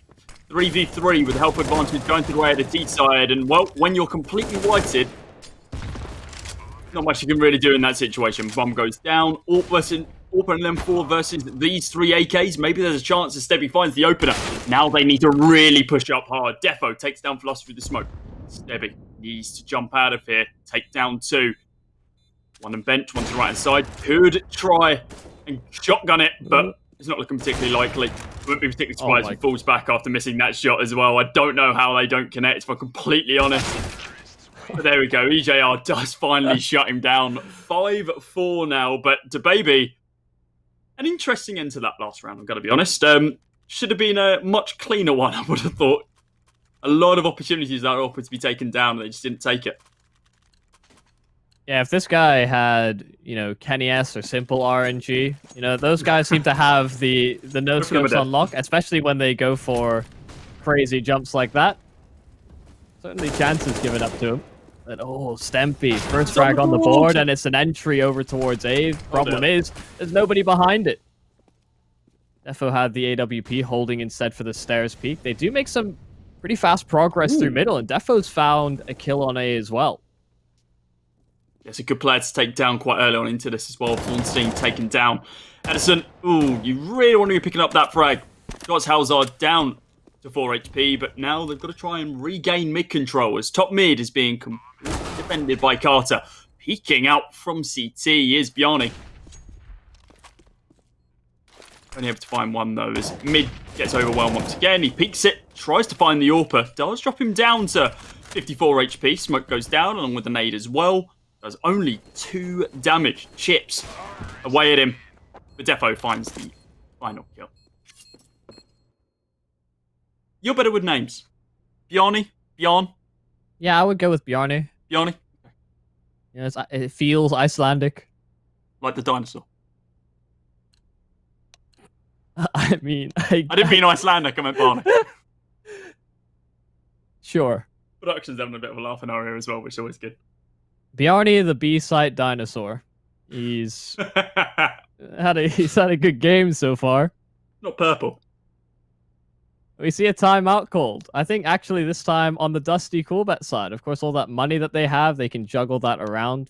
Muster up a buy. I'm gonna say foster a buy, but I don't think dinosaurs are really looking to adopt at this time. I thought you were going to go down more the alcohol route. What? Okay. Foster. No, yeah. I see. So, we're back at level playing field. Let's bring it back to Counter-Strike. Yeah. We're back at a level playing field. It's 5-5 right now. Dusty, of course, they've got the money to be able to buy into this round. Looks like a double-up setup is the way it's going to go because Bjarni is basically giving away his wealth to his, fostered kids, as it sounds like, on the Dusty Coolbet side. DaBaby, similar sort of buy. Going to be buying up that, saving the AWP, should I say, from the previous round for Defo. He's got a bit of a buffer here now as well, 6.4k. So, wouldn't be particularly surprised if we start seeing him go for some of these more aggressive plays. Mid-control now going to be coming on out from DaBaby. Finally, some true mid-control from this T side. But unfortunately, it's the one round where the CTs have run off. They don't want any fighting going on there. Smokes go down. It allows DaBaby to get complete, I'd say, map advantage over, at least inside of mid. They can push up short now if they want to. They've got a lot of utilities about to work around with it as well. It is winding a little bit thin as they keep flashing over, but the way they're setting up, this is just going to be an absolute dive down connector.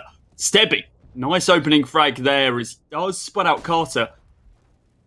Now they need to be careful. They know that an AWP's on this A site. How do they play this? Stebby's going to get away with another one? No, he's not. Defo just going to continue holding the angle. Oh, there's Bjarni. The rotation made early because they had that secondary open, the B apartments. Edison was posted on the angle, so Bjarni's able to operate Stempy. A secondary kill.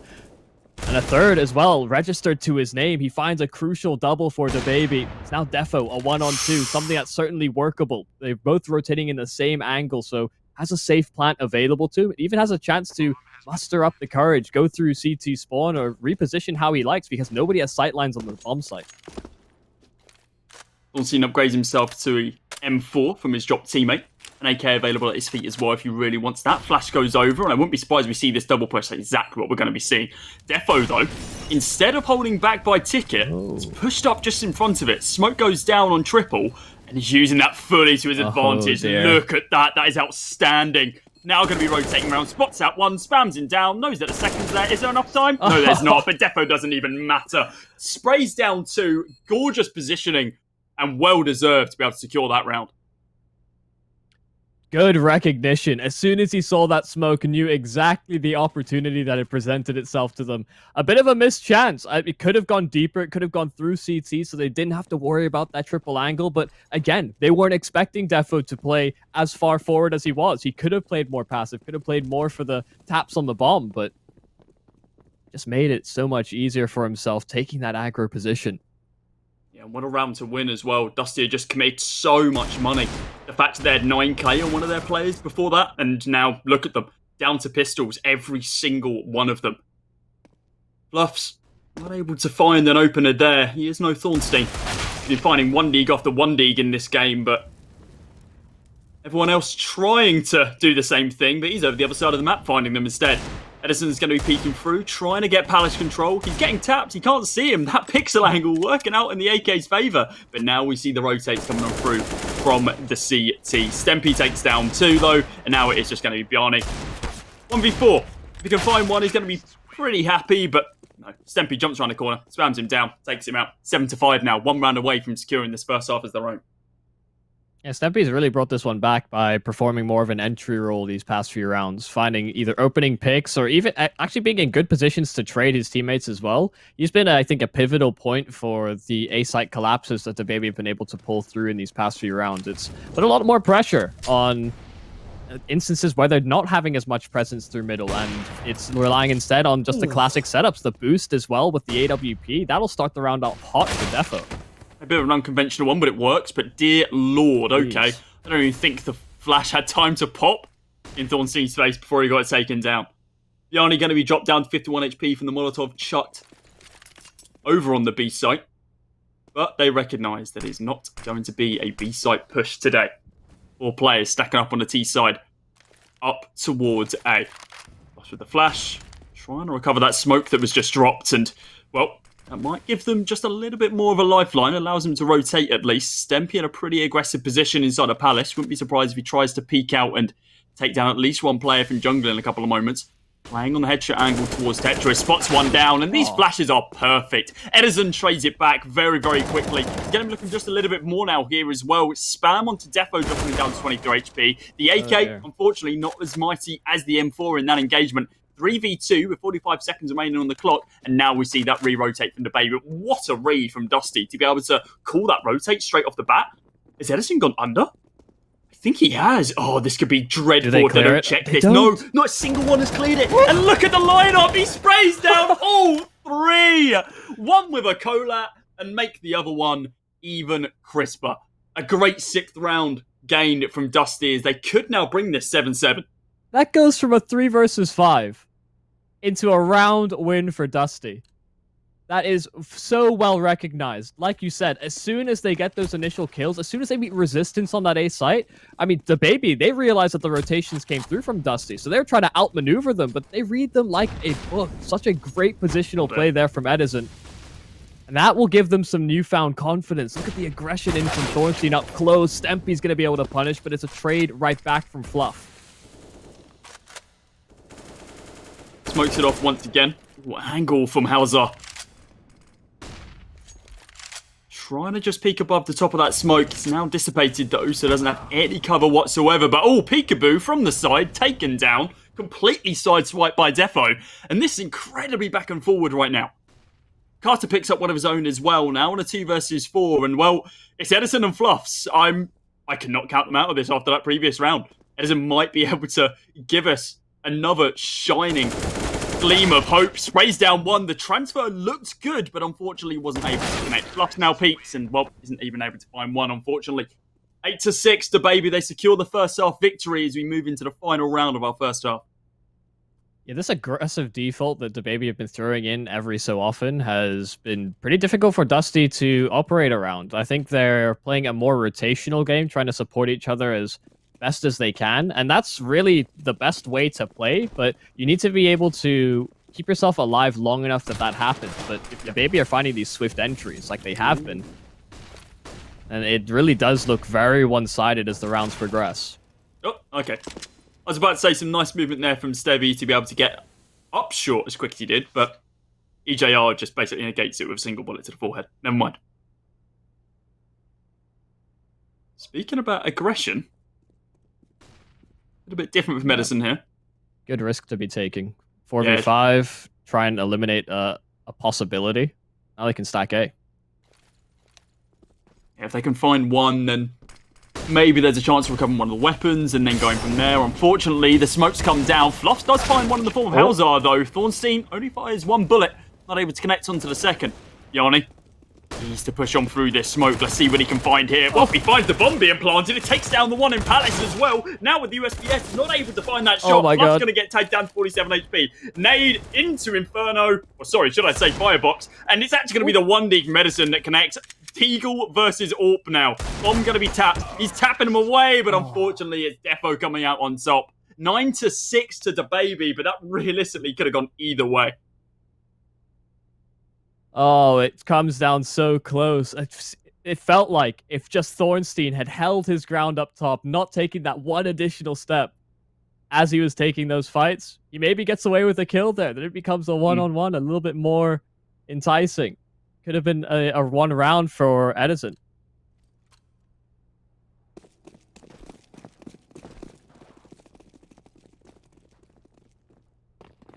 I'm not going to pretend like I noticed this, Yumi. Production has very much just told us that's something that at least I forgot. We talked about it. We mentioned he was recoiling a bit, yeah. Yeah, he was doing better. Stempy, of really course, 0-0-9, now 13 and 14, so definitely has stepped up his game here. And there you go, case in point. There's two very clean kills. Dusty, that is a Mirage 101, I'd like to think. Check that damn angle. Bjarni now being able to take down two. Actually, make that 4 in total. I missed the other 2. Now just Hazalar. Okay, he's going to begin his rotation round from Kitchen. What's he going to be able to find? 3 bullets in the clip for Bjarni. I don't care about Fluffs right now. I'm sorry, buddy. You can hold bench all you want, but I want to see this ace in the pistol round. We may just get it as well. He's holding for the angles, jiggling between the two. So concerned about the short progression, but that's where Fluff should be covering. That's where he should be holding for, and Bjarni gets it. There's the ace in the pistol. Dusty get what they need to at least eliminate that round discrepancy from the half, and it comes in when they need it. It was painting itself to be a really strong hold from the baby. That uncleared angle from Stempy doing a whole lot of work. Yeah, I'm not too sure what that was from Dusty, if I'm honest. Not checking that angle, losing 2 players to it as well. Sure, maybe you lose 1 because you're more focused on other fights. But losing 2 and then still no one checking it until, another 5 seconds later. A little bit questionable, but they do secure the round nevertheless. Rifles, 1 rifle, should I say, for Dusty. SMGs on everyone else, but unfortunately they're not doing too much. Defo going to be able to find one on Edison. Halazar finds one as well onto Fluff. Now we're just looking for these Ds. He does connect a couple more shots onto Stebby, but it's not going to convert into a kill. The Deagle is now going to start pushing directly onto this site. These fully automatics need to do the damage. Stempy, soon to be wide peeking, spots out Thornstein and, gives him a little bit of a taste of his own medicine. Flick doesn't connect on a player. Wide peeking out of Firebox. I think that Carter still thinks he's over there. Again, a little bit miscommunication there. Surely you saw him rotating all the way around to the left on that wide swing. Now we see the push. The weapon could now be recovered from Stempy. Does find a Molotov as well. Oh, that is huge. He's going to force him out the angle. He does catch him on the tap as well. Now just a single tap is all that's going to be required from this Deagle, but no defuse kit. It's going to be the round for Dusty either way, but he does find the 1 Deagle as well. Stempy, what a way to step up your game with a 3 kit. Yeah, he has really awoken. Coming over from the latter stages of the first half, transferring into the second half, he's trying to match up with Bjarni as best as he can. He actually overtakes him in frags with that last kill. There was an opportunity for a tip of the scale either direction. It could have been an 18th for Bjarni, but the Deagle just a little bit too sharp. It's still a 1 round for Dusty, so they're still closing that gap, but that economy is feeling the pressure, feeling the burn. Yeah, so is the babies right now, though, unfortunately. Would have been nice for them to be able to secure that round, of course. Defo, he's got at least a fully automatic weapon into this. Only 2 of them on the CT side, that being the CZ75 and that UMP. Everyone else back down on pistols. They need to get a round win here. They've got to fall by next round no matter what happens, but if they can stop this momentum that Dusty are building, then maybe there's a chance for them to be able to shut this out in the next 6 rounds. Bluff is looking for at least an opening here, but they boosted Stempy up once again. I think it's Defo this round.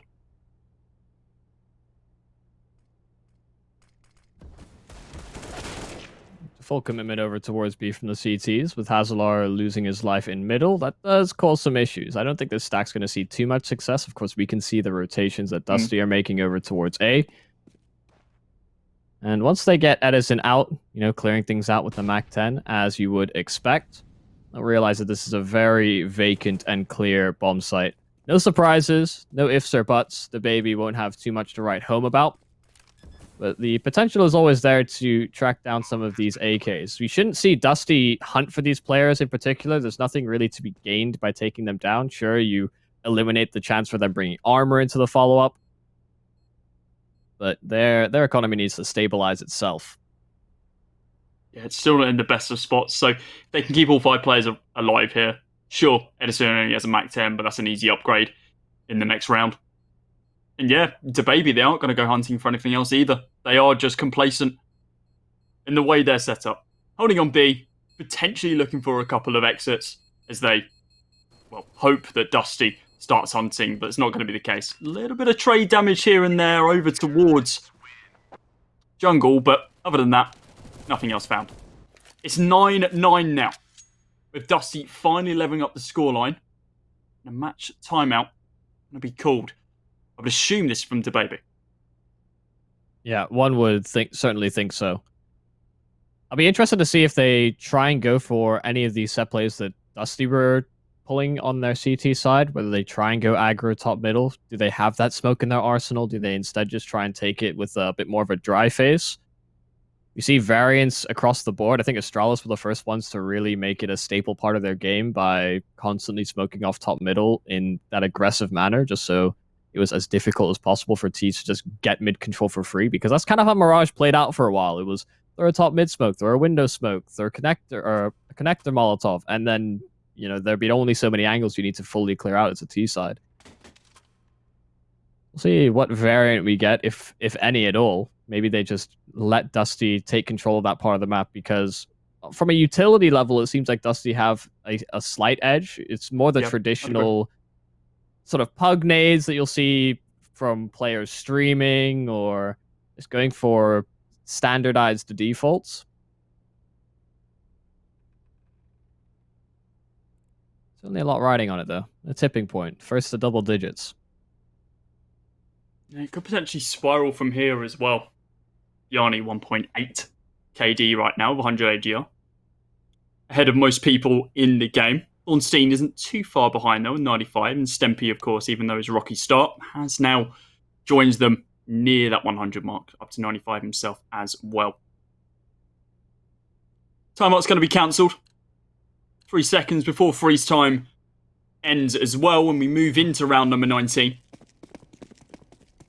Who is going to be that first team into double digits? And okay, I like this from DaBaby. A little bit more aggressive, something that we saw Dusty try on the CT side, just to see if they can get some form of information over on A. The fact they haven't spotted anyone whatsoever as of yet should give up the ghost that, okay, they're not going to be going at least through the standard way to A. Potentially still inside of mid, though, because, of course, they can hear that AK spam. They know that a bit of utility's been chucked down. Short's been blocked. Pop flash there as well. And, yeah, they start pushing up connector. Edison's going to drop down 17 HP as Defo does just leg him as he begins pushing up.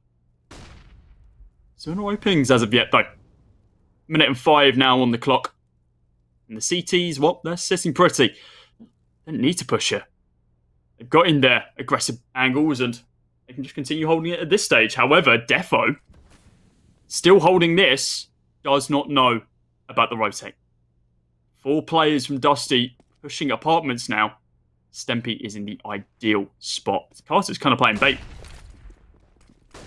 We'll see if they clear him. Stempy up close with the SMG. They don't clear him. The first kill's easy. That's the bomb dropped and exposed. But there's the quick 2 trades there from Dusty, so that bomb can get recovered easily. They even deal with the lurking presence as well from Edison. That could have caught out the rotations there from the baby. And Bjarne close to the market.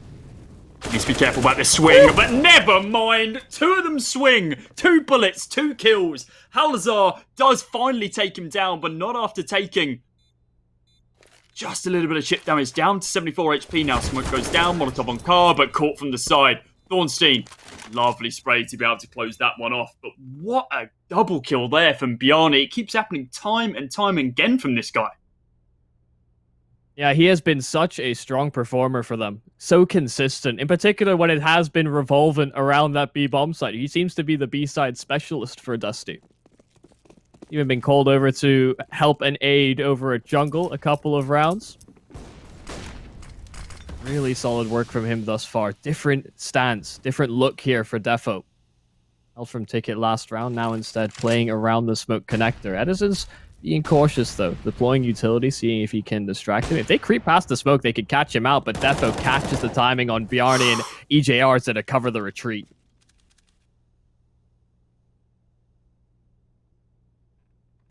Nice pickups there. What else can they find? As we know, there's a Stebby in your midst.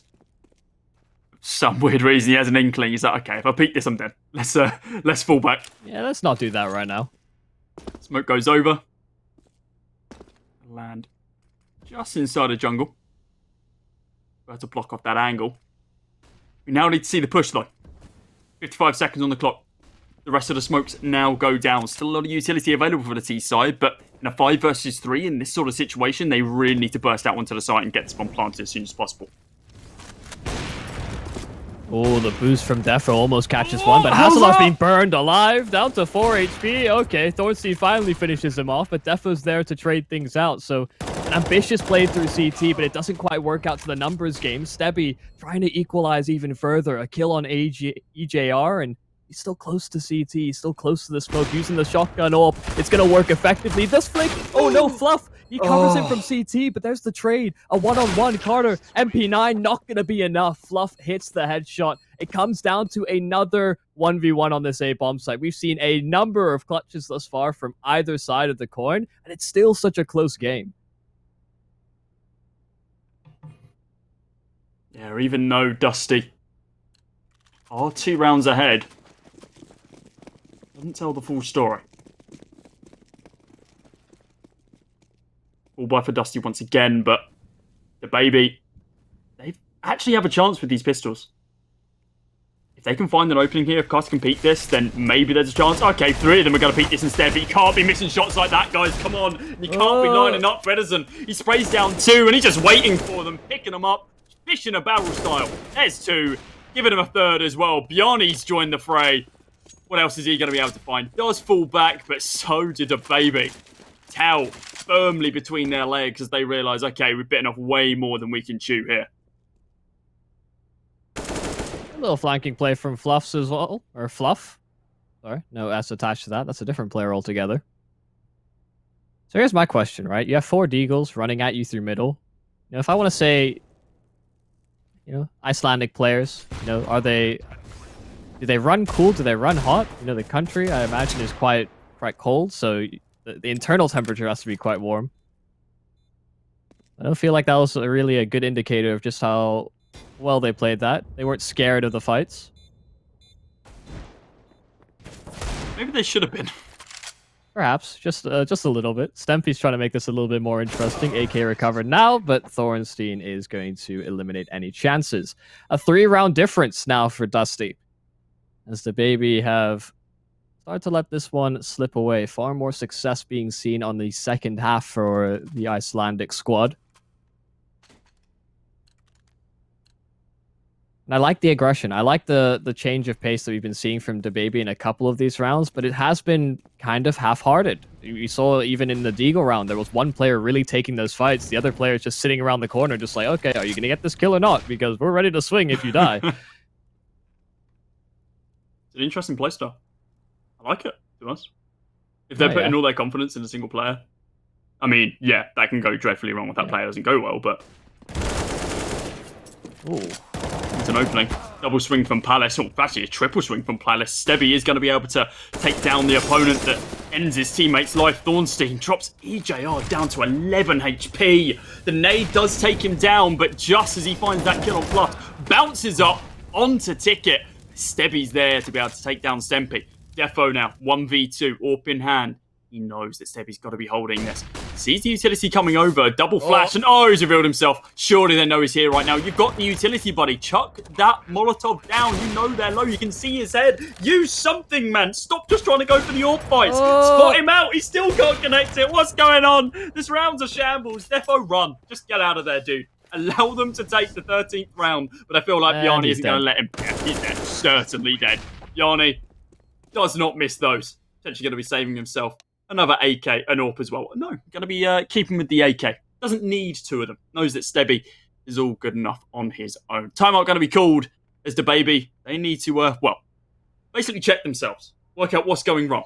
Because these last few rounds, definitely not been the strongest of performance. Yeah, to put it into perspective, we were talking about it earlier, Stempy, 009. Yep. Now 21-19, so he's leading the way. He's gone from point of criticism to suddenly the star, and it's showing as well that his impact has been felt across the rounds, but he has lost out on some of the firepower on his surrounding teammates, which can be a bit of a detriment.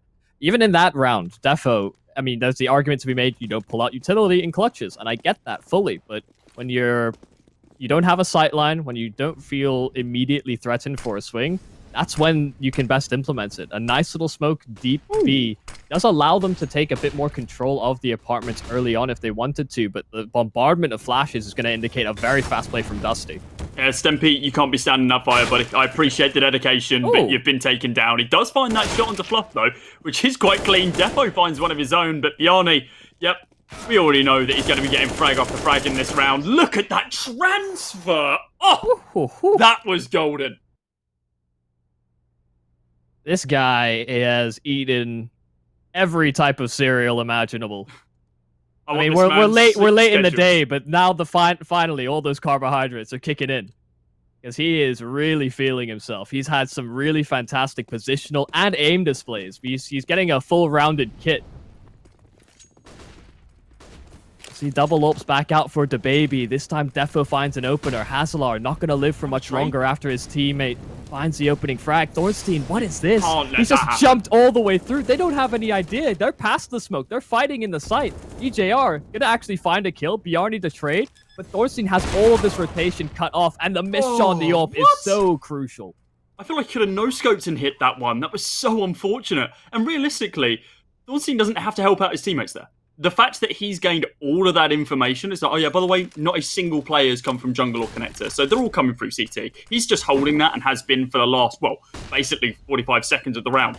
Bjarni now looking to jump up to 30 kills, but no, Stebby and Thornstein are going to be taking those away from him.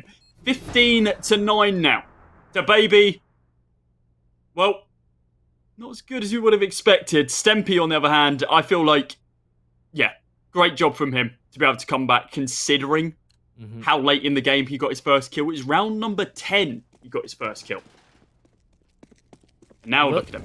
It will have to be said that we mentioned this as well when we were watching Peak earlier on. The difference maker has been the mid-round decision-making and just the crucial positional plays. I like this from Carter, though. An individual play over towards middle. He had a little bit of support as well from EJR, but it's going to force the hand of Dusty to be. And Stempy with the mag! He gets 3! Of course he does! The mag 7 works wonders. Thornstein tried to muster up something, be a thorn in the side of DaBaby, and he gets 2, but nothing further. That play from Stempy is ridiculous. DaBaby looking good as Oprah's bank account in that round.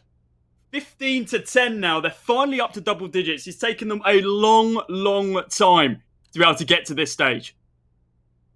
But damn, what a round to be able to do it. Stempy, 3k with the mag 7. 2 of them jumping, all of them headshots. That is so silly. I hate it and love it at the same time. I'm really conflicted. Look, cheese plays are what I live and breathe for when it comes down to Counter-Strike. It's like when somebody Zeus somebody on a ladder. Like I'm Oh, upset, but I'm also really pumped up for it. Give me a knife kill in a single round. I'm happy. Give me 2 and just chalk it up as one of the best games I've casted. This will have to be the lifeblood of the comeback here for DaBaby. It has to be 5 now straight off the back of that. It's just one mistake, one gap in the defense. Dusty have been doing a good job of dismantling and picking apart these bomb sites. Ooh, We're definitely getting tagged down very early on as well. That's really dangerous. Trying for the peak here. Molotov isn't going to spread any further, so he's going to be safe up short at this stage. Bjarne's inside a connector, and I think Carter spotted him. At least just his leg. Didn't want to reveal the position, though. Ornstein does take down EJR, and I wonder how he got that kill, actually. Through the smoke, through the wall. Just on this angle? Must have been.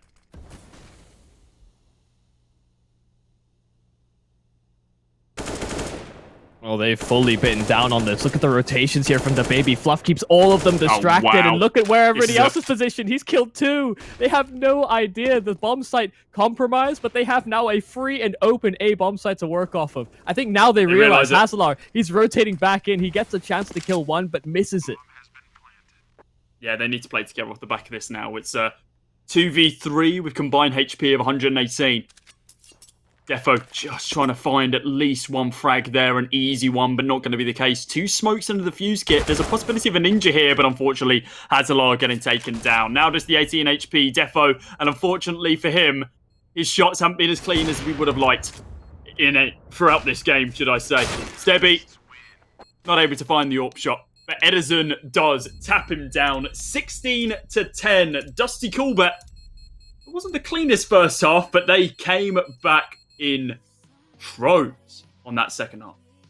Yeah, a really, really good comeback. And just, I mean, I say comeback, it was really back and forth between the two sides, but it was streaky. It seemed like there was a moment in time where we were looking at Dusty Coolbat as being this team that seemed to have all these pieces, these small elements. We highlighted Bjarne as being this strong B-side anchor. He did a really good job over there. We had Edison as well with some great plays. Thornstein. There's really a whole number of names that you could list from that game from the Dusty side, but they were still missing out on winning the rounds. And then DaBaby started to lose out in that consistency. Started to come down to those more crucial 1v1s or 2v2s where Dusty really throve in those environments. Yeah, maybe the gameplay's different if Stempy turns up in those first 10 rounds as well. The fact that from round 11 onwards, he ended up picking up 13 kills. Well, until round number 15. So the fact that in 4 rounds, he's picked up 13 kills.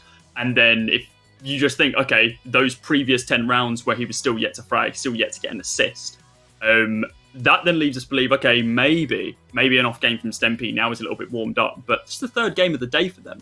They shouldn't be at this stage where their players still need to warm up. So yeah, very much their game to lose, at least in the early game, because they did have those couple of round advantages. Either way, it is a great match from Dusty. I can see why Dwayne follows them. They do very, very well. And yeah, definitely keep your eye on Bjarne because, yeah, some of the shots he was hitting was pretty insane. Yeah, a really solid game. Some things I didn't like, did like. I felt really conflicted the entire match. There were some really crazy plays that happened, but that's exactly what we live for. Of course, we've got more games coming up after this. That was only the 4th of our day of group stage games, and we've got another one coming just around the corner. So don't go anywhere. Still more epic to come your way. In control. Call you 100 times, 'cause I really hate it when you say goodbye. Hello, hello, can I call you mine? Take the wheel, turn the key. Never look back, nothing there to see. It's straight up you and me. You got me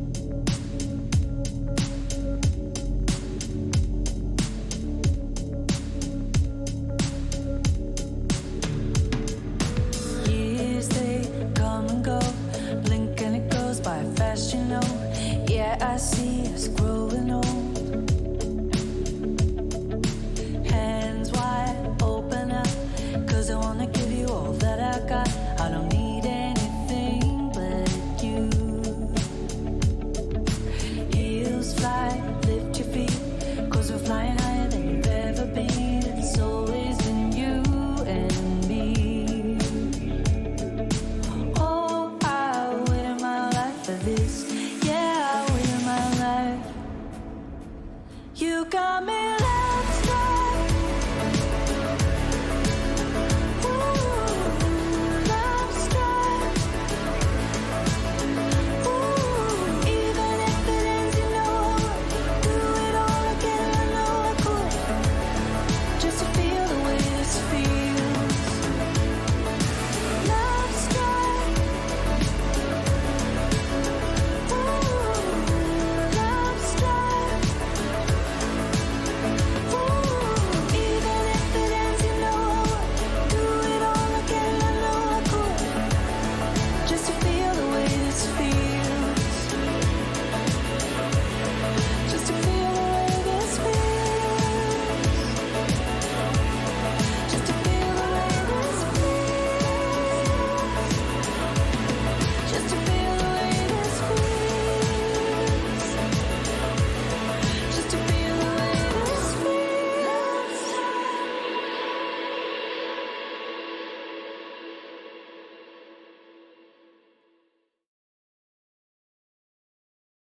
1, 2, 3.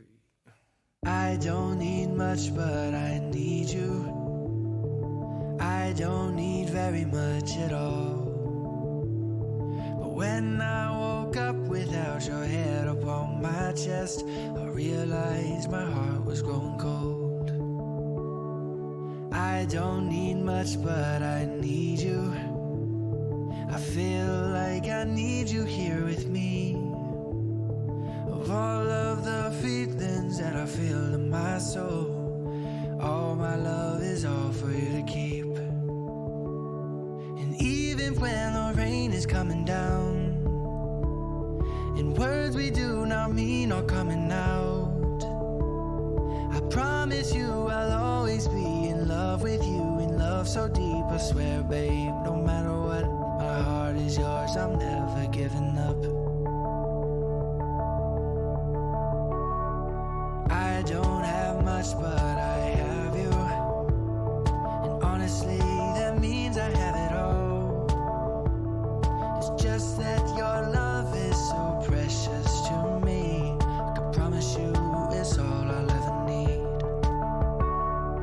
I don't see well, but I see that you are something so unique. I'll always be infatuated with you, babe. Every day I swear I love you more. And even when the rain is coming down, the words we do not mean are coming out, I promise you I'll always be in love with you, in love so deep. I swear, babe, no matter what, my heart is yours, I'm never giving up. Don't you know you are mine and I am yours. You are mine and I am yours. Don't you know you are mine and I am yours. And I wouldn't want it any other way.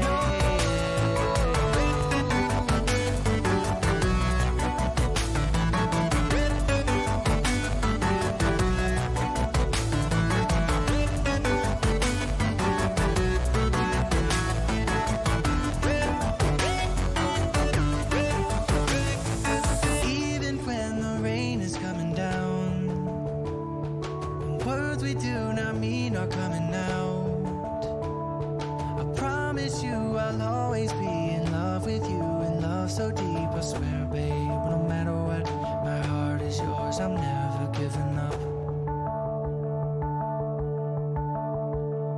I swear, babe, no matter what, my heart is yours, I'm never giving up.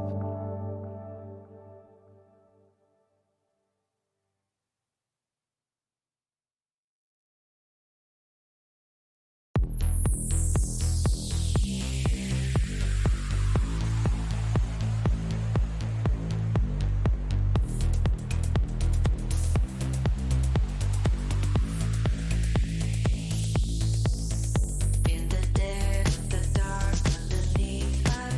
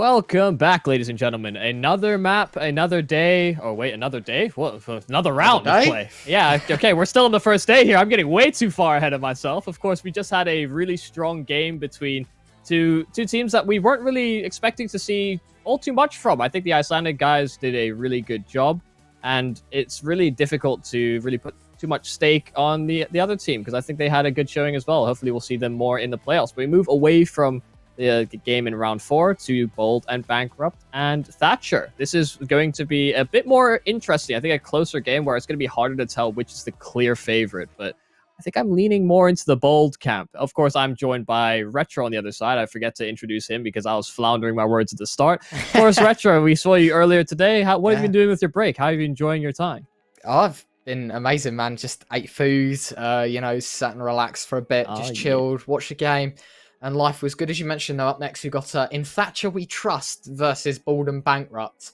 Both of which I can see are currently 2-2 in their groups.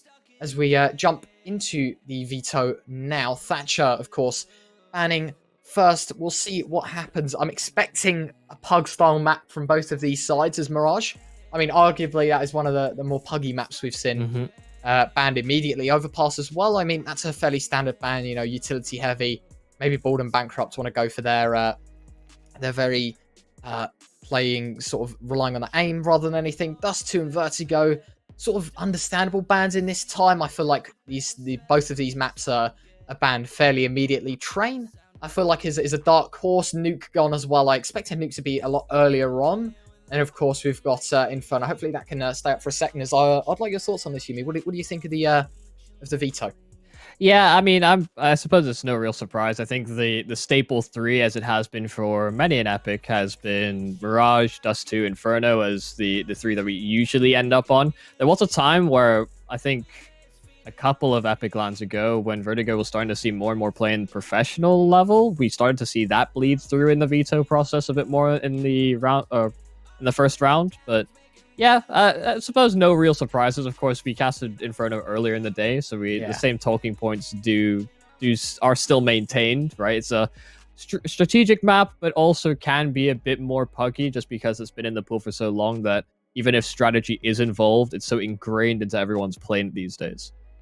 Yeah, of course. I'm excited to see how this one plays out and exactly how Inferno goes. As you mentioned earlier, we saw a fairly one-sided affair on Inferno earlier, and with all these map bans and the nuke ban, I would say is quite an important one. I didn't expect it to be that late, though, as I mentioned. I feel like, though, it's Inferno. It's going to be a great game nonetheless, and of course, with teams quite closely placed in the group, I would argue that this is definitely where fireworks are going to be let off, and things are really going to happen in this game.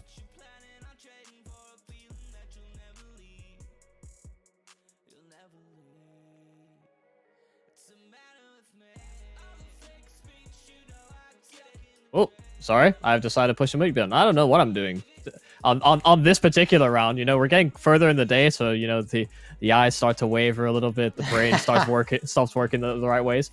I do think it's interesting that we'll end up further into the group stage because those opening day or the opening rounds, you can maybe chalk up as being a bit more inexperienced. Maybe it's a few mixed teams, and you get caught out. But now you've played 4 matches. You need to get these wins under your belt. Otherwise, playoffs is looking less and less likely. Yeah, and we're going to jump into the action now. Bald and Bankrupt versus Thatcher, of course, the knife round. Not really the most important of rounds. You would think. I would argue, though, knife round can be important at times, especially on a map like Inferno. If you want, CT side start, this is definitely where you can pull ahead. And by the looks of things, it's going to be a slaughtering in which Bald and Bankrupt are going to take. Thatcher will now have to be put on a side, and Bald and Bankrupt, they can choose whatever side they take. I'd expect the CT side stay. I think that's going to be the most important factor about it. Will they stay? Will they switch? I would hope they would stay, just for the fact that try and get some rounds on the CT side really gives you momentum on your T side. Vice versa, though, I feel like if you would start T and maybe end at an 8-7 down or a 9-6 down, you're going to have that motivation to bounce back, really put that spring in your step, and return with guns blazing on your CT side. And hopefully things will work out. Now, as we jump into the first round, it will be the state for Bald and Bankrupt. Let's see how things go. Right, before we get too far into it, I feel like I have to call people out for this because it happens all the time at Epic, Stick to your brand, stick to your name, stick to your alias. We have Gamer Thumbs in there. I think he's registered under the name Baka, which I think in Japanese is something like stupid. So, I mean, he's been a bit stupid about his whole brand and everything because now he's being known as Gamer Thumbs. That's it. That's his alias for the game. Well, okay. Yeah. That's my little spiel, my little rant over. Bald and Bankrupt on the pistol on the CT side. Of course, we have Connor on the kit and smoke for the side, so retakes are a possibility, but looking to take fights early at B. Yeah, I feel like this early B aggression could be used, but Kind Deadly is, or is it Kin Deadly? I'm going with Kin Deadly. Kin Deadly. I do apologise. Kin Deadly, lovely one tap to open things up, and he'll pull right on over to the A bomb site as Thatcher will try and bounce towards long position. Kin Deadly tries to open up with one more. Unfortunate Bish there to find one as well, and it's an absolute stomp. Thatcher outnumbered in every level. Kin Deadly is on an absolute spree. 3 heads removed as ZJ is the man to find the last. It's a clean 1-0 for Bald and Bankrupt. A great pistol for them. Yeah, really solid stuff on the rotations there from Bald and Bankrupt. God, I'm just getting annoyed with the aliases. We've got Zedge, got Connor. Those aren't names that are registered to Bald and Bankrupt. They're not sticking to their brands either. I feel like it's unfair. I would call one side out and not the other. So, both sides doing similar stuff. Forfeit the game. Yeah. The casters win. The casters win. I don't think we've ever had a win. No. Just L's constantly, or at least draws. One side might win, but the caster always loses. Yeah, that is true sometimes. We have some late days, that's for sure. Ooh, lovely pop flash there from Connor. Zedge able to get a couple of kills as a result. Down to 4 HP, though, so very susceptible to being tagged down by the Glocks in a chase down situation. But they want to keep him alive. Maxwell on the flank, trying to encroach from behind. He'll be able to clean things up rather nicely as well. Okay, Zedge does get tracked down. He gets a little bit greedy. He's trying to take fights with the MP9 on 4 HP. Brazen, bold, but bold. Do you still take the round? Yeah, I mean, it's a great round from them, keeping those rifles, the M4A4 and the A1S as well. Something to note is Kin Deadly's 3-0 off the pistol. 3 kills, nothing in that round, but I mean, it's a true sight to see when someone of that skill deliver like that. As you mentioned, both sides are really mixes. I don't think either of these are actually teams, or at least I'd hope not, considering their name. Unless, they're not under an organization. But I feel like both these sides, as I mentioned earlier, will absolutely deliver in this best of 1 series. Let's kick things off with round number 3. Quite a slow start in which Thatcher will immediately take control of apartments. And they'll be looking to try and progress from that bomb. Still towards T-Banana. So no real movement with that. But they are doing a great job in bringing down the utility of Bald and Bankrupt. As I mentioned, that ZJ drops skulls through the smoke. In fact, he finds 2 pancakes. Good bite. That's both players towards Banana as well as the bomb. And I think that's dropped on their side of the smoke. Might not be, but as the smoke dissipates, it'll be wide in the open for Bald and Bankrupt to try and claim. Flashbang over the top will come in. ZJ will find it blind, and that's 3k for him within the round already. Corpent will be able to get the bomb. Molotov to try and deny him of that. That's a lovely headshot. Gamer's Thumb will drop one as well, and things nearly full level. ZJ on 8 HP. Similarly, Corpent on 7, but it's quite an interesting round as I say that. It's a tap down, it's a spray down. It's 3 for Bald and Bankrupt. It is worth noting, Kin Deadly is a pretty, I wouldn't say old school player. He's had his reps in previous iterations of Counter-Strike, if I'm not mistaken. He hasn't really been active too much of late, if I'm not wrong there as well. My CS history does sometimes elude me, but they're seeming very well composed on Bald and Bankrupt. They've got a couple protocols in place. Thatcher as well have a couple mistimings on their utility. We saw the duels when they tried to fight that B aggression. Just if they had waited for the flash, it could have worked wonderfully. Now it's the nade stack. It's good utility usage from Bald and Bankrupt, and Connor even taking the fight before the smoke blooms, but there he gets 3. So now it's just SDY. Around the other side, I mean, he's sitting towards logs, just with a deagle in hand, bomb strapped to his back, just waiting for someone to gift him a chance. I mean, there it is. Yeah, there you go. Hold up.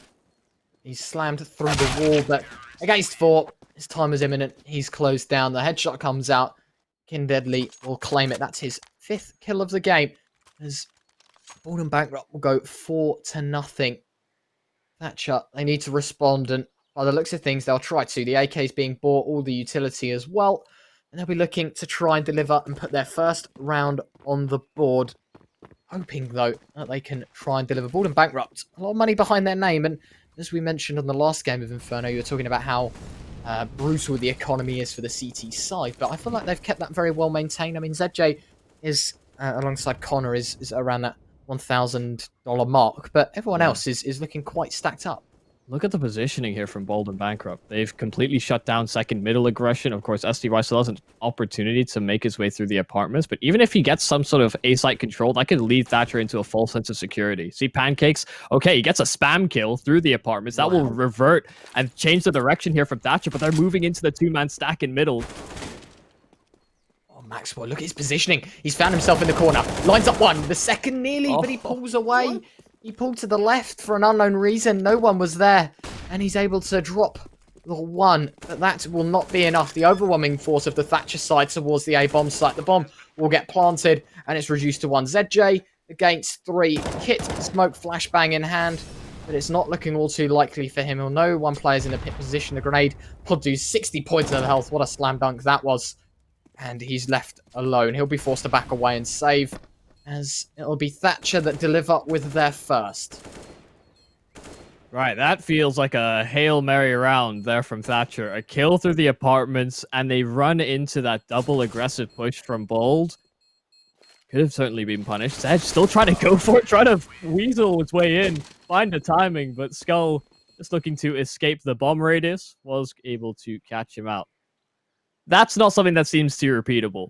It's surprising to me that Maxwell doesn't get more there, gets a little bit flourished, does lose his composure ever so slightly, finds the first kill, and then, like you said, just whips his crosshair to the left side of his screen. So maybe it's a mouse bug. You know, I like to play benefit of the doubt sometimes, but either way, that's something that if it happens again for Bold and Bankrupt, I expect a little bit better results. Thatcher will be happy to get away with that one. Kin Deadly, the up down middle, does find the opening pick. Not going to be the bomb spotted out. Not that that would lead or bleed too much information over towards that CT side, but here they are setting up a pop flash play, and Zedge gets both. Wow. We were talking about this. The Bald and Bankrupt utility. Zedge, he drops 3. The AK is reigning supreme from all angles. Maxwell to drop the last one. It's 5-1 to Bald and Bankrupt, and you were talking about that utility usage, and my word, did they display that. Connor, the flashbang over the top. He drops 2. What a round for them. The banana control shut down completely, as you can see on screen right now. Connor, 7 enemies flash, 220 utility damage inside 6 rounds. That man, his utility is on fire. We jump into round number 7, though, and Thatcher, they're definitely going to be feeling this round. Some players on AK, some players on Desert Eagles. There's a couple of Tech 9s in mix as well. It's not looking too great for them in this one. I like the call to change things up over towards A. The old spin position there now a couple of rounds. Opportunity for the Tech 9s to close that distance, try and get that out of his hands, maybe compound that in some more frags as well. But the setup here from Bold should be enough to at least get early recognition of what's going on. B site's not being too aggressive either, so the information for the CT side is somewhat limited. They know that the apartments has been taken though.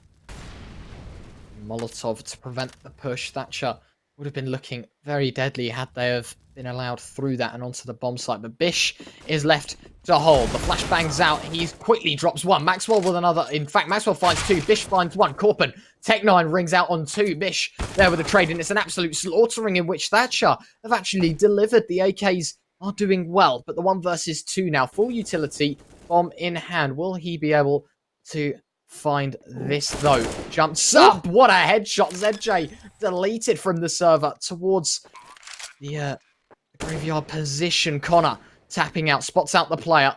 It's only going to be head versus head, I feel like, unless if that swing wide comes in. Connor, he's going to be pushing up close and personal. The headshot comes out, and Bald and Bankrupt will make it 6. A very close round. And may I remind you, that was a half buy for Thatcher. That wasn't even their full potential with their weaponry that round. Maybe they found an exposure towards this A-bomb site. Yeah, it could certainly be identifying a small bit of weakness, especially with a lack of presence towards the apartments. You could see how concerned they were about the dive out there from Thatcher. The initial trades actually went rather well from them, but because they have so much confidence in holding these sites, Thatcher haven't really been doing a great job thus far on the T side of finding clean, fast entries, but they accomplished that goal initially, and you could see just how stagnated the rotates were. They were so firm in holding towards the B bomb site. That may be an issue that could be exploited. Of course, an early pick towards B can really go a long way as well. It's forced Deadly into position.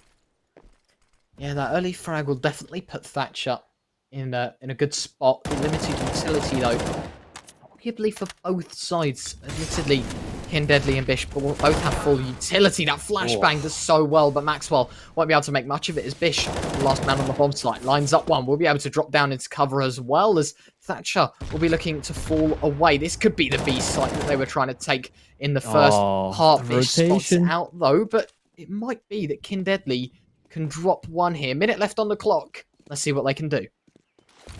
The rotation, they have a smoke as well. Good Molotov by Deadly, recognizing what's at stake. Gets himself into a great position to hold here with the AWP. First opportunity given. The nade could finish them off, but no, Zedge steals it all away. It's SDY, the other side, over at A, trying to run distraction that's left alone. 35 seconds to get this bomb recovered, and they are swarmed around it. They're holding for him to come through. Banana Zedge, the great angle taken, and the hairline is all he needs. Golden Bankrupt, 7-1. A great mid-round decision there on that CT side. Yeah, I feel like that could have been played better from the Borden Bankrupt side to deliver with their 7th. And we were talking about in the last game as well how little timeouts are going to be used. And you think by now Thatcher could have called a timeout, could have talked about exactly what they wanted to do in these rounds, because they're slipping. And admittedly, you know, round difference does matter, but you would want to get these wins. You would want to consider what the problem is. And the one round that they delivered in was, you know, due to the wall bang headshot towards A onto the 2K on the bomb site, and they left themselves in quite a good fashion to win the round, so maybe that timeout could have been used. Solid crossfire in through middle. If Thatcher decides to try and take brackets control, this elevation from Maxwell is going to mean all the difference. Just waiting for Skull to peek the angle. Oh, he was concerned about a flash, turns away. Skull now holding, trying to pre-aim the angle. They double up towards short. They can retreat to site. There's a trade available. Skull will take one down, but now reinforcements is coming. But the one way, it works wonderfully. Gamer Thump, SDY, they find 2 entries. This A bomb site collapsed upon. There's no real way feasibly to answer back into the site, but 7-1 up, they're going to try it. Yeah, no utility other than that flashbang. A kit on ZJ as well will be really a problem for the Borden Bankrupt side. And a 2 versus 4 situation, it'll be the first shot towards the site, but SDY swings wide and he'll find the frag. ZJ drops and it's all on Connor. And I was talking about that timeout, and I think Thatcher, they've really shut me up. They know exactly what they're doing, and they deliver with their second with precision and style. What a shot as well. Connor will get the tag up, but it's too little too late. Bomb's too far gone, and Thatcher, they'll be able to find themselves their second. Yeah, they've now had 2 successful A-site finishes. You actually see a casualty of the bomb. Gamer Thumb surviving on 1 HP as well, so he's lucky he didn't fall as well. And now 2 A-site finishes for Thatcher. So maybe a minor weakness that has been exposed as we go further into this, because it still has been close in the majority of the rounds. That one, the most convincing that Thatcher have been able to register. Ooh, Seekin Deadly tagged down early. Zedge up close and personal with the Max 7. The distance breaker here with the SMG. Corpin able to get one. The Gamer Thumb loses his life to a Molotov. Okay, he tried to back his teammate up, regardless of what was going on. Fires, flames, who cares? Can't leave his teammate high and dry, but instead he's roasted. And to a crisp as Thatcher, the remaining 4 all try to head towards A. It's Deadly that lines up the first shot. The collateral comes out, but it's not the finish. Bish will be there to finish the job, however, at least he's got 2 more to find. Corporate positioning. Oh my word, he could have lined up 2. Thatcher, they miss out on a prime opportunity to deliver, and it's all left on pancakes. 1 versus 3. Does find the first, taps the bomb out. He'll be looking towards the smoke. He'll shoot. Pull the bomb once more. Oh my god, Pancakes delivers with the no-scope. He will have to look towards short for this last frag. And he might just do it. The no-scope misses. My word, did he just give us what exhilarating moment that was. But Thatcher will lose out. What a close round. Bald and Bankrupt deliver with number 8, but in such close style, Thatcher, they've got to be kicking themselves. Pancakes nearly delivered the clutch of a lifetime. I'd usually be critical of somebody not scoping in on that last kill, but, you know, after the first one, I could see he was feeling it. He had full faith. Oh, so close. Makes that so much more interesting, so much more damage onto the economy of that CT side as well. The loss bonus that Thatcher are sitting on, though, they can continue reinvesting, even though it comes down to that one in solitary player. But these SMGs, the pistols as well, they'll want to close the gap. Bald and Bankrupt could benefit a lot from taking deep banana control, and you can see Thatcher already post themselves up in that position. So good recognition of what the ideal spots would be here from the CT side. Yeah, there is a timer, though. I think the CTs have to get aggressive at about the 40-second mark if they don't see anything significant. I was going to mention the fact that the aggression that Thatcher are taking has definitely changed, and I don't think what they're doing is exactly worked out for them. I mean, you can see the HP right now is fairly even. I think there's like, what, 4 HP in it? Not even that. So I feel like that these early rounds, they're not finding much out of it. As I say that, though, explosive play towards Long. Maxwell will drop one through the smoke. Corpin, he'll return the favour. Deadly fires the AWP shot off. Won't be able to find anything. The flashbang, and he misses a second. That could have been the most crucial shot for them. Bish will be left to hold this down, but never mind. I say that. Deadly and ZJ chime in with 1 each. It's all on Pancakes, and the AWP reigns supreme. 9-2 the scoreline. And that is a round that Bald and Bankrupt wanted. That looked like the a-hole that they were looking for with additional steps. Missing those initial shots towards the arches. You know, he gets 2 kills with the AWP in the end, so the result's all the same. Just a little bit more round time elapsed. I mean, look, Zedge has bought a Max 7 again. I think he's really... He's wasn't too successful the first time. No, it wasn't. He missed basically every shot. But look, I appreciate him trying to... But then again, I've just realised Corpin has tried to return the favour with the sword off as well. So maybe both teams having a bit of fun as he holds towards Boiler. I'm not sure how much effectiveness it'll have against these long players. And Corpin and SDI will get dropped immediately by Bish as he triples up. This is a beautiful array of frags for him as he lines up the 4th. This might be the first ace, but it's dropped. Pancakes will deny it. He'll quickly be gunned down by these 4 remaining players, and Bald and Bankrupt will make it to double digits. Small tidbit. I'm pretty sure if that nade had fully exploded before he died, he may have killed himself. He was sitting on 10 HP. He was about to bounce back in his direction. That could have been a neat little thing to happen. Yep, would have been an awkward moment that we could have highlighted later. But what's awkward is an 8-round lead. Sure, the CT sides sometimes do feel favored, but recently with the economy changes, the T sides have been getting a lot more success. Pancake, a kill to start things off very early on. He's the one that holds from bridge to punish apartment. He hit it again. Yeah, this time I don't think it was just the spam. He may have spotted him on the cross. Sergey, hello! He returns. Oh my god, Sergey! Oh my god, you wouldn't believe it! The Mag 7 reigns supreme towards Banana. Do not push into this man. He'll be hunting more and more as he jumps over the top. He'll be looking for more and more damage. No way is this going to be the first ace! Oh my god, I don't get it. He delivers all 5 kills. The Molotov finds 1, but the Mag 7 reigns supreme. Bald and Bankrupt make it 11 in such spectacular style. What is going on? We had Stempy in the last game. 3 kills with the Mag 7. Zedge, you know, you might have been watching the stream, saw that. It's like, you know what? I fancy my hand at that. Criticize him for missing earlier on, but he hits everything at Banana. I don't know how to feel. That is so ridiculous. Deadly starts off round 14 with an AWP. And Corpin, this is much faster pace. You can catch them out here. Deadly holds the angle, though. His teammate gets aggressive through middle as well. They are suffocating Thatcher right now. I still can't believe the Mag 7 play. Just bear this in mind that I think I think it is the first ace of the tournament was found to a Mag 7. But I mean, oh, we had a pistol ace last game. I've just been informed. Well, I look like an even more of a mug. But look, I think it's the best ace. No matter what happens. Wow. Okay.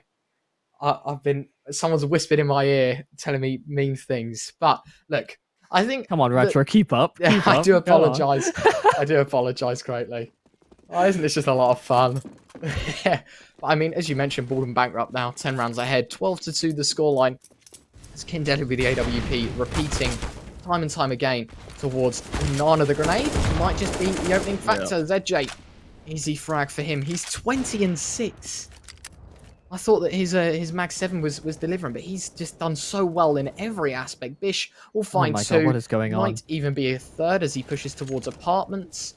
And I think it will be. He will be able to fall back. But 2 versus 5, and Thatcher, they've been outgunned, they've been outturned, they've been absolutely demolished. As it'll be 13 for Bald and Bankrupt. This first half has been a one-sided affair in which Bald and Bankrupt have abused and used all the way through. 20-6 on ZJ, as I mentioned. The UD 294, 400 on Connor, 10 enemies flashed to his name as well. That is unreal. There have been a few moments where it seemed like Thatcher may have had a chance. You know, a 1v1 that I think went Bald and Bankrupt's way, right? That could have been a tipping point, maybe get a few more rounds to their name, but this has turned into a different beast. They have really been exploiting them on this game, and while they're Bold and Bankrupt, they seem to have a lot of hair on their chest in these rounds, a lot of ambition, and well, the fast rush down through B that gets them some early success. I don't really see a way in which Thatcher realistically come back into this game. We need to see something spectacular, and Pancakes may be the one to start it off. Yeah, USP Headshot claims 1 victim, but he'd need another 3 alongside his teammate Skull as well. But they do have a kit between them as well as that. But I speak too soon. Bish deletes them both. 4K for him. Bald and Bankrupt, they make it 14-2. And my word, is this getting even more dangerous. Bald and Bankrupt delivering. And do you think now Thatcher will be playing for fun, trying to play? Oh my God. Have you seen the buy? Yep, no, I see it. The 2 Mag 7, they're trying to return with double the power as they're both inspired. players are heading towards B. This might just be the play that they're looking for. Oh no, look at the map as well. They're all running into it. The crossfire is there. Corpin claims 1. The Mag 7 are raining out, but ZJ and Maxwell, they find 1 apiece. It was a failed attempt, a valiant one, but it was absolutely demolished of SD White. Will be on the rotate with the UMP in his hands. And Bald and Bankrupt will be looking to claim 15. You know, I'm kind of happy. You know, we've had a couple Mag 7 plays. I discredit the shotguns quite a few times. I think there's some instances where they can work. I mean, we've seen some instances where they certainly can work, but glad it's just not repeat success. Has to have a bit more flavor, a bit more sauce. Not quite an easy meal that can be prepared whenever you want. 15-2. Well, we'll not beat around the bush. We said it a couple of times, but this is a whitewash. This is as brutal as it gets. And this is sometimes how the group stage can look. We've seen it previous epics where, you know, we try and get a broad range of the teams that are attending, trying to paint a picture of where we think everybody is. And sometimes it just ends up like this. Of course, there's some experience on Bold and Bankrupt that elevates them over Thatcher. And well, that's certainly showing. Yeah, I mean, they've delivered in every aspect as it comes down to the last 3 members of Thatcher. Make that one. It's all on Gamer's thumb. And look at this. He's on the B-bomb site. He knows. He's in the corner. He's just mindlessly looking around as our observers popping. Oh, he's looked back at you. Did you see that? He was staring right at you then. He knew. Oh, he's even trying to fire off a shot at the camera. He's spotted out. And he's deleted. Bish will make it 16-2. Bald and Bankrupt. They deliver in spectacular style. 14-round difference in that game, and my word, were they good. Yeah, not how we thought that was going to go. I think the early stages, we saw those small glimpses. We highlighted it before, but these small glimpses, these small moments of hope for Thatcher, and then it all just falls apart. You know, they started stacking up the house of cards, and before they even get past like the first or second pyramid, it just all collapses, and it almost looks like they give up. And not only that, their brothers come into the room and set the cards ablaze, so they don't even have a chance and really starting that hobby of theirs. Yeah, I mean, that was one-sided to say the least. I mean, look, it was painful to watch for the Ball and Bankrupt side. I mean, congratulations to them. It was a fun game. It was a fun game. And the Mag 7 Ace was truly something else. But I feel like something we should highlight on is we talked about it last time, the lack of timeouts that were used. Mm-hmm. Again, Thatcher, I feel like they could have used a couple of timeouts here and there. Try to think about what they wanted to do. Try to, you know, maybe incorporate a timeout here. Think about what they did.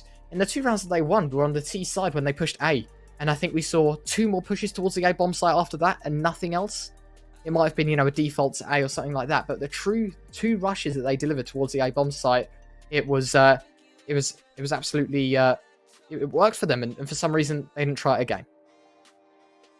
Yeah, well, I think it came down to, right, they won 1 crucial clutch on the A-bomb side as well. I think that would have been a money-breaking round as well. So, yeah, there were moments where it could have tipped the scale at least a little bit more into their favor. It wouldn't have been such a one-sided game, but it did feel as though they weren't able to exploit the B-bomb side as much. We saw how much utility damage they were getting that direction as well. So it was hard for them to crack through the basic protocols that Kin Deadly and crew, Bold and Bankrupt, were able to throw at them. And I think if you're coming into epic.LAN and just expecting, you know, pug-style games, then you're maybe missing a few pieces of the puzzle. Maybe just there to have fun. Of course, that's a welcome addition as well. But having those basic protocols, or at least understanding how they operate, can be a really big step forward in developing yourself into more and more tournament play, because you're going to have players like this that, even if they are a mix, will have a strategy prepared.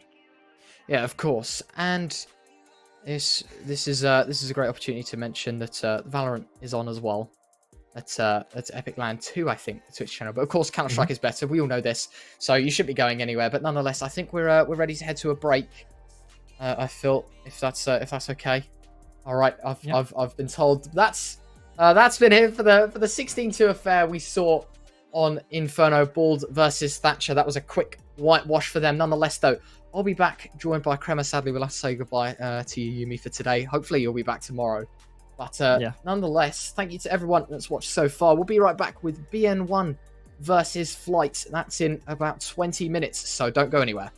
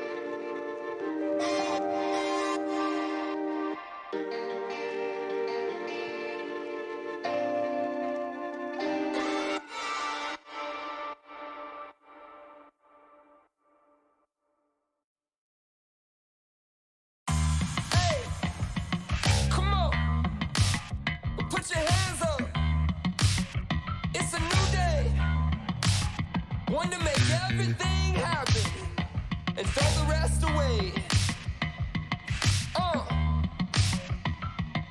You ready? Ooh, I got a plan. Need to put it into motion. Gonna cut to the chase. It could be bigger than the ocean. And if we were smart, and we are who we say we are, then it shouldn't be hard. No, it shouldn't be hard. Sing to the rhythm of love, and dance to the boy on the floor. Write the words to somehow. The key break on the door. 'Cause if we all go to the rain, oh, there will be stars.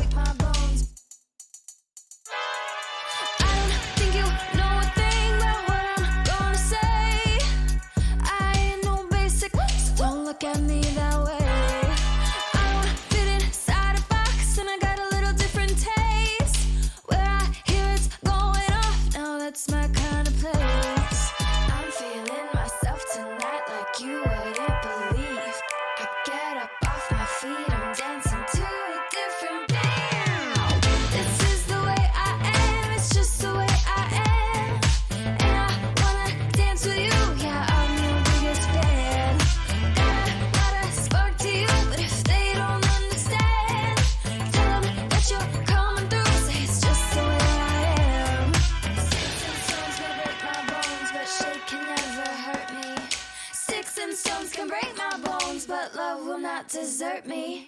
Checking out my horoscope before I walk out the door. Gonna make it beautiful no matter what's in store. Got a lot of shit to shoot and dollars to be made. Whatever you wanna do, I'm free on Saturday. You're feeling yourself tonight like we wouldn't believe. So get up off your feet, we're dancing to a different. This is the way I am, it's just the way I am. And I wanna dance with you, yeah, I'm your biggest fan. Got a lot of attitude, but if they don't understand, tell them that you're coming through, say it's just the way I am. You think you know me? Yeah, you think you know me? Read the sign of my heart, real bitches only. Ain't got no time for your bullshit. I shoot for stars cause I'm worth it. I bring the heat cause I wanna. You start the beat, then I'm gonna. Ain't got no time to explain myself to anyone else, I'm me. Six instance the way I am, but shaking the way I am. Six instance the way I am, but love will not desert me. Six instance the way I am, but shaking the way I am. Six instance the way I am, but love will not desert me. Six and stones may break my bones, but shake can never hurt me. Six and stones can break my bones.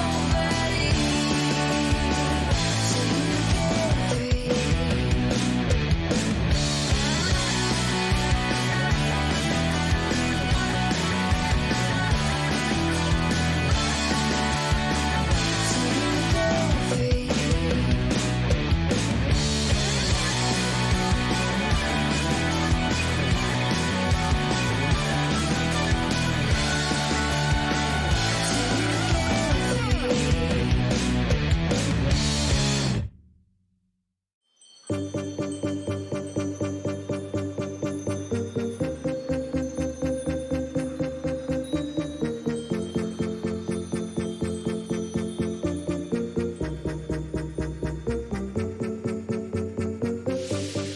nights I fall into a state. I feel it all, bittersweet taste. Don't know what's making me this way.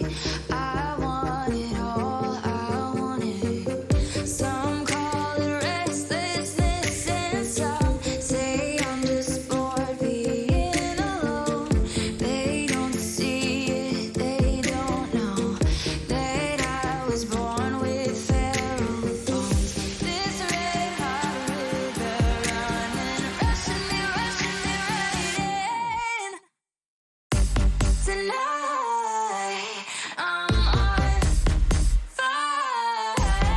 I get wild, oh inside. If you wanna run with me, gotta learn to show your teeth. Oh, 'cause I was made this way. A wild heart can't be tamed.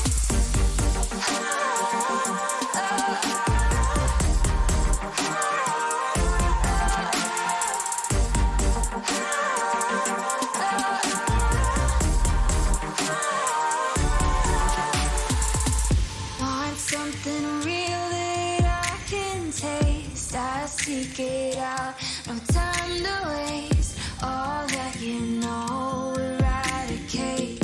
When it comes to this, there's no right way. Some call it restlessness, and some say I'm caught up in illusion. They don't see it, they don't know that I was born to lose control. This red hot river running, rushing me right in. I try to let it go, but I can know I gotta give in. Tonight I'm on fire. I get wild, oh inside. If you wanna run with me, gotta learn to show your teeth. Oh, 'cause I was made this way. The wild hearts can't be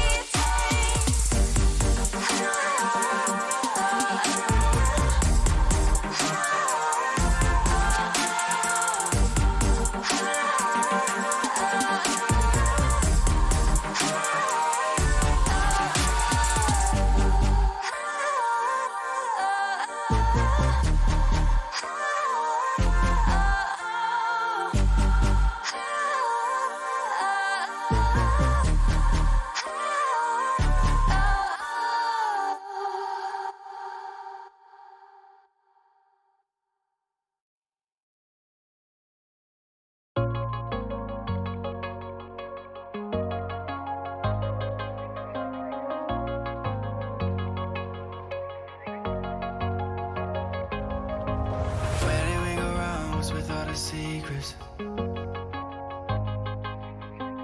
You've been feeling strong, but I'm feeling weakness. I've been losing sleep 'cause I'm worried about us. What makes me doubt us is I can't get past what I heard now. Sometimes I think that we're under something. Sometimes I think that it's all just love and easy days. But every time that we're getting so close, you keep pushing me away. Why can't we work it out? Why can't we work this out? I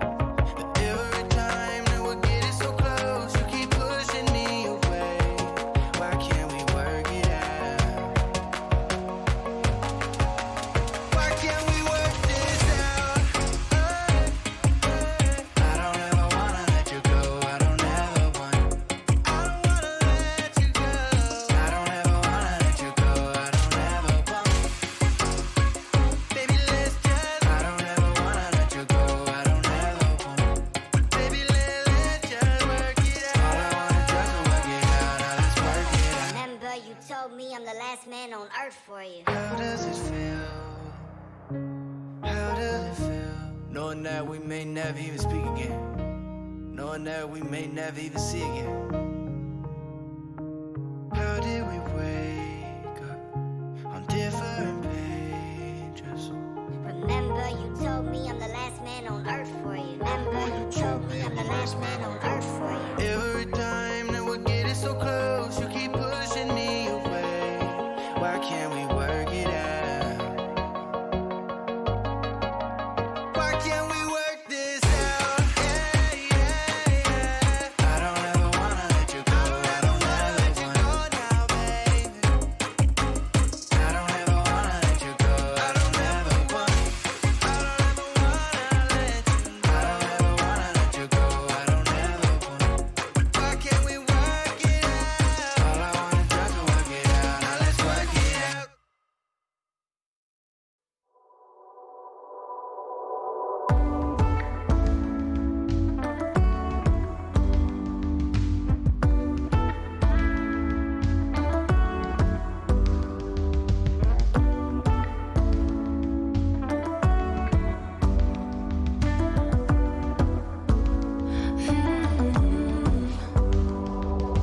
Colors fill the space whenever you're around. We're illuminated in my room right now. There in your mind, deep in your eyes, I know you see it too. The more we break, the better way the light comes through. You and me, we can really mess it up sometimes. We're bittersweet, but I think about you all the time. It's addicting. Loving something wild inside. A masterpiece. You're a work of art that's come to life. Don't matter if you don't get it right. Just lay your flaws in my arms tonight. People don't write poetry about a perfect life. There's something beautiful about you and I.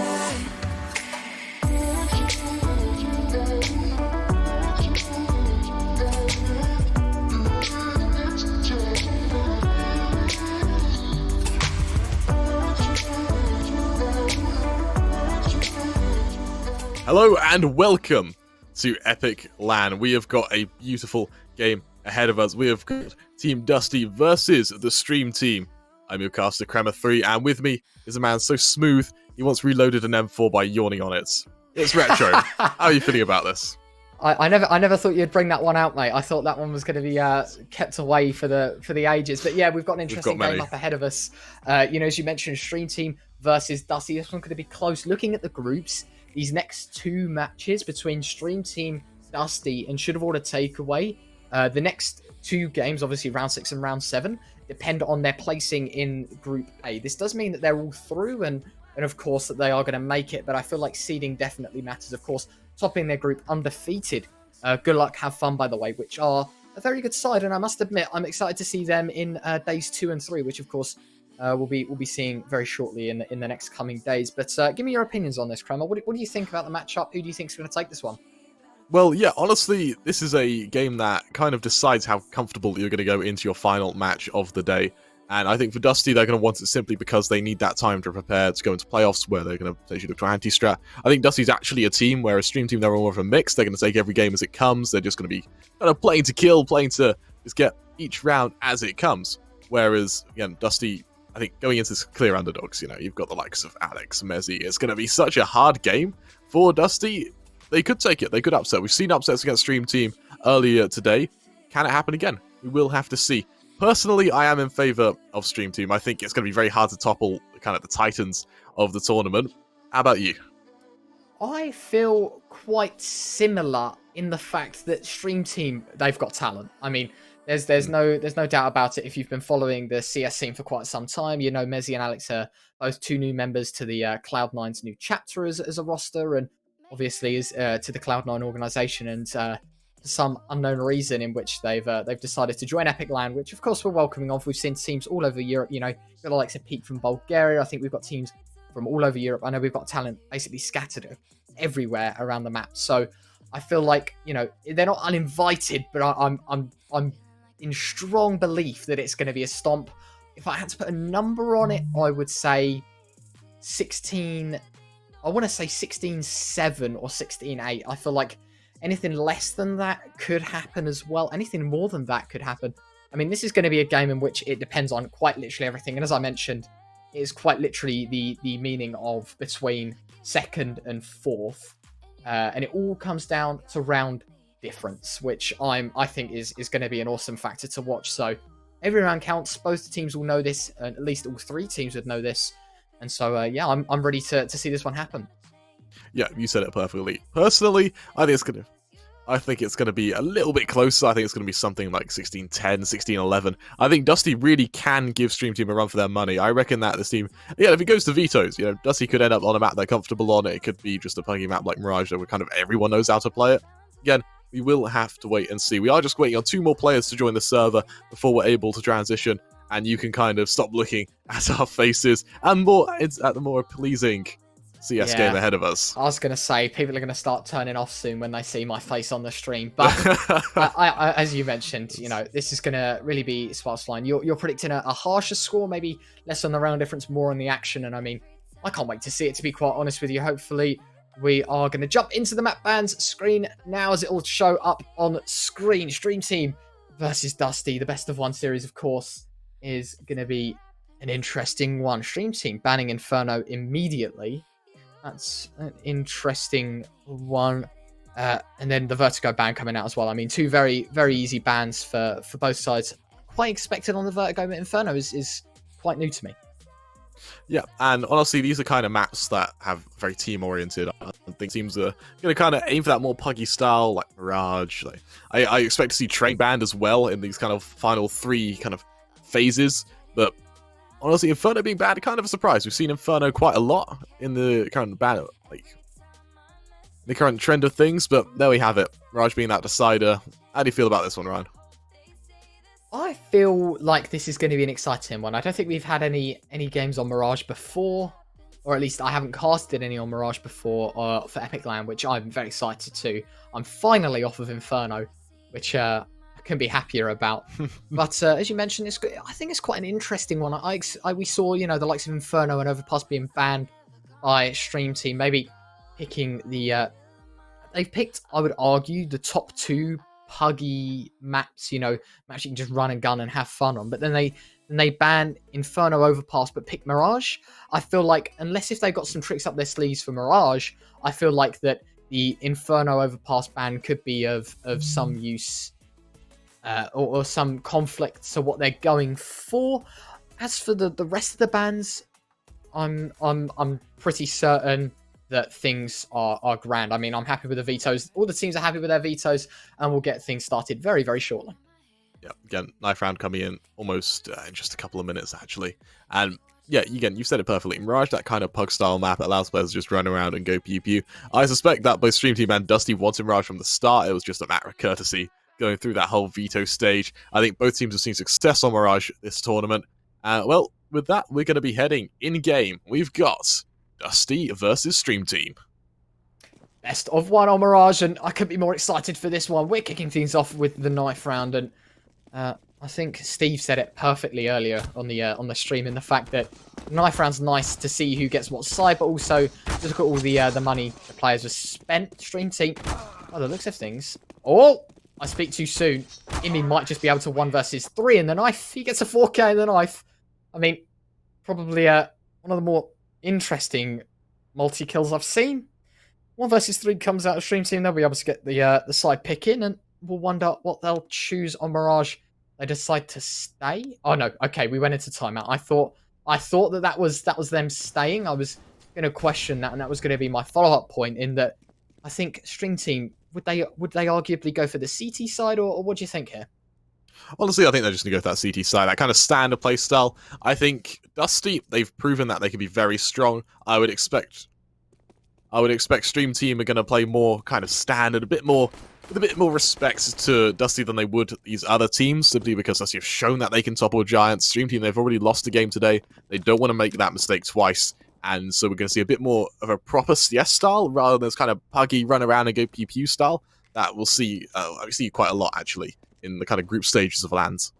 Or WANs in this case. Yeah, I was going to say, you know, Epic WAN. Don't make me cry. Yeah. Sorry, you made me cry earlier by my yawning reference of an M4. That's...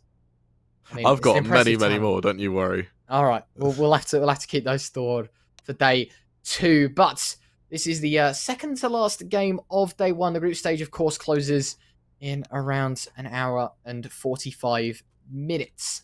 I'm excited to see this one. Stream Team, obviously, one of the more favourite teams in this one. Mezzy, Imi, Pulse, Alex, and Fraser versus Dusty, Coolbet, Fluff, Edson, Stebby, Yanni, and Thorsten.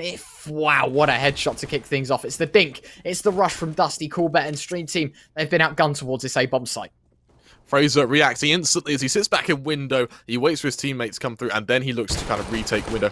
Vorsteve able to get that early kill, and now he's wary of that follow-up. The nade is going to do a bit of early damage, but Alex is going to fall as well. 3 versus 5 now for Stream Team, and they've been locked out of the safe site. They're going to have some real issues coming up from CT, trying to just re-engage on this after plant.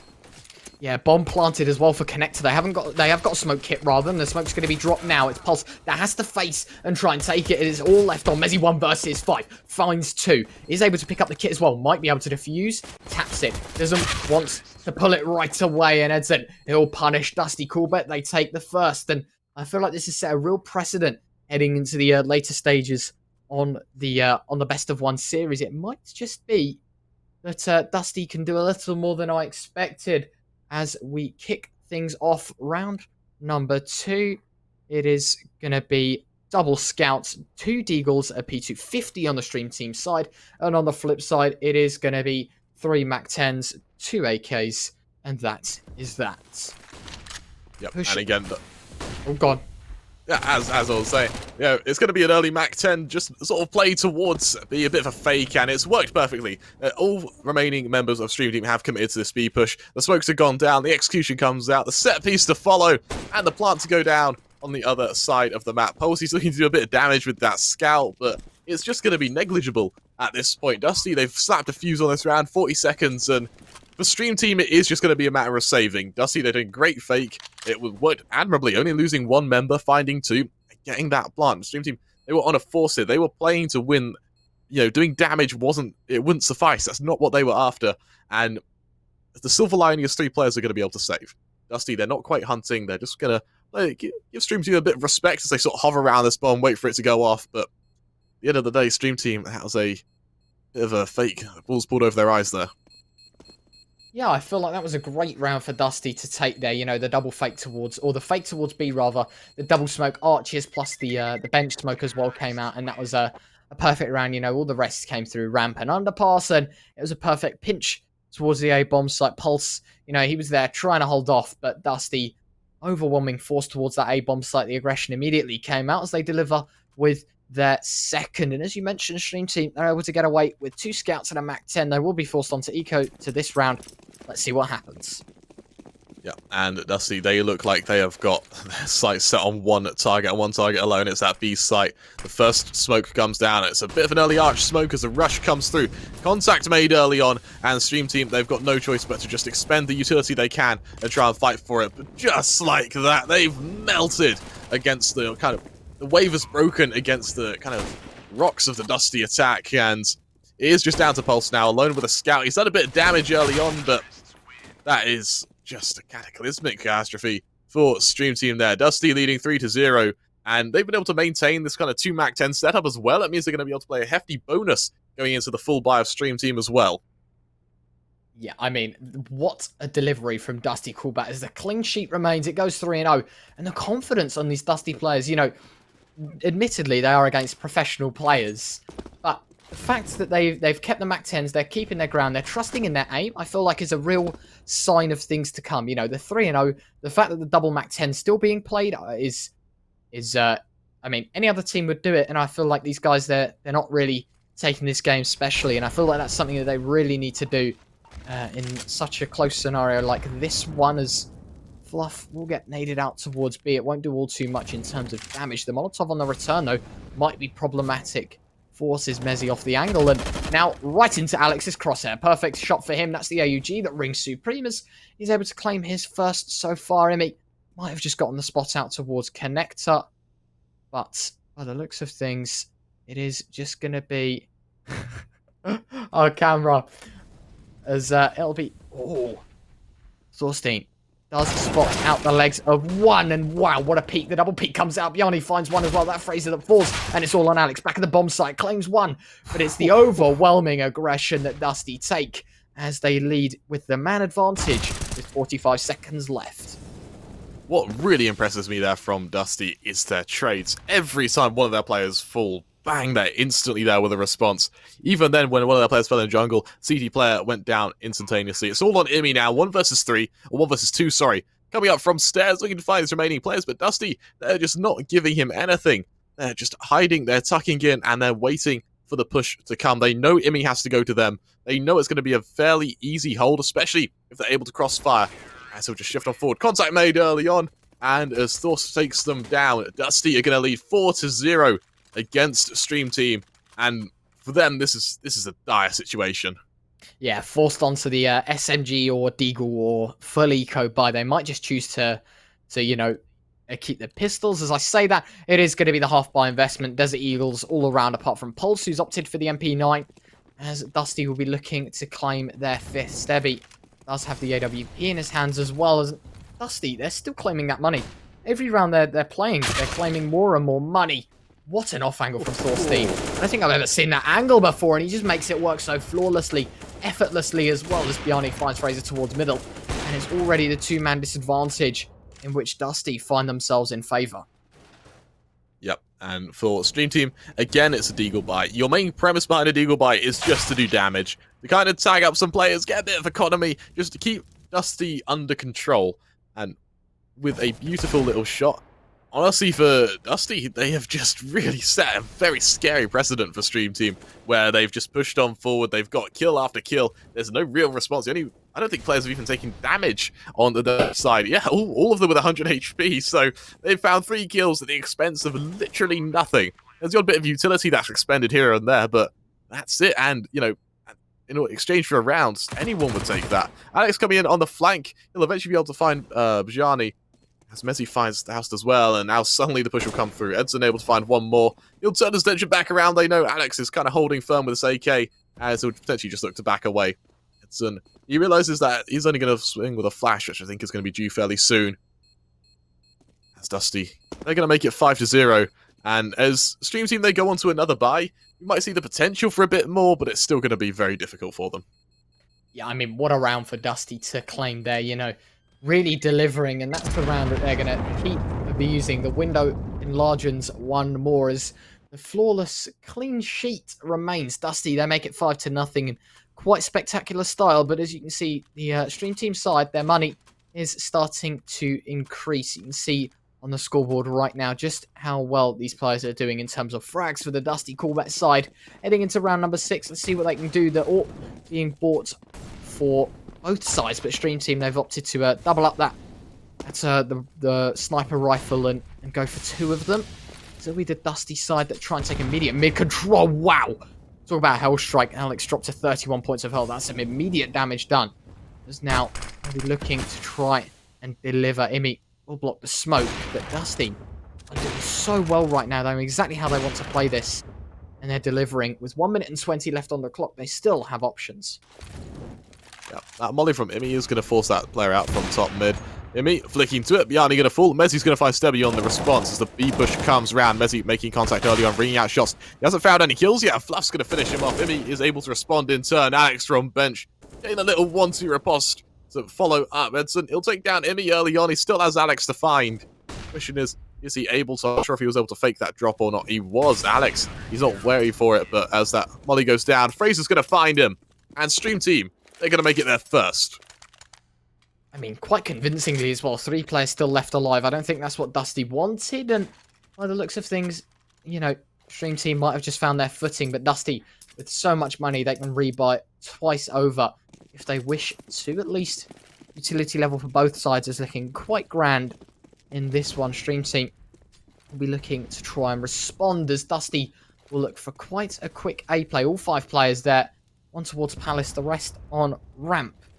As the smokes will begin to line up. Imi will find the frag, and all of a sudden, Dusty will be pulling their trigger quite quickly towards the A bomb site. Imi misses the next shot, but it will be Pulse that's there to follow. Thorstein finds one, and Bjarni finds one in the Molotov. It's Imi that falls, and it is the man disadvantage once more for the Stream Team side, as the smoke is going to be problematic. Mezzi, so smart. That's so good, as now the smoke dissipates. He can aggress on forward. He'll hear the scope. He'll hear the shots. He'll ring out and find himself his second. The grenade to go over the top as well. Tries to deny the plant.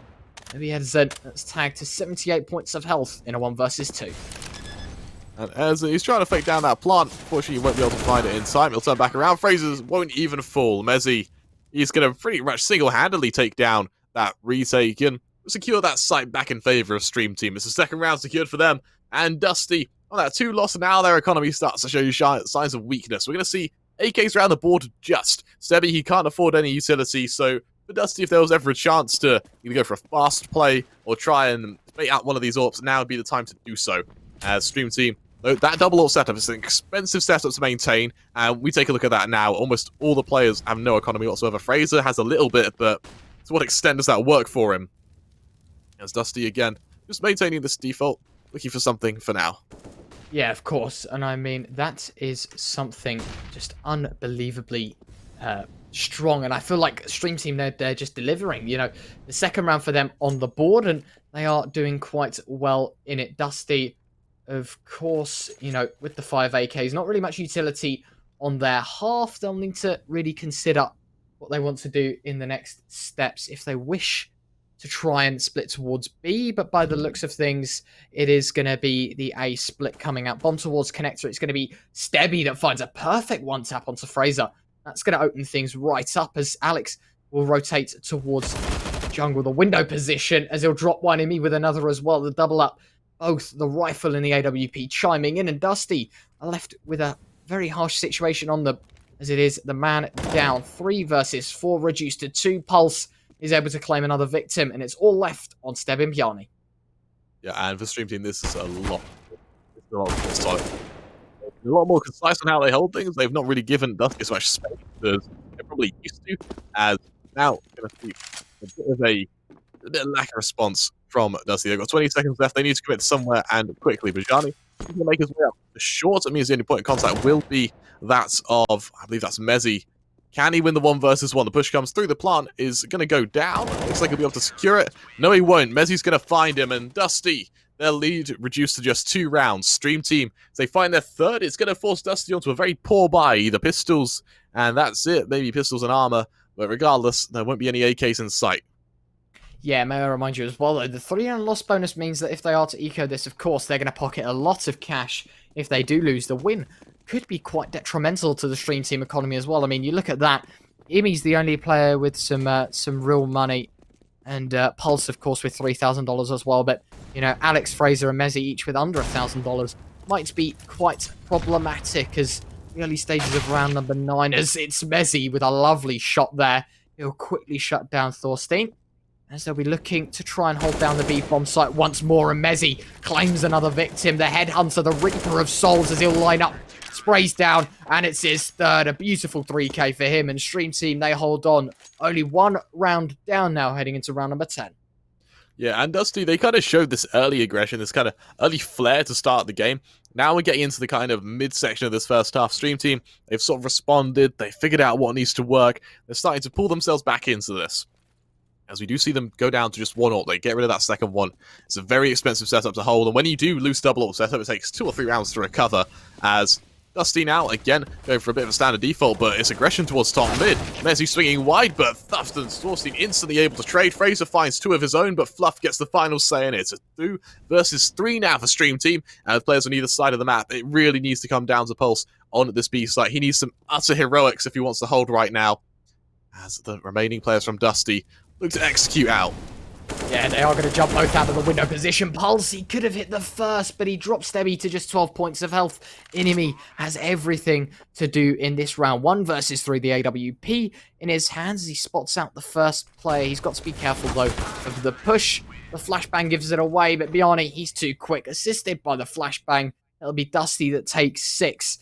The Stream Team will have to look to buy here. Not the greatest as well. The utility is going to be quite weak, other than, of course, the AWP on Emmy, and, you know, utility, in fact, is grand. I forgot the head armor is not needing to be bought on the Stream Team's side, as Dusty will claim 6. A great start for them. Let's see what they can do. Yeah, without a doubt. And now we'll see Dusty on, again, another buy. Stream Team, they're able to match it, but only just. Neither team really with much economy at all. So for Dusty, this will be their chance to potentially spiral into the lead a bit further. The Stream Team, this will be their chance to just pull themselves into it. As we'll see Thorsteve making his way up from underpass, looking for this initial kill early on, which it will be Immy to open things up, taking down Ederson. As Dusty, they just stagnate for a moment. Yeah, and Immy will claim a second victim. That's Thorstein to 4. Bjarni will take him down in the end, and in fact double up. A lovely spray from him. The Molotov will absolutely toast him, though, as he stands in it. His feet got awfully warm, as Fraser will be able to chime in towards underpass as well. A great round for Stream Team as they make it 5. And things are looking a lot closer than we thought, Kremer. We were talking in the pre-game about the fact that we thought Stream Team were going to take this, and Dusty seem to be the victors as of right now, showing real domination. Still a lot of rounds to go, though, and this isn't going to be a great situation for them, as they'll be forced onto the pistols. Yeah, without a doubt. And for Dusty, it is just a matter of doing damage. That economy for Stream Team isn't good at all. It is their chance to potentially build some, but if Dusty can get kills, if Dusty can make it costly, then they're going to be in a really good place going forward. I mean, he makes some noise towards window, ringing out a few shots, just pulling the attention away, but Fluff, a lovely shot into connector there. So he takes down Alex.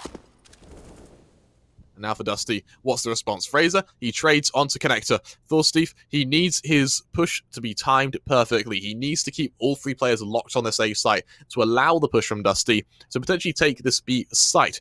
Thorsteve, if he does choose to push, that is, from the looks of things, it will be a matter of kind of catching a player out on rotation. The only utility to Dusty's name is 2 flashbangs. Can they work? Or are they just going to flash without a bang? Steve, he'll take down Emmy towards CT, turning back around. Pulse going to find him. Now the rotation comes through. This is the perfect time to push. The flashes go out. The push to follow. Pulse, or Mezzy, sorry, caught off on the angle, dropping that smoke, trying to fall back. Players all around, but Ederson, a lovely smoke. Flat, or shot through that smoke. I was searching for the word there. It was that good. As well, Stream Team, they find themselves on the retake, and considering Dusty were on a fairly limited buy, this is not the scenario they were expecting. We thought for Stream Team, this would be a chance to build some economy. They've been utterly dismantled as the ball falls into Stream Team's court. Yeah, they'll need to clutch up. It was the 2 versus 3 in which Pulse has been dropped to 10 health, but Fluff has been returned the favour, but the scout range supreme in that duel as it's all on Fraser 1 versus 2. Swings wide, finds the first bomb, still ticking. Fraser, he needs to find that shot with 3 bullets left. He has to switch over to the USP, and he might have just played enough time. By the looks of things, it is just going to be the defuse. Does he have it? Oh my word, was that close, but Stream Team keep things level at 6-6. And Dusty, they'll be kicking themselves. Probably not even point 0.05 in it, I would say. It was so close. Probably the last tick for the bomb to explode. And Stream Team will take that one. The pause comes out. Finally, I see a pause on stream. I've been dying inside knowing that no team has been calling timeouts. And finally, we see one. Arguably, it is going to be on the Dusty side, as they'll need to consider what they want to do in their next steps, because they have a fighting chance in this one. Yeah, you said it perfectly. For either team, it could go either way. 6-6 is just a really tough scoreline to be looking at. It's a tough pill to swallow, all things considered, especially when Stream Team went into this absolute favourites. Instead, they've already found a loss in the group stage. They're potentially looking at a second one. Going, I think it's 3-2 they'd go if they lose this. And, you know, considering the absolute favourites would then have to face the prospects of what would be fighting to stay in groups, that is just an unheard of scenario. It was a short pause, so again, it's going to be a tactical, it shows it was a tactical one. For Dusty, how do they kind of look to break Stream Team? Again, 6-6, that round beforehand was just disgustingly close. This could be their chance to pull back into this. Right, and now with the fact that 4AK's AWP on the Dusty side means that they might be able to deliver a little better than they did in the last round. And if they can, I mean, it's most certainly a round conversion, because as you said, last round really came down to quite literally a wire as the defuse came in. very, very close to the explosion as Fraser will open things up. A lovely shot from him to take things onto the Stream Team's side. They'll need to maintain that man advantage, though, as Edson is pushing forward. He's found his way up short, and it's Mezzy that finds Stebby. Now, all of a sudden, Edson responds. Oh, my word. The assassin towards short. It's Thorstein with one as well. And again, it's the 2 versus 2. And Stream Team needs to pull this one out. The economy is not looking too great for them, as they'll be looking to get reset as the bomb will be retrieved. What will they do, though? Will they go towards B, or will they go towards A? And now they don't have an opportunity. Edison needs to focus on the bomb, and it is going to be Edison that has to clutch 1 versus 2. Again, he's making his way up from short, trying to get towards top mid. And if there was ever a chance to do it, it'd be sooner rather than later. Right now, he can take that initial fight with Alex. He will, and he'll win it, which is a very scary sign to see. Pulse coming up on the flank. Question is Edison wary of it? He looks like he might just commit towards the B push, so Pulse, he might have to speed up if he wants to try and trade this. He'll hear the rotation come through, and it will be a game of sounds. Can Edison win it through audio? 9 seconds left, he's just got a knife run out. Pulse is going to be ready for him, though. Contact made, Pulse will take it. And Stream Team, they're going to take the lead, 7-6. Dusty Coolbet, they have had a phenomenal start to this game. How are they going to kind of finish the dying embers of this half? I mean, they do have enough money to buy here, and obviously being the penultimate round of the half, they will need to deliver. The loss bonus is fully stacked up, the 3.4k, if they were to lose. But I feel like for them, even if they were to go 9-6 down on the CT side, we might see something spectacular. Like, Stream Team aren't exactly a team. I think Dusty are, if I'm correct. They might be a mix, but I feel like they are a team. I mean, they look very synergized and you know, like a roster as such. So I'd expect so. As Stream Team, I do believe that they do have what it takes. Of course, we know some individual skill is through the roof, but as a mix, do you think they can outmaneuver Dusty Coolbet, the side in which we've seen such passion and precision from?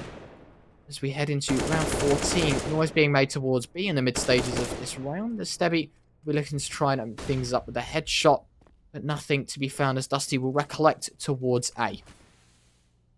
Yeah, again, and as they kind of ramp up for a take, they've sold a fake beautifully towards B. There's almost 4 players committed if you consider the aggression from Imi towards mid. The set piece is going to go out, the flash is to follow, and now Pulse, he is the man who has to rise to the mantle. Can he kind of shut down this push? He'll not quite spot the first players as they get on out. Got his ambush control secured by Fluff, and he's going very aggressive towards Imi. He's going to take a lot of early damage. Stevie on the other side of the map, traded by Alex, and now the rotation comes on through. Swing wide, and Ezadun, he's going to take down Pulse early on. The plant goes down. A fuse has been slapped on this round. 40 seconds is all Stream Team have to find the remaining 3 players and take it. Thorstein, he's going to take down Imi. 3 players left now, and there are kills to be found. Fraser, he's going to swing wide on triple, looking for anything. As he'll shift around towards Firebox, swinging wide. Fluff going to lose his head. The trade's there. Messi finds Ezadun. Fraser finds Thorstein, and it's 1 apiece. As Stream Team, they take it 8-6. Yeah, that's half secured now. That's a round that they desperately needed. The money's in their favour. They do not care at this point what they'll buy. It'll be the M4s on the remaining players, and that'll be that. Imi will pick up the AWP once more, and hopefully we can turn our attention to the scoreboard, or at least on the sides you can see Mezzy 15-8, and similarly on the other side, you know, we've got 12-11 on Edson, 12-10 on Thorstein. So Dusty definitely delivering in the kill department as well. As we head into the last round of the half, Stream Team have delivered. Let's see what they have in store. Will they be able to take this 9-6, or will Dusty claw it back and make things 1 round apart?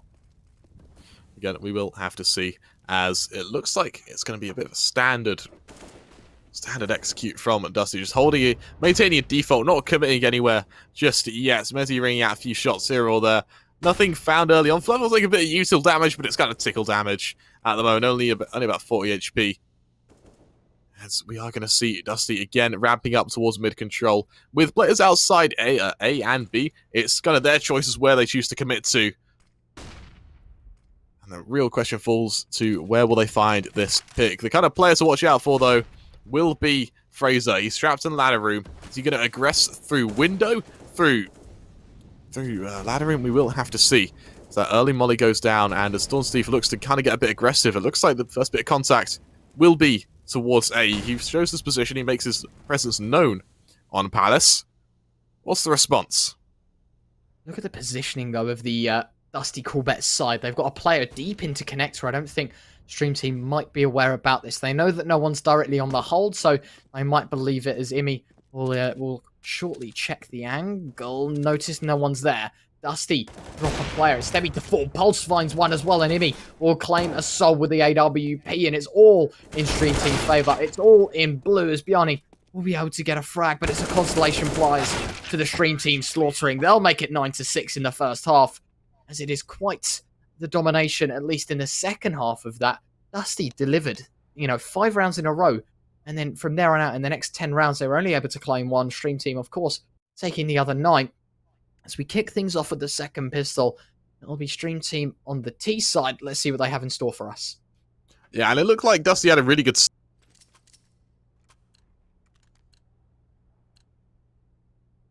Okay. Well, oh.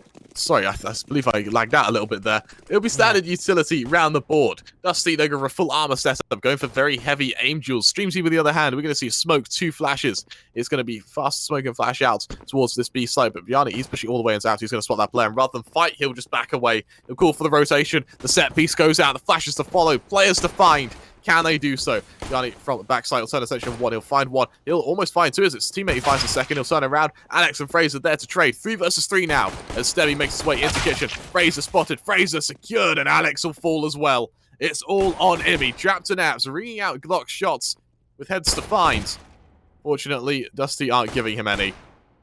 He'll slowly be tapped down. He's able to kind of whittle down Stebby, but there's still no kill to be found. As they do just take their time, they give him the respect, and Stebby is going to be the man who delivers that killing blow. Dusty Corbett, they take that pistol round, and they make it 7. I mean, Stream Team, without a bomb plant, either will be reduced to the $2,300 threshold that they've basically been squeezed into. They'll have to find a buy at some point, and it'll have to be in the next round. They are going to basically full eco. Other than the flashbang and a Desert Eagle on Alex, it'll quite literally be the Glock buy as they all swarm towards the A-bomb site. Alex is setting up a smoke towards middle, I believe. In fact, is Alex alive? He's just stuck in spawn. I don't know. We'll oh, he is. Okay, we're fine. Probably relaxing, grabbing something to drink. He's cool, calm, and collected as the Stream Team side. I'll head towards this A-bomb site. Fraser will be throwing a flashbang over the top to signify the start of a push. The flashbang goes high. The Stream Team will dart out. It'll be Thorstein and Fluff that find 3. It's 2 on Thorstein with the FAMAS there. As it'll be Stebby that chimes in with 1. And it's a flawless round for Dusty. No guns dropped, and that's really going to help with their economy as they deliver with their 8th. And that was, again, just a perfect round from Dusty. The response came through. They didn't get too greedy for eco frags. Those on low HP backed away, and the CD player aggressed at just the right moment. With only 1 round in it, kind of deciding between these 2 teams, Dusty, they're playing a bit of a bonus. We've got FAMAS, MP9s out. They are just looking to kind of farm just a little bit more cash where they can. Stream Team with these AKs, though, are going to look to just maintain that lead, just to stay just that little bit ahead of Dusty. And with these kind of Icelandic players snapping at their heels, they need to start finding some rounds and fast. Yeah, they've really got to pressure on and show who's boss, especially in a round like this where both sides have bought lots of utility on both sides, and Stream Team, they need to deliver. Stop giving Dusty that momentum and belief and try and shut things down as quick as possible, as it will be a slow look towards middle. Stream Team attempting to take their mid control, and they have done so.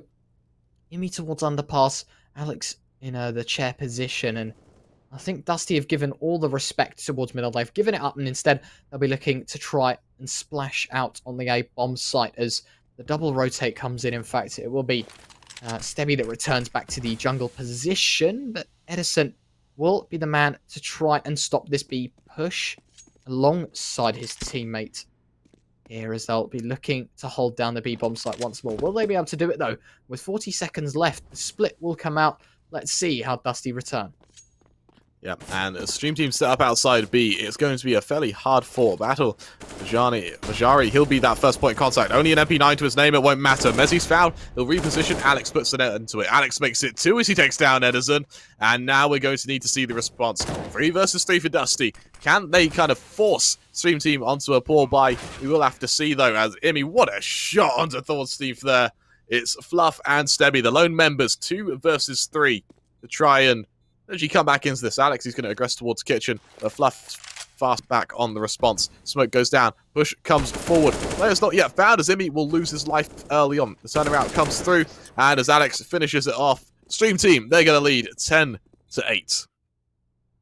That is for sure what they needed. They delivered in the most crucial of moments, as they'll be able to buy all the weaponry in this round, everything to their name. As Dusty, I mean, they're on quite the flip side. They are going to have to eco this round. They don't quite have the facilities to encompass a full buy. I feel like they need to relax, play an eco, see what happens, use this time to think, what are Stream Team doing right?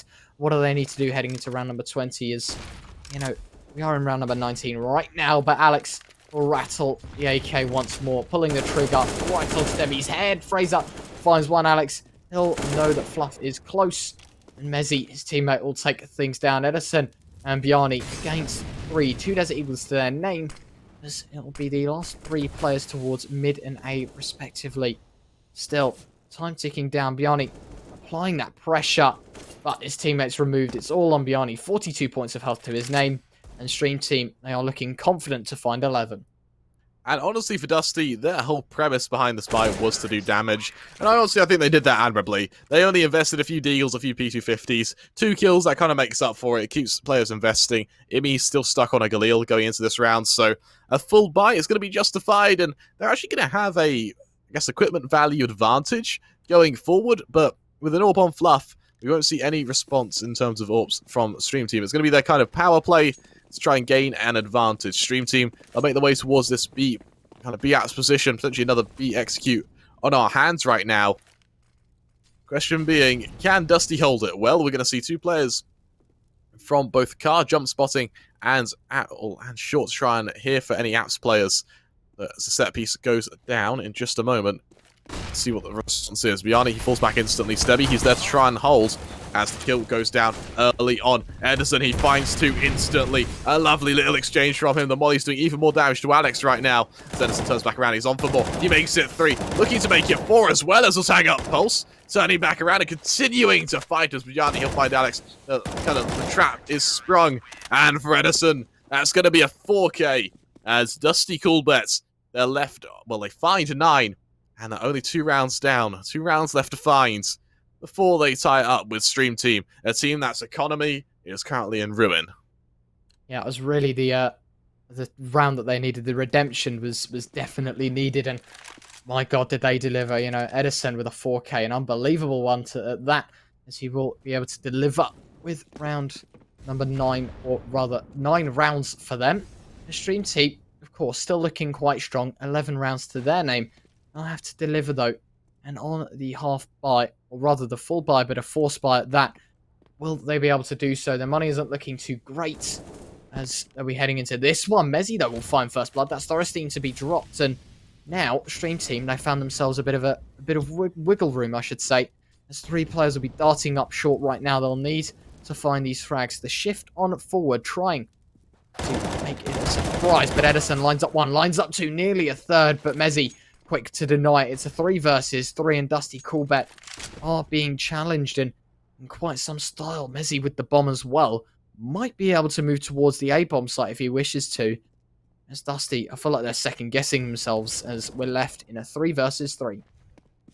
And Stubby, that he is alive by the grace of the gods right now. Imi missing a shot from behind. Mezzy is looking to trade, bringing out a few shots, but Stubby, he knows that by surviving, he's done enough. The true target, though, is this B site. The flank comes around, the smokes go down, and for some reason, Bjarni actually left the site. 30 seconds left now, and the plant is going to come through. 2 versus 3 for Stream Team. Bear in mind they are in an afterplant scenario, but Pulse still only has a deal. He hasn't been able to find a gun. He hasn't been able to upgrade, so he is inherently at an advantage.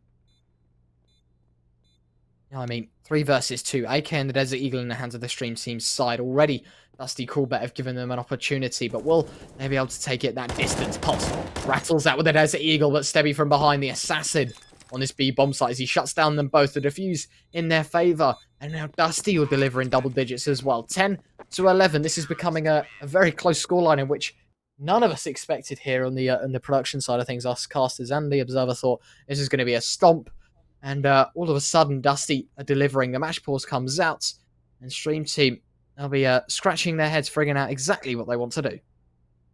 Yeah, and honestly, if you are on the side of Stream Team, what do you do to beat Dusty? They've had a formidable CT side so far.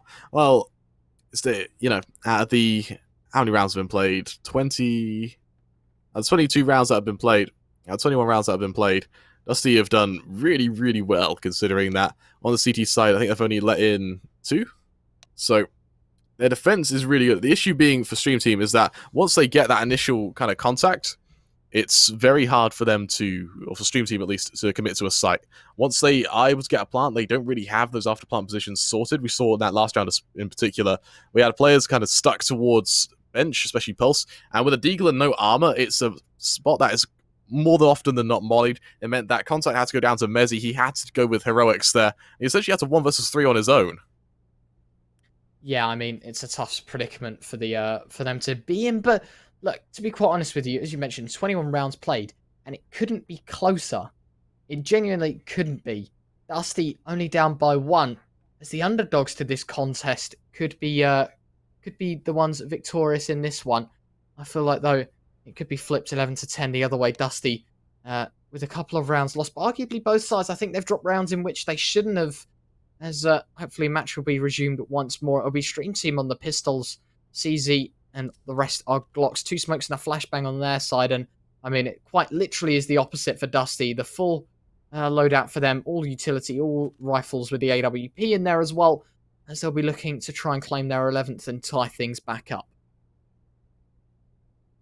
Yeah, and something to highlight as well is, I just saw in the chat, Dusty, in their domestic league, the Icelandic something league, they're currently 12 wins and 0 losses. So not only kind of breaking into an international league, but in a local league as well. Dusty are doing really, really well, all things considered. And, this could be a sign to show that maybe Dusty are a bit of a powerhouse. Maybe they're a team to watch out for. Maybe a team to keep your eye on things, because it looks like Stream Team, they're going to set up for what will be a standard take towards A. The initial kind of one-way smoke goes down by Alex, maybe looking to find a CT player, but the mollies, the response is there. And Nate's in the right place right now, could spell the ends, and just like that, Emmy's going to fall. Alex trying to swing wide. The flashes are actually really, really good, but Fluffy's got a teammate there to support him. The flash is there. The idea was to get Alex into CT. Not that it matters. Mezzy, he trades onto Stevie. The plant's going to come through. It's very, very difficult. Fluff, he'll find Pulse. Re-aggressing. Another onto Fraser. Aggressing further. And he makes it 4. Shutting down Mezzy. He just goes on a rampage there. Shooting, finding another. Shooting and then finding another. As Dusty, they're going to tie us up 11-11. And for Stream Team, this is going to start to make them sweat a little bit. Yeah, and I mean, the whole storyline to this game is that, Stream Team, if they don't win this, they're in very big danger of being placed 4th in their seed, or in their group rather, 4th seeded heading into the double elimination second half to this tournament as we kick things back off. I feel like Stream Team, they need to be cautious. They need to realize exactly who they're dealing with. Dusty have delivered in every department right now, but the mid-aggression from Stream Team has worked every time. Edison gives it up, and Stream Team have been given a window to abuse once more. The smoke being dropped as they'll be looking to try and deliver with an A split maybe, or they go towards B. They've got players everywhere, and I guess that's the good thing about a default. They can play this passive, but try and get that immediate mid-control and work from that. The A stack as well from the Dusty side could be a slight predicament if they do go towards the Alpha Bomb site here. Yeah, and again, the Stream Team, they are set up outside this B site, kind of making their way forward, but Fluff is in such an aggressive position. This is going to be a fairly easy kill coming ahead of him. He's going to see these players approaching as a shift will come through. As he holds firm, he's waiting for the push to come through. Pulse will lead the charge. It's an easy first kill, backing on away. Now the flashes come on out for Stream Team. They're looking to pressure him down, but the support's there. Fluff continuing to ring out shots, continuing to ring death from below. To find another, looking for a third. He's being disgustingly accurate right now. Mezzy and Alex are there to respond. 3 kills apiece, as we now find ourselves in a 2 versus 3 now. Alex completely flashed off on a short. Alstrave, it's a lovely little trade there. As we find ourselves in a 2 versus 2. Mezzy, he's spotted towards bench. He's going to get tapped down as well. Oh, Steve, he's so accurate. As Imi now, he does have to just find these lone 2 players. Through the smoke, he doesn't even ring out a shot. And Molly's going to put him in a poor position. The shot won't quite land. He's trapped on the car. Stebby just trying to pressure him down. Imi, he's just in a poor position. Stebby, the pre-fire comes through. Dusty, they're going to take the lead. It's been, since round 6, they've been in the lead. And, well, now Stream Team behind what could potentially be the last hurdle with only 6 rounds left of the map. There are only so many reinvestments you can have. Stream Team, if they lose this, they go down to an eco. That puts Dusty on 13, then 14, and then you have no room whatsoever for error. Yeah, it really is going to come down to the wire as Dusty Coolbet do take the lead in the late stages of Mirage, and now things are looking problematic. Need to ensure that they play everything perfectly now. They don't want to give more rounds away. They definitely need to take this one home, otherwise it is going to spell problems for the Stream Team's side, as Imi will get some quick aggression towards Connector, but a flashbang and a half from Thorstein. He's able to find the first. Imi is immediately dropped, and now the man disadvantage once more. Stebby gets the spot out towards Ramp, and Stream Team's plans have been foiled before anything's really happened. The man disadvantage and the knowledge that they are going towards A, the Stream Team in a very sticky situation, but Alex's positioning, he might be able to cancel everything. This might be a do-all-end-all situation in which he finds a couple of frags. He needs to be cautious, though. Alex, I'm wondering, will he play the trigger discipline? Will he look towards Connector? It might just be the knife kill. It might be... Oh, here we go. This is what I was talking about, the trigger discipline play.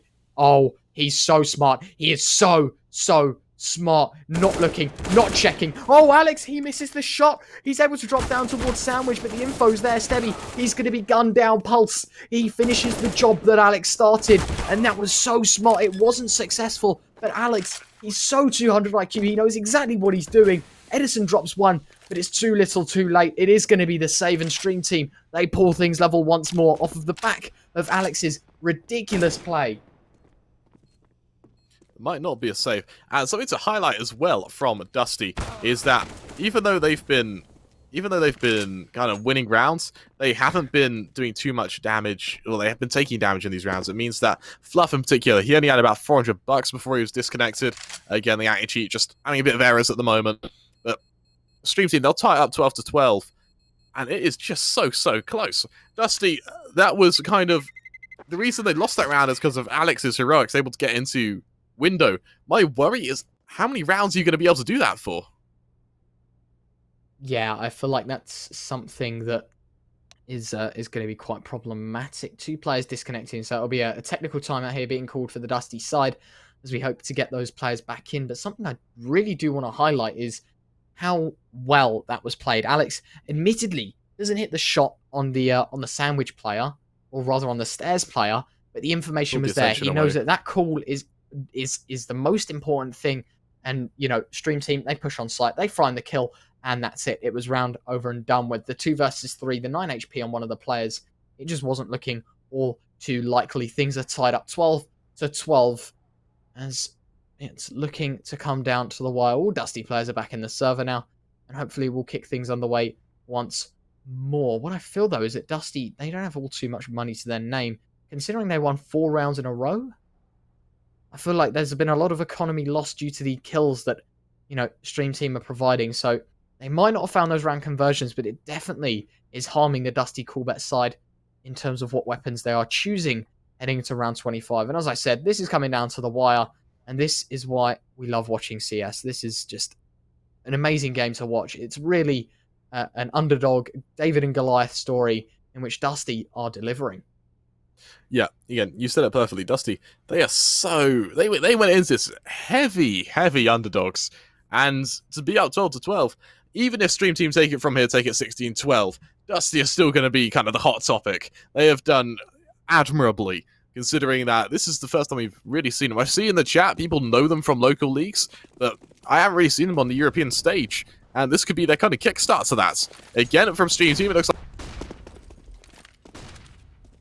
We've lost Kramer. Hopefully we can have him join back very shortly. Apologies for that. But Stream Team will be looking to go towards middle. 3 players once more. The Palace and Ramp plays are coming in as well, and hopefully you can only hope that Stream Team would deliver, but at the same time, Dusty, you've got to feel for them, and it's really, really pushing to that end stage. Every round counts now, and Stream Team will be looking to split towards A, right into the 3-man stack towards the A bomb site, as now Stream Team will execute their pincer play. It's all down to the wire. Pulse finds the first. It is going to be Alex that continues his push on forward, leading towards jungle, as he'll get executed by Edison. And now 4 versus 3. Pulse finds 1. And with 55 seconds left, how did Dusty react? Oh my word, Thorstein. Oh my god, Thorstein. I forgot about him. He was under Palace. He mops up 3. Stream Team, they're denied once more. The Guardian Angel towards the A bomb site. And Dusty, they're 3 rounds away from taking this one. They are 3 rounds away. You said, how are they going to react?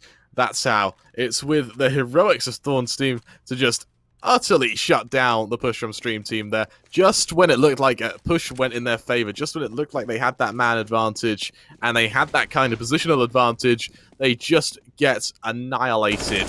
Dusty again now. If they can take this, the buy from Stream Team, it's just as bad. They've forced up completely. If Dusty can take this, it's really going to look very dire for Stream Team. Yeah, I mean, this is a problem in itself. You know, the Deagle and the Mac-10 immediately puts them at a disadvantage, and Edison might be able to line them up towards Connector, and there you go. Executes Mezzy. Thorstein with 1. Alex with a quick trade, but Dusty might have just delivered. Fluffy finds 2, and Dusty 2 rounds away. Stream Team are reset. No money to their name. Nothing left in it. It really is going to come down to the wire. It will be 15, most probably, for the Dusty side, as Stream Team will have to force onto the pistols. And will they be able to come back, or will we see Dusty just absolutely deliver? 16-12 could be a prime option in which they're looking to take here. Heading into round 27, 3 rounds left of regulation before we might just head into overtime as well. Everything is possible, but Dusty, they're doing everything they can to try and halt the train of Stream Team as they head towards the A-bomb site once more. This is going to be it. Will they be able to find anything?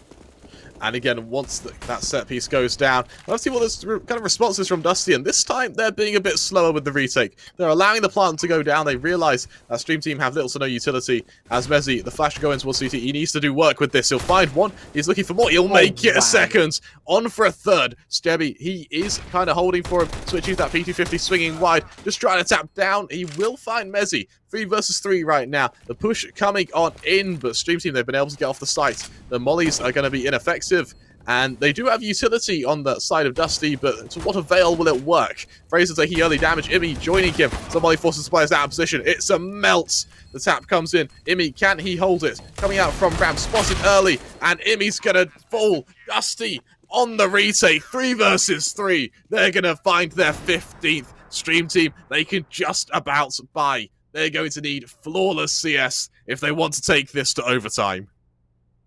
Yeah, they need to find these rounds. There is no room for error, no room for mistake. A Stream Team have been rolled on. Dusty delivering 15-12. It has been quite a close series, but you're really seeing now Dusty giving it their all as they are looking to try and claim this up. And Biani is looking to end things early. He's towards middle. The flashbangs are high, but it's Edison to line up 1. Mezzy with another. Biani keeps spraying, finds the tag up, but Stebby finds it. Immy and Pulse, they're in a 2 versus 4. They've got everything to do in this scenario. Pulse executes the first, and things have dropped into the 1-man advantage for Dusty now as they push towards A. But look at the bomb. It's towards middle. There's 1:20 left. Pulse and Immy have to do everything for the Stream Team side, and time is definitely not on their side as it'll start ticking more and more down. They need to claim these frags, and with some swiftness as well, because all the time they're not using to find these kills, it's Dusty that are winding it down. Stebby will find 1. It's all left on Pulse. 1 versus 3. 50 seconds left on the clock. It's slowly going to tick down. Pulse needs to find the kills. Nade towards top middle as well to try and flush out Biani. It will do a lot, but it drops him to 14, and it will just be about it. He's left in a crossfire. He can't get out. Oh, no way. Oh my god, Pulse. He's so quick. He finds 2, and it's all left on Stebby. 1 versus 1, but he finds it. The upset is there. Dusty 16-12, and Stream Team lose out. That might just solidify the second team the second seed rather for Stream Team. And oh my god, Kremer, I can't believe that just happened.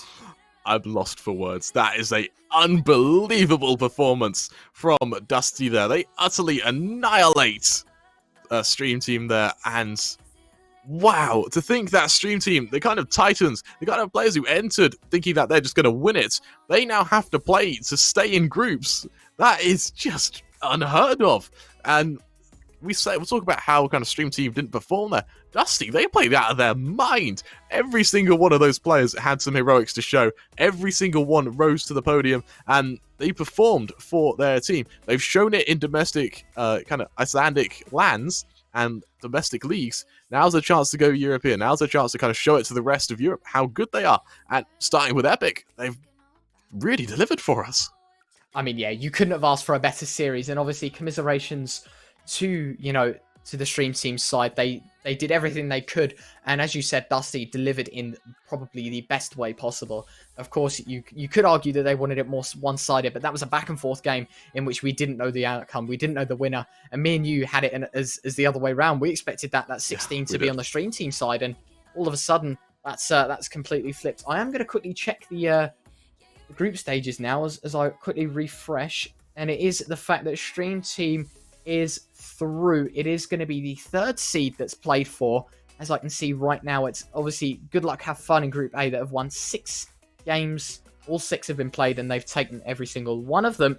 And, Dusty Coolbet now 4-1, meaning that they can, definitely utilize that second seed Stream Team, third team, and should have ordered takeaway in fourth seed. And if I'm correct, should have ordered takeaway has got one more game after this one. It won't be streamed, but if they are to take this, we might see a factor in which Stream Team end up being fourth seeded. But at the same time, I mean, with such unbelievable talent on their roster, I do believe that it is just going to be the fact that, they are going to make it through. There's no doubt about it. I'm excited to see what they can bring to the table in the qualifier stages and see what they can bring in the double elimination rather than the group stage. Right, well, there you go. You said it perfectly. We're going to go to a quick little break, folks, before we bring you UMX as they take on Audacity, both prevalent teams in the UK, both looking to one-up one another. Don't go anywhere. It's going to be a great game. We'll see you soon.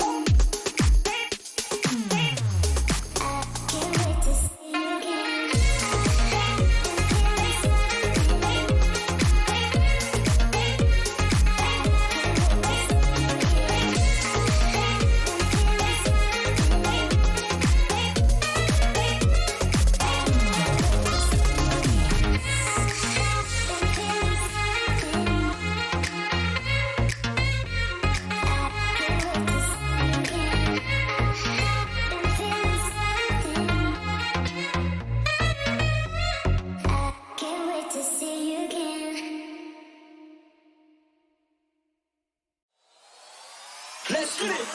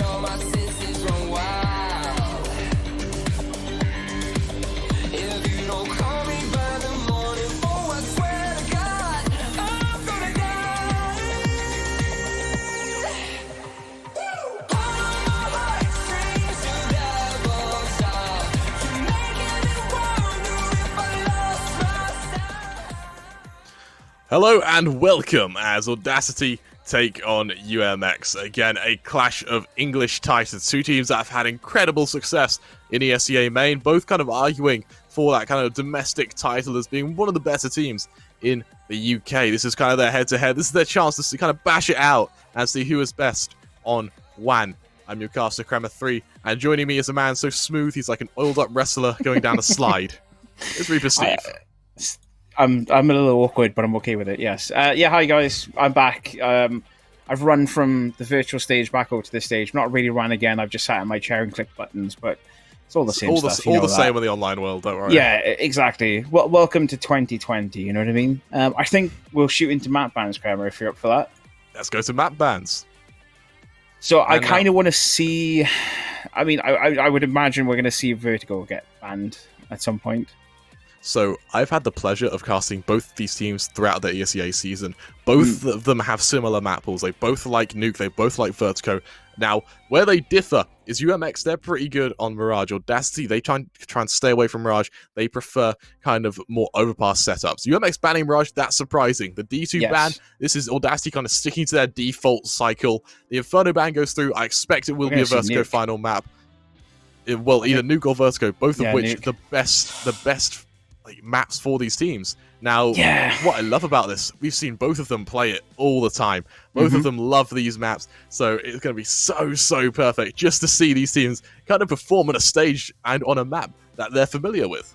Yeah, definitely. I mean, yeah, I had the pleasure of casting Audacity throughout most of last season of the SEA. And yeah, you know, it's kind of one of those like old faithful kind of maps, if that makes sense for them. So I'm interested to see how both teams kind of progress through it. As you said, both of these guys are vying for control as it is in the current season as things stand. So it's going to be quite fun to see them interact on LAN, albeit via home, but on LAN nonetheless. And we're going to jump straight into knife round.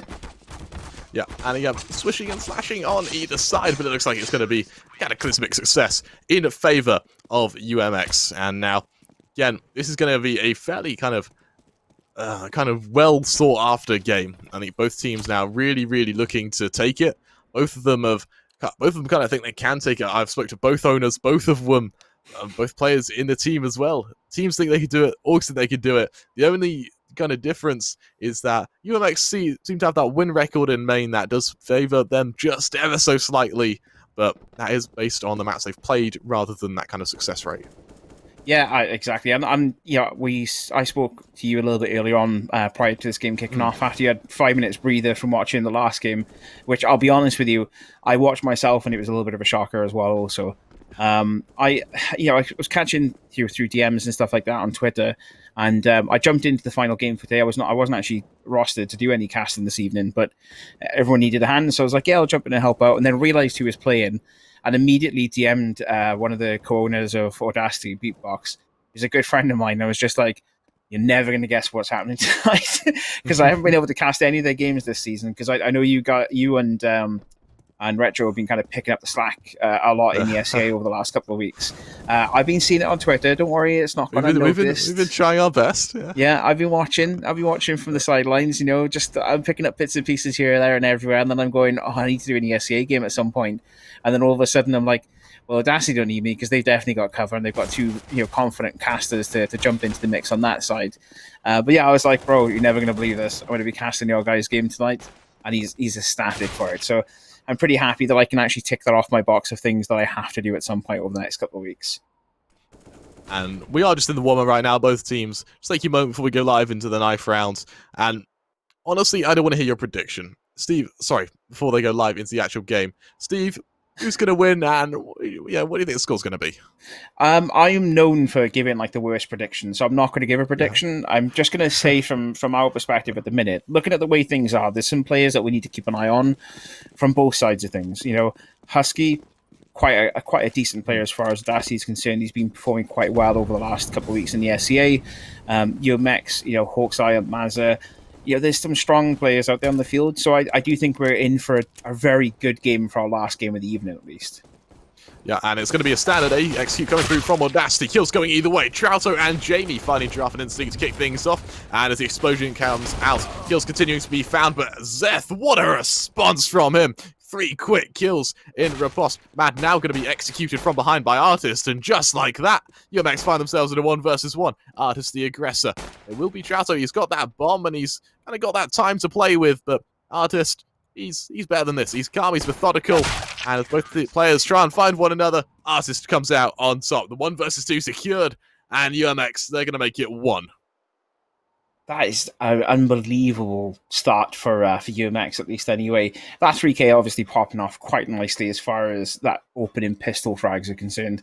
That's going to do some damage as far as mentality is concerned for Audacity. They're going to be reeling from that pistol round at least, because you and I both know from watching them throughout ESEA, they are very confident with their pistol rounds. They're very confident with that early push. To see them get knocked back like that's going to do a little bit of damage. Little opening from Giraffe there. Fine, he won't dive through that smoke actually, as he'll make it 3. The response though is there from Jamie, as he'll pick him up.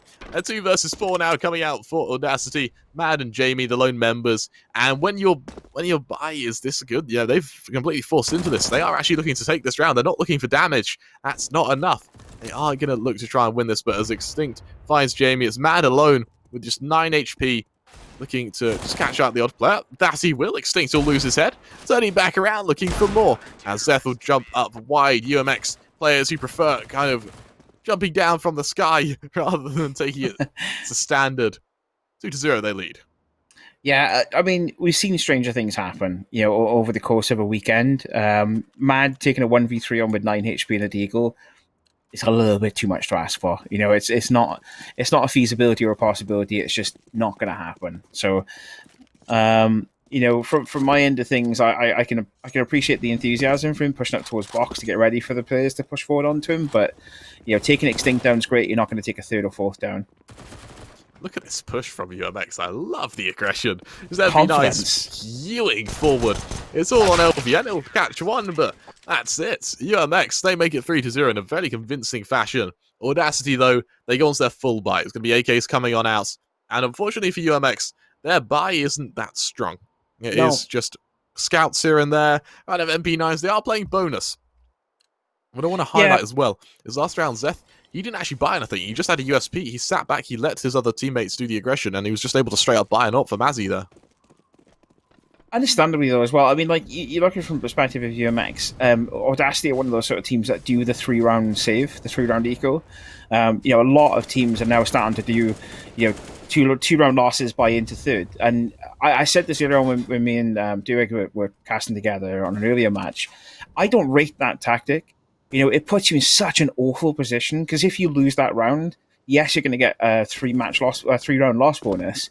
But in reality, you're putting yourself in such a danger to continue to repeat that process over and over. So I do like the way that that Audacity have done this. They've waited for that 4th round. They know they've got the loss bonus there in the background as well to pick things up with. They just need to now figure out which side they're going to potentially look to take. They need to stack it ready, and they need to push on. Yeah, and you said it perfectly. Audacity, standard outside smokes are going to go through. We'll see what the sort of response is from UMX. Usually it's aggression, and that is what we see. An MP9 towards Secret. Zeth just jumping up, doing that early bit of damage, dropping a flash. He's actually going to aggress all the way through, finding one, almost lining up all 3. Instead, Mad is there instantly. The IGL of Audacity there with the riposte. And UMX, they are ahead, but only by HP. LVN is wary for this aggression as Giraffe and Extinct stack up towards Hutter. Lobby invasion is on the cards, and LVN, he needs to be as quick as a fiddle if he wants to kind of catch them out here. He needs to be super quick. He does. That pull there from, that pull with the MP9, who would even call for something like that into round 4, Like, I'm just going to swing out and try and take as many as I can. Yes, he does a lot of damage, but realistically, it's the info that's fed into the rest of the team of, like, they're all outside. They're going to be pushing A. They got no choice. Oh, what an aid from Mazzy there. Mazzy finished it off with a PT50 as well. That was great from him. Not sure if you saw that, but Audacity, as they came in from Garage, and well, from Hut even, they didn't have time to get to that site and get the plant. The second they actually hit the site, they had 4 seconds left. They had to just run with that bomb out and punch in those numbers. UMX, having already done the damage, it took Mazzy that little nade over the top to just pick off 2 players and secure a 4th round for UMX. We've seen this a lot today as well. Teams taking too much time to get themselves into a position where they can feasibly assault and push on the site. You take too long, you're basically buying into a CT round. This is a pistol round, obviously, so we're going to see a lot of Audacity players drop very quickly. But it goes without saying, you kind of take that little bit longer, that 15, 20 seconds in some cases, longer to push yourself into a site, and you're buying into a CT win round every single time. You've got no choice but to push in with bomb out, and that you haven't got the time to win a fight in that scenario as well. Yeah, you said it perfectly. Audacity, they just need to speed up with their takes. And I suspect the reason they took such a long time to push there was because of that aggression from UMX on outside. Because that AB9 swung wide, they were wary that he had support. They were wary that there would be a follow-up. Instead, it was just a deterrence, which worked admirably. Audacity, again, on a full buy. We're going to see AKs around the board. The odd bit of utility here and there to support it. But look how aggressive Artist is being. He's shifted all the way up from outside with an AWP as well. Zethy's going to find Husky to open things out, but Artist is going to catch out Jamie. I don't think Jamie was expecting him to be there at all. The other side of the map, though, Mad is going to be able to find Zeth. And now the push comes through from Audacity. They're trying to get onto this A site, but with Extinct and Mazzy on the response, LVN finds one. Extinct is pretty much all that stops Audacity from hitting this A site. Trouto trying to go through that smoke. He just swaps placements with Extinct. And unfortunately, Trouto, he gets the better angle. Mazzy now the lone member. He is just going to save. He's got 4 players who are going to potentially start hunting him down. And luckily for UMX, they do have the economy to invest into the next round. So he could be a little bit aggressive as he tries to find some exits. But Audacity, they're being professionals. They sit back. They let that bomb go off. They find their first. Too many players and too many teams get caught out with the hunt. I'm going to go find that last player. He's bound to keep an open. Let's go kill him. And then in reality, that player is actually stacked up in a position where he can retake site solo and then diffuse solo as well off the back of it. So I think a lot of these guys are too used to seeing stuff like that happen to them, having learned over previous series that they need to stick someone in or nearby bomb and just make sure it's definitely going to go off and there's no other option for it. That double up play, you put it eloquently in the previous match. There's only so long you can really continue to push a double up play. Mazzy and Artist both there with AWPs in that last round. Artist lost his without a frag on board. It's a dangerous game to play economy wise if you're pushing that aggressive AWP tactic. You push a player like Artist into trying to paint a Picasso when in reality he's using crayons. You know what I mean? It's just not going to work out right. Well, I apologise for that there as well, by the way. It's late in the night, okay? It's been one of those days. And Artist again, he's being aggressive. We see him shifting in towards Hart, looking for that early pick. And UMX with this double AWP setup, the things to be wary of is it's an expensive setup. Artist, he's only got 150 left in the bank. He needs to hit shots. He needs to make it work, because when you do invest a double AWP setup, if you lose it the first round you buy it takes about 3 or 4 rounds to actually recover fully, at least economically, from losing it. And, that's why you see a lot of times people just save at the possibility of a retake, because, shotgun AWP only works for so many people. As Artist, looks like it'll work for him. He's stacked up right in front of this door right now. And, he just opens it, takes down LVN. And look at this confidence. He's just scoped in. He's ready to fight players. He'll turn back around. Drauto there to trade, but Jar finds one more. Mad and Extinct fights either way. 3 versus 2 now for UMX, and with Mazzy, Extinct, and Zeth, they kind of span out around the map, waiting for the push from Audacity. Luckily, Mad's been able to retrieve the bomb, with Jamie coming in from Huts. So what's available at work? Well, not much. Extinct finds one Mad there to trade, 2 players left to find, and 30 seconds to do so. Not a lot of time left on the clock, and again, it's players again buying into that sort of fiasco of giving CT's round where they've got not a lot of time to work with. Right now, Mads, realistically, you as a player yourself as well, I'd be running for hell for leather back to my own spawn. I want to get away from that danger zone. I want to keep that AK into the next round. Yes, we got lost bonus money to come in with it, but realistically, you've got one player, which is Husky as well, with hardly any cash available for him to buy into this. He's going to force another player to buy an AK for him. Keeping that additional AK, yes, you don't win the round. Yes, you have that kind of negativity behind it, but at the same time, the economy standings is much better for you. It's cleaner. Yeah, you're absolutely right. It is cleaner. And again, we see outside smokes. This time, Artist goes aggressive. This time, Husky's ready for him.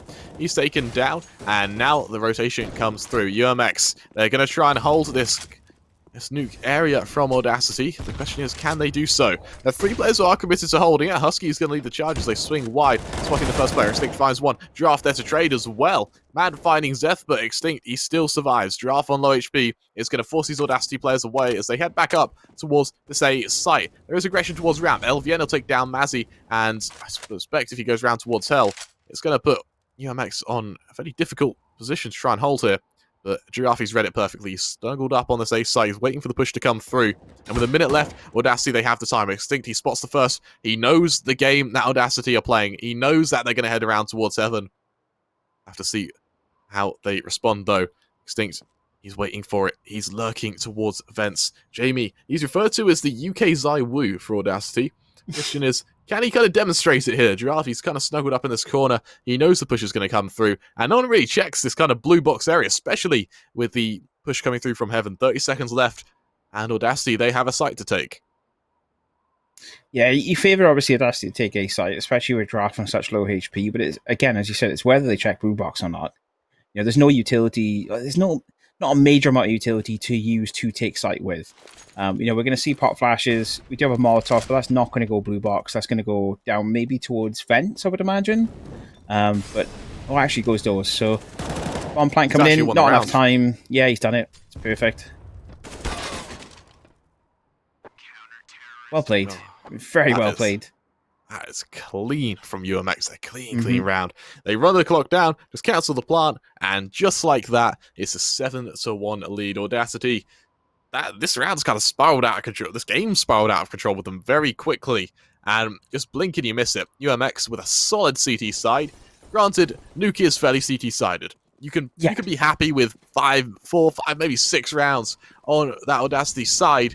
But UMX, they're going to be hard-pressed to allow Audacity to even get that. Looks like it'll be a fast push towards A early on. The flashes go down. The set piece goes out, but Extinct, he's ready for this push. He'll drop on down as all the players just exit around him. Mad finds one, Extinct trades onto another. Extinct finds his second. Mazzy finds Mad. Extinct, he'll make it 3.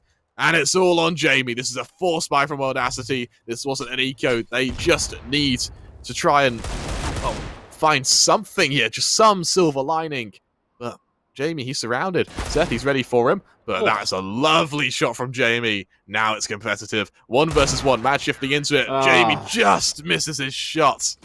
as Mazzy takes it. UMX, they're going to lead 8-1. I'll be honest with you. I mean, looking at that round and the way that it played out, it was shaky for Audacity, but Jamie even, I do apologize. Jamie kind of pulled his socks up, so to speak, there right at the very end, and started banging heads with the Deagle. And I think that may have put a bit of a sense of urgency on UMX, at least anyway, because they started to push into him a little bit quicker. But yeah, I mean, you kind of favor UMX again, as you said perfectly. Going into a CT side from a T side on this map, you want to be 5-6 rounds up. Not winning obviously against your opponents on CT on first half, but you want to be taking 5-6 rounds into it to make life a little bit easier for you on the flip side. But UMX, if they go double digits and they push into the second half in double digits, you've got to think that it's more or less game over for Audacity at that point. Yeah, without a doubt. Audacity, again, they just don't have too much economy right now. They're going to need to try and build some presence on this T side. Don't get me wrong, if they take every round from here on out and it goes 8-7, they're in a fine place. But the comeback needs to start now. Jamie, he's going to try and set a bit of a fake towards outside, just throw some early mollies. And Audacity, they just maintain this default. I have to see what the response is from UMX, and for UMX, it's safe to assume the response will be aggression. We see that AWP coming up from Secrets. Can Mazzy find anything? Peeking up towards Silo's next point of contact will be outside, spotting a player ringing out a shot, but it only works as a warning shot. Nasty, with their kind of place rumbled, they're going to stack up back towards the lobby. Looks like it will be an A hit. I mean, the intel enough is from Mazzy is going to be pretty good, to push that information to the rest of the CTs for UMX to be like, look, I think it's going to rotate back indoors. Mazzy's already in position ready. He'll take Mad down very, very quickly with a sharp AWP shot. But time to back off at least anyway and allow the T's a little bit more space to breathe and maneuver upstairs, but enough to kind of hang themselves with on that rope. And Extinct right now, he's doing a great job just being annoying. Just making space, buying time. It allows rotation to come through from Zeth. He cancels out the last two players. UMX yet again lead 9-1. And Audacity, this is starting to be a bit of a kick in the teeth for them. If they want this half to be comfortable, they need to start winning rounds pretty much now, as their buy is going to be fairly poor going forward. It looks like it might just be a fast push towards A or maybe ramp. But once UMX hit that double digits, think of what that kind of does to your morale.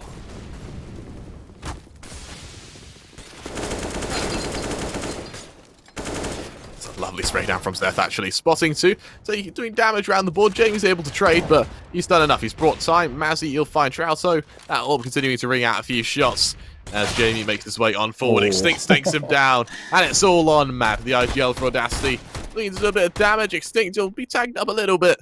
But as they're back on away, Mazzy will just find him. He's just trying to stay alive. There we go. Yeah, I was going to say, Jamie is probably kicking himself after that cell flash. That's a yikes from me, dog. It's not the flashbang that you want to see coming out from him, at least anyway. I get I like the momentum with it, of course. I'm first person to say that. Today we've not seen a lot of utility being used by a lot of the different mixed teams. It's nice to see two established teams using a lot of that economy, using a lot of that utility even, I forget what it is right around here, to kind of push into sight rather than going in dry like we've seen for a lot of today. But that cell flash it's not the nicest way of seeing it. Yeah, and now Audacity, they kind of open it up, and for the first time in a while, we've seen them not lose a man. They're being a lot more convincing now. They're taking early fights and fights they can win. I say that as Zeth finds Husky. Extinct, he's looking to reaggress from heaven as well. Zeth, he's wary of players around him. He hasn't quite spotted them yet. Artist will find LVN on the other side of the map. The question is, can Audacity try and find a riposte? Zeth, he's just wiggling it on the corner. He knows Mad is there. The swing comes wide. Mad's going to take him down, though. Won't matter. Artist, he finds Trouto. And Artist, he's managed to get all the way on the flank. You'll see that player. It's all on Jamie. The B-hop comes around. Mazzy is just flexing on them at this point. Hopping out through huts. 11-1 UMX lead. And this is starting to look like a stomp. Can you blame them for flexing, though? I mean, can you honestly blame it? If I'm sitting pretty at 11-1 in first half, I'll do whatever I want to do at that point. Do you know what I mean? I think if it was us, it would be more of a kind of an attempt to be hot before actually getting killed by that AWP. But You've been watching my skills in CS, haven't you? I knew this. He's going for that fast vent drop towards B, and luckily he's able to transport that up across, but Zeth, look how fast he has to get down ramp. Mazzy, he'll find LVN. Zeth, he's wary of that player towards ramp. It's on Trauso, as Extinct will take him down. Husky and Mad now, the lone members. They've got an AK to their name, which is pretty good. Artist will be taken down through that smoke, but to what avail is it going to work? You know, they've not got any positioning whatsoever. Zeth will kickstart this retake, diving down early on.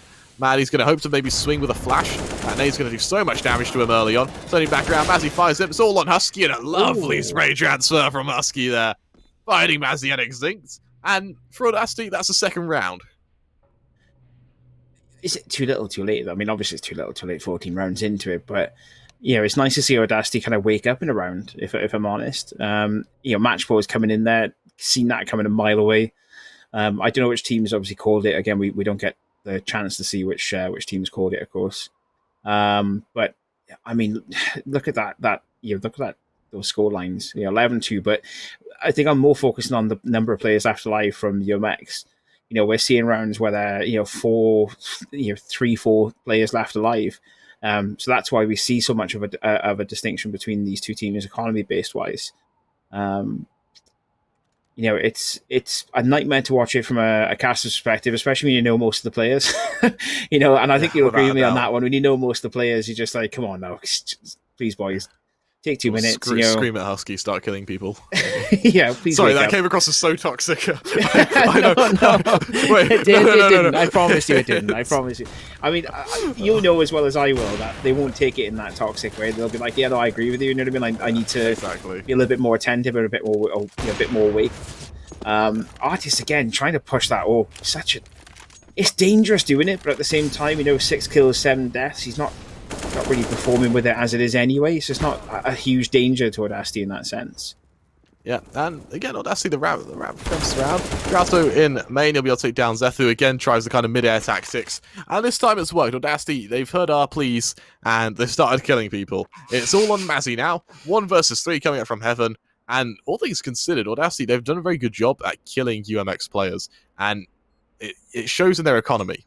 Like UMX, They haven't been able to reinvest every single round. That CT side is more expensive than that T side. And I feel like I started that sentence and you thought I was trolling for a moment. Yeah, it's a genuine point. Yeah, no, it is. Yeah, I'll give you that. It definitely is. Yeah. And for UMX, it will be a matter of saving this up, holding on to it, and trying to just use it in the next round. Audacity, as they hit 3, for me, 11-4 is the lowest down you can be while still being able to come back. 11-4. If it goes 12-3, if you lose that initial buy round or that initial pistol round, you lose the anti-eco, of course. By the time you go to a buy round, with it being 14-3, you have absolutely no cushion for mistakes. You have to win every single round perfectly if you want to kind of take it. And it's very, very rare to see teams come back from 12-3, whereas it's actually fairly common to see an 11-4 comeback. Yeah, I mean, and even more so at this level, like you tend to see it in your kind of like tier 1 teams. That will happen in a tier 1 sort of team scenario. But when you're looking at 2 teams that are playing in the sort of levels that both of these teams are playing in, it's not really feasible to kind of see them take 11 rounds on the bounce. It's just not. It's not fun for them. Extinct. That just happened then, didn't it? That was disgusting. Yeah, okay. We'll brush over that. Shall we, or should we? No, I think we should brush over it, actually. Think about it. Brennan didn't happen. Guy just died. Yeah. Anyway, Husky just fell apart there, so never mind. Anyway, moving forward, I think we're going to try and see if this happens again, at least. These 9 HP, I just don't see it happening with 9 HP. HP matters not to that with the XM. No, yeah, you are. I stand corrected. He has an XM in hand, so yeah, HP does not care. Audacity now with a kind of 2-man disadvantage. They're gonna have to explode out somewhere and hope they can catch him off guard. Push ready to come out, and with Extinct in the fence, he'll find LVR through that smoke. I kind of want Mazzy to die just to see if Extinct can get another kill with it, but it doesn't matter. Mazzy and Artist, the flank from behind, and that point blank AWP comes through prevalent. UMX, they lead 12-3 against Audacity, and for Audacity, things need to turn around, and soon, if they want to come back into this. Yeah, at him, Mazzy now on Twitter, I'd be like, yo, bro, why'd you do that? Come on. we wanted to see the Extinct XM spree just happen there as they start pushing into to A side. But nevertheless, 12-3. Again, it's written all over for me at the minute. If we see UMX take T side on pistols, then it's good night Irene as far as I'm concerned. But we've seen stranger things happen, so we'll wait and see what happens. I want to highlight UMX. They have got such a utility heavy buy.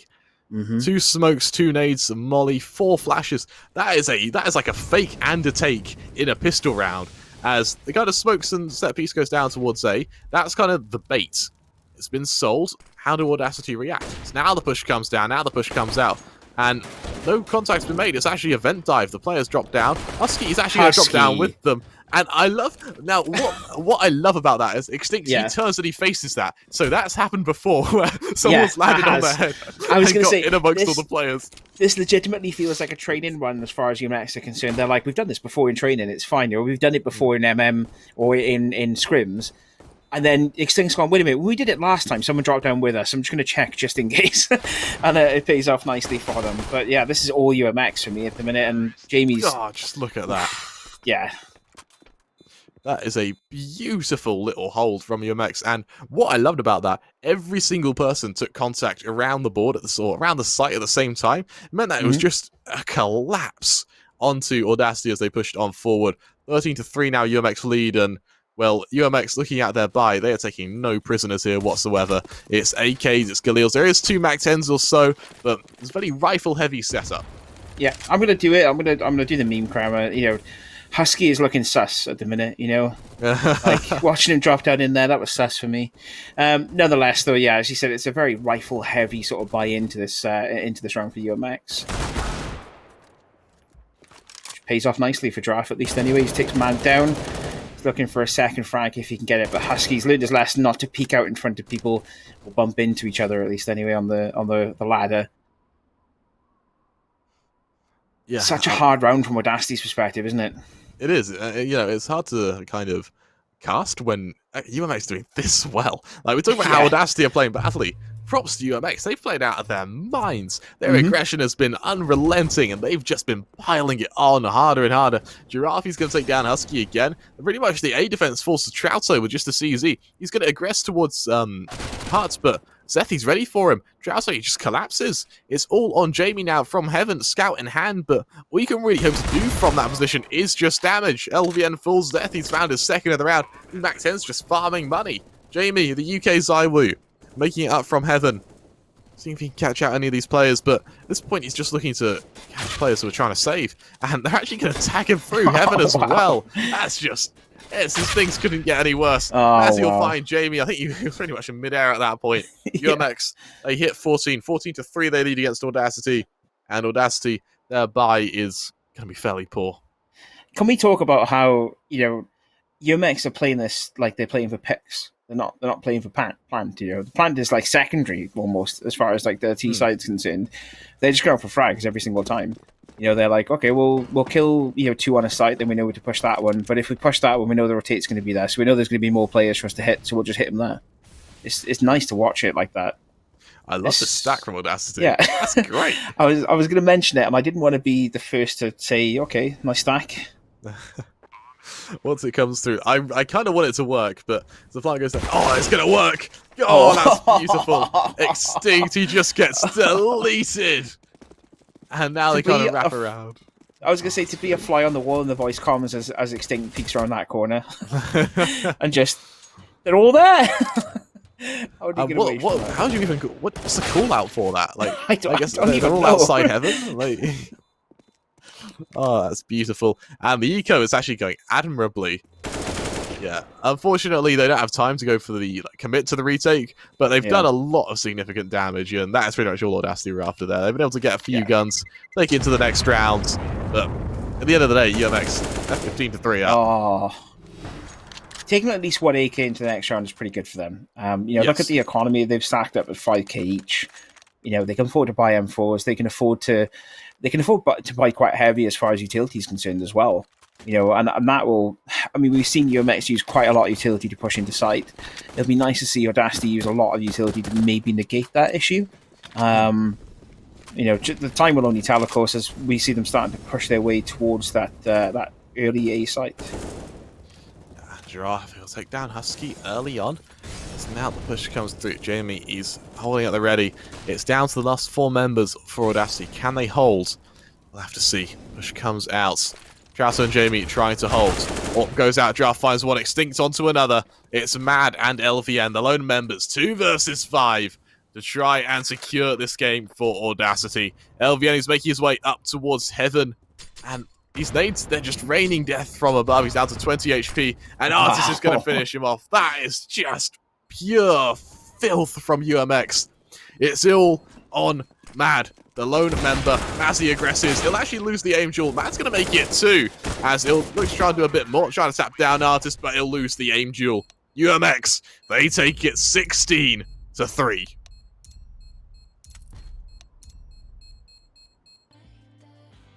And what a way to finish off day 1 for me, at least, anyway. Without a doubt. Yeah, I mean, I've wanted to see a pub stomp all day, and I've been checking in back and forward as I'm doing bits and pieces with Stage, and I haven't really seen a big sort of like a pummeling of a team on stream, and that, as much as I hate to say, it was a pummeling as far as you and I are probably both concerned, at least. My only real takeaways from that is there didn't seem to be... UMX didn't give Audacity a chance to get cohesion at all. You know, there was just, as you said, with constant pressure, it was like push, push, push, push. Keep pushing that 1-man advantage, keep pushing that 2-man advantage, and then building up on top of it. So, yeah, I mean, I would imagine if we see more of that going into tomorrow's stages, you know, we're going to see a really healthy UMX side taking a lot of early rounds off people.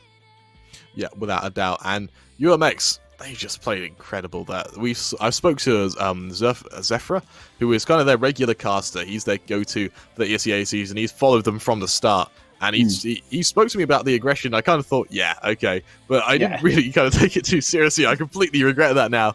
That is just unbelievable how aggressive UMX are and how they make it work as well. Usually if we see people with MP9s just darting through smokes, we kind of consider it trolling. But they make it work. They get kills. They make teams doubt their positioning. And it's that doubt they kind of sow the seeds of that kind of makes teams play against themselves, as well as the just aggression from UMX. And commiserations to Audacity. I think they're still going through regardless, but I think they're fighting for that kind of 2nd, 3rd seed of their group. Yeah, indeed. And, you know, I mean, we can pull up, I think, in fact, the way that the seeds are working at the minute as far as scores are concerned. But, I mean, I'll leave that for another time, of course. There's a lot of matches that are in this group stage, at least anyway, from these guys. And I think in the end... I believe, if I'm not mistaken, they do finish in 2nd place for Audacity, or was it? No, they dropped down to 4th, actually. Wow. Yeah. So, as it stands, Group C is completely finished. UMX take it with 16 points. Goblin Brain in 2nd, Bold and Bankrupt in 3rd, Audacity in 4th place. It's joint 3rd, realistically, though, Bold and Bankrupt at 12 points for Audacity. And then you got Intellectual We Trust and Clan Kremlin, and obviously there was a bye in Group C and Group D. So, yeah, yeah, surprising to see it like that, at least anyway. Yeah, especially after knowing a lot of the Audacity guys and watching them throughout the last ESA season. I know you, like you said earlier on, you've watched them pretty much through the entirety of this ESA season. So kind of surprising, but it is what it is. I think we'll leave it there at least for now. Busy day for tomorrow for everyone, of course.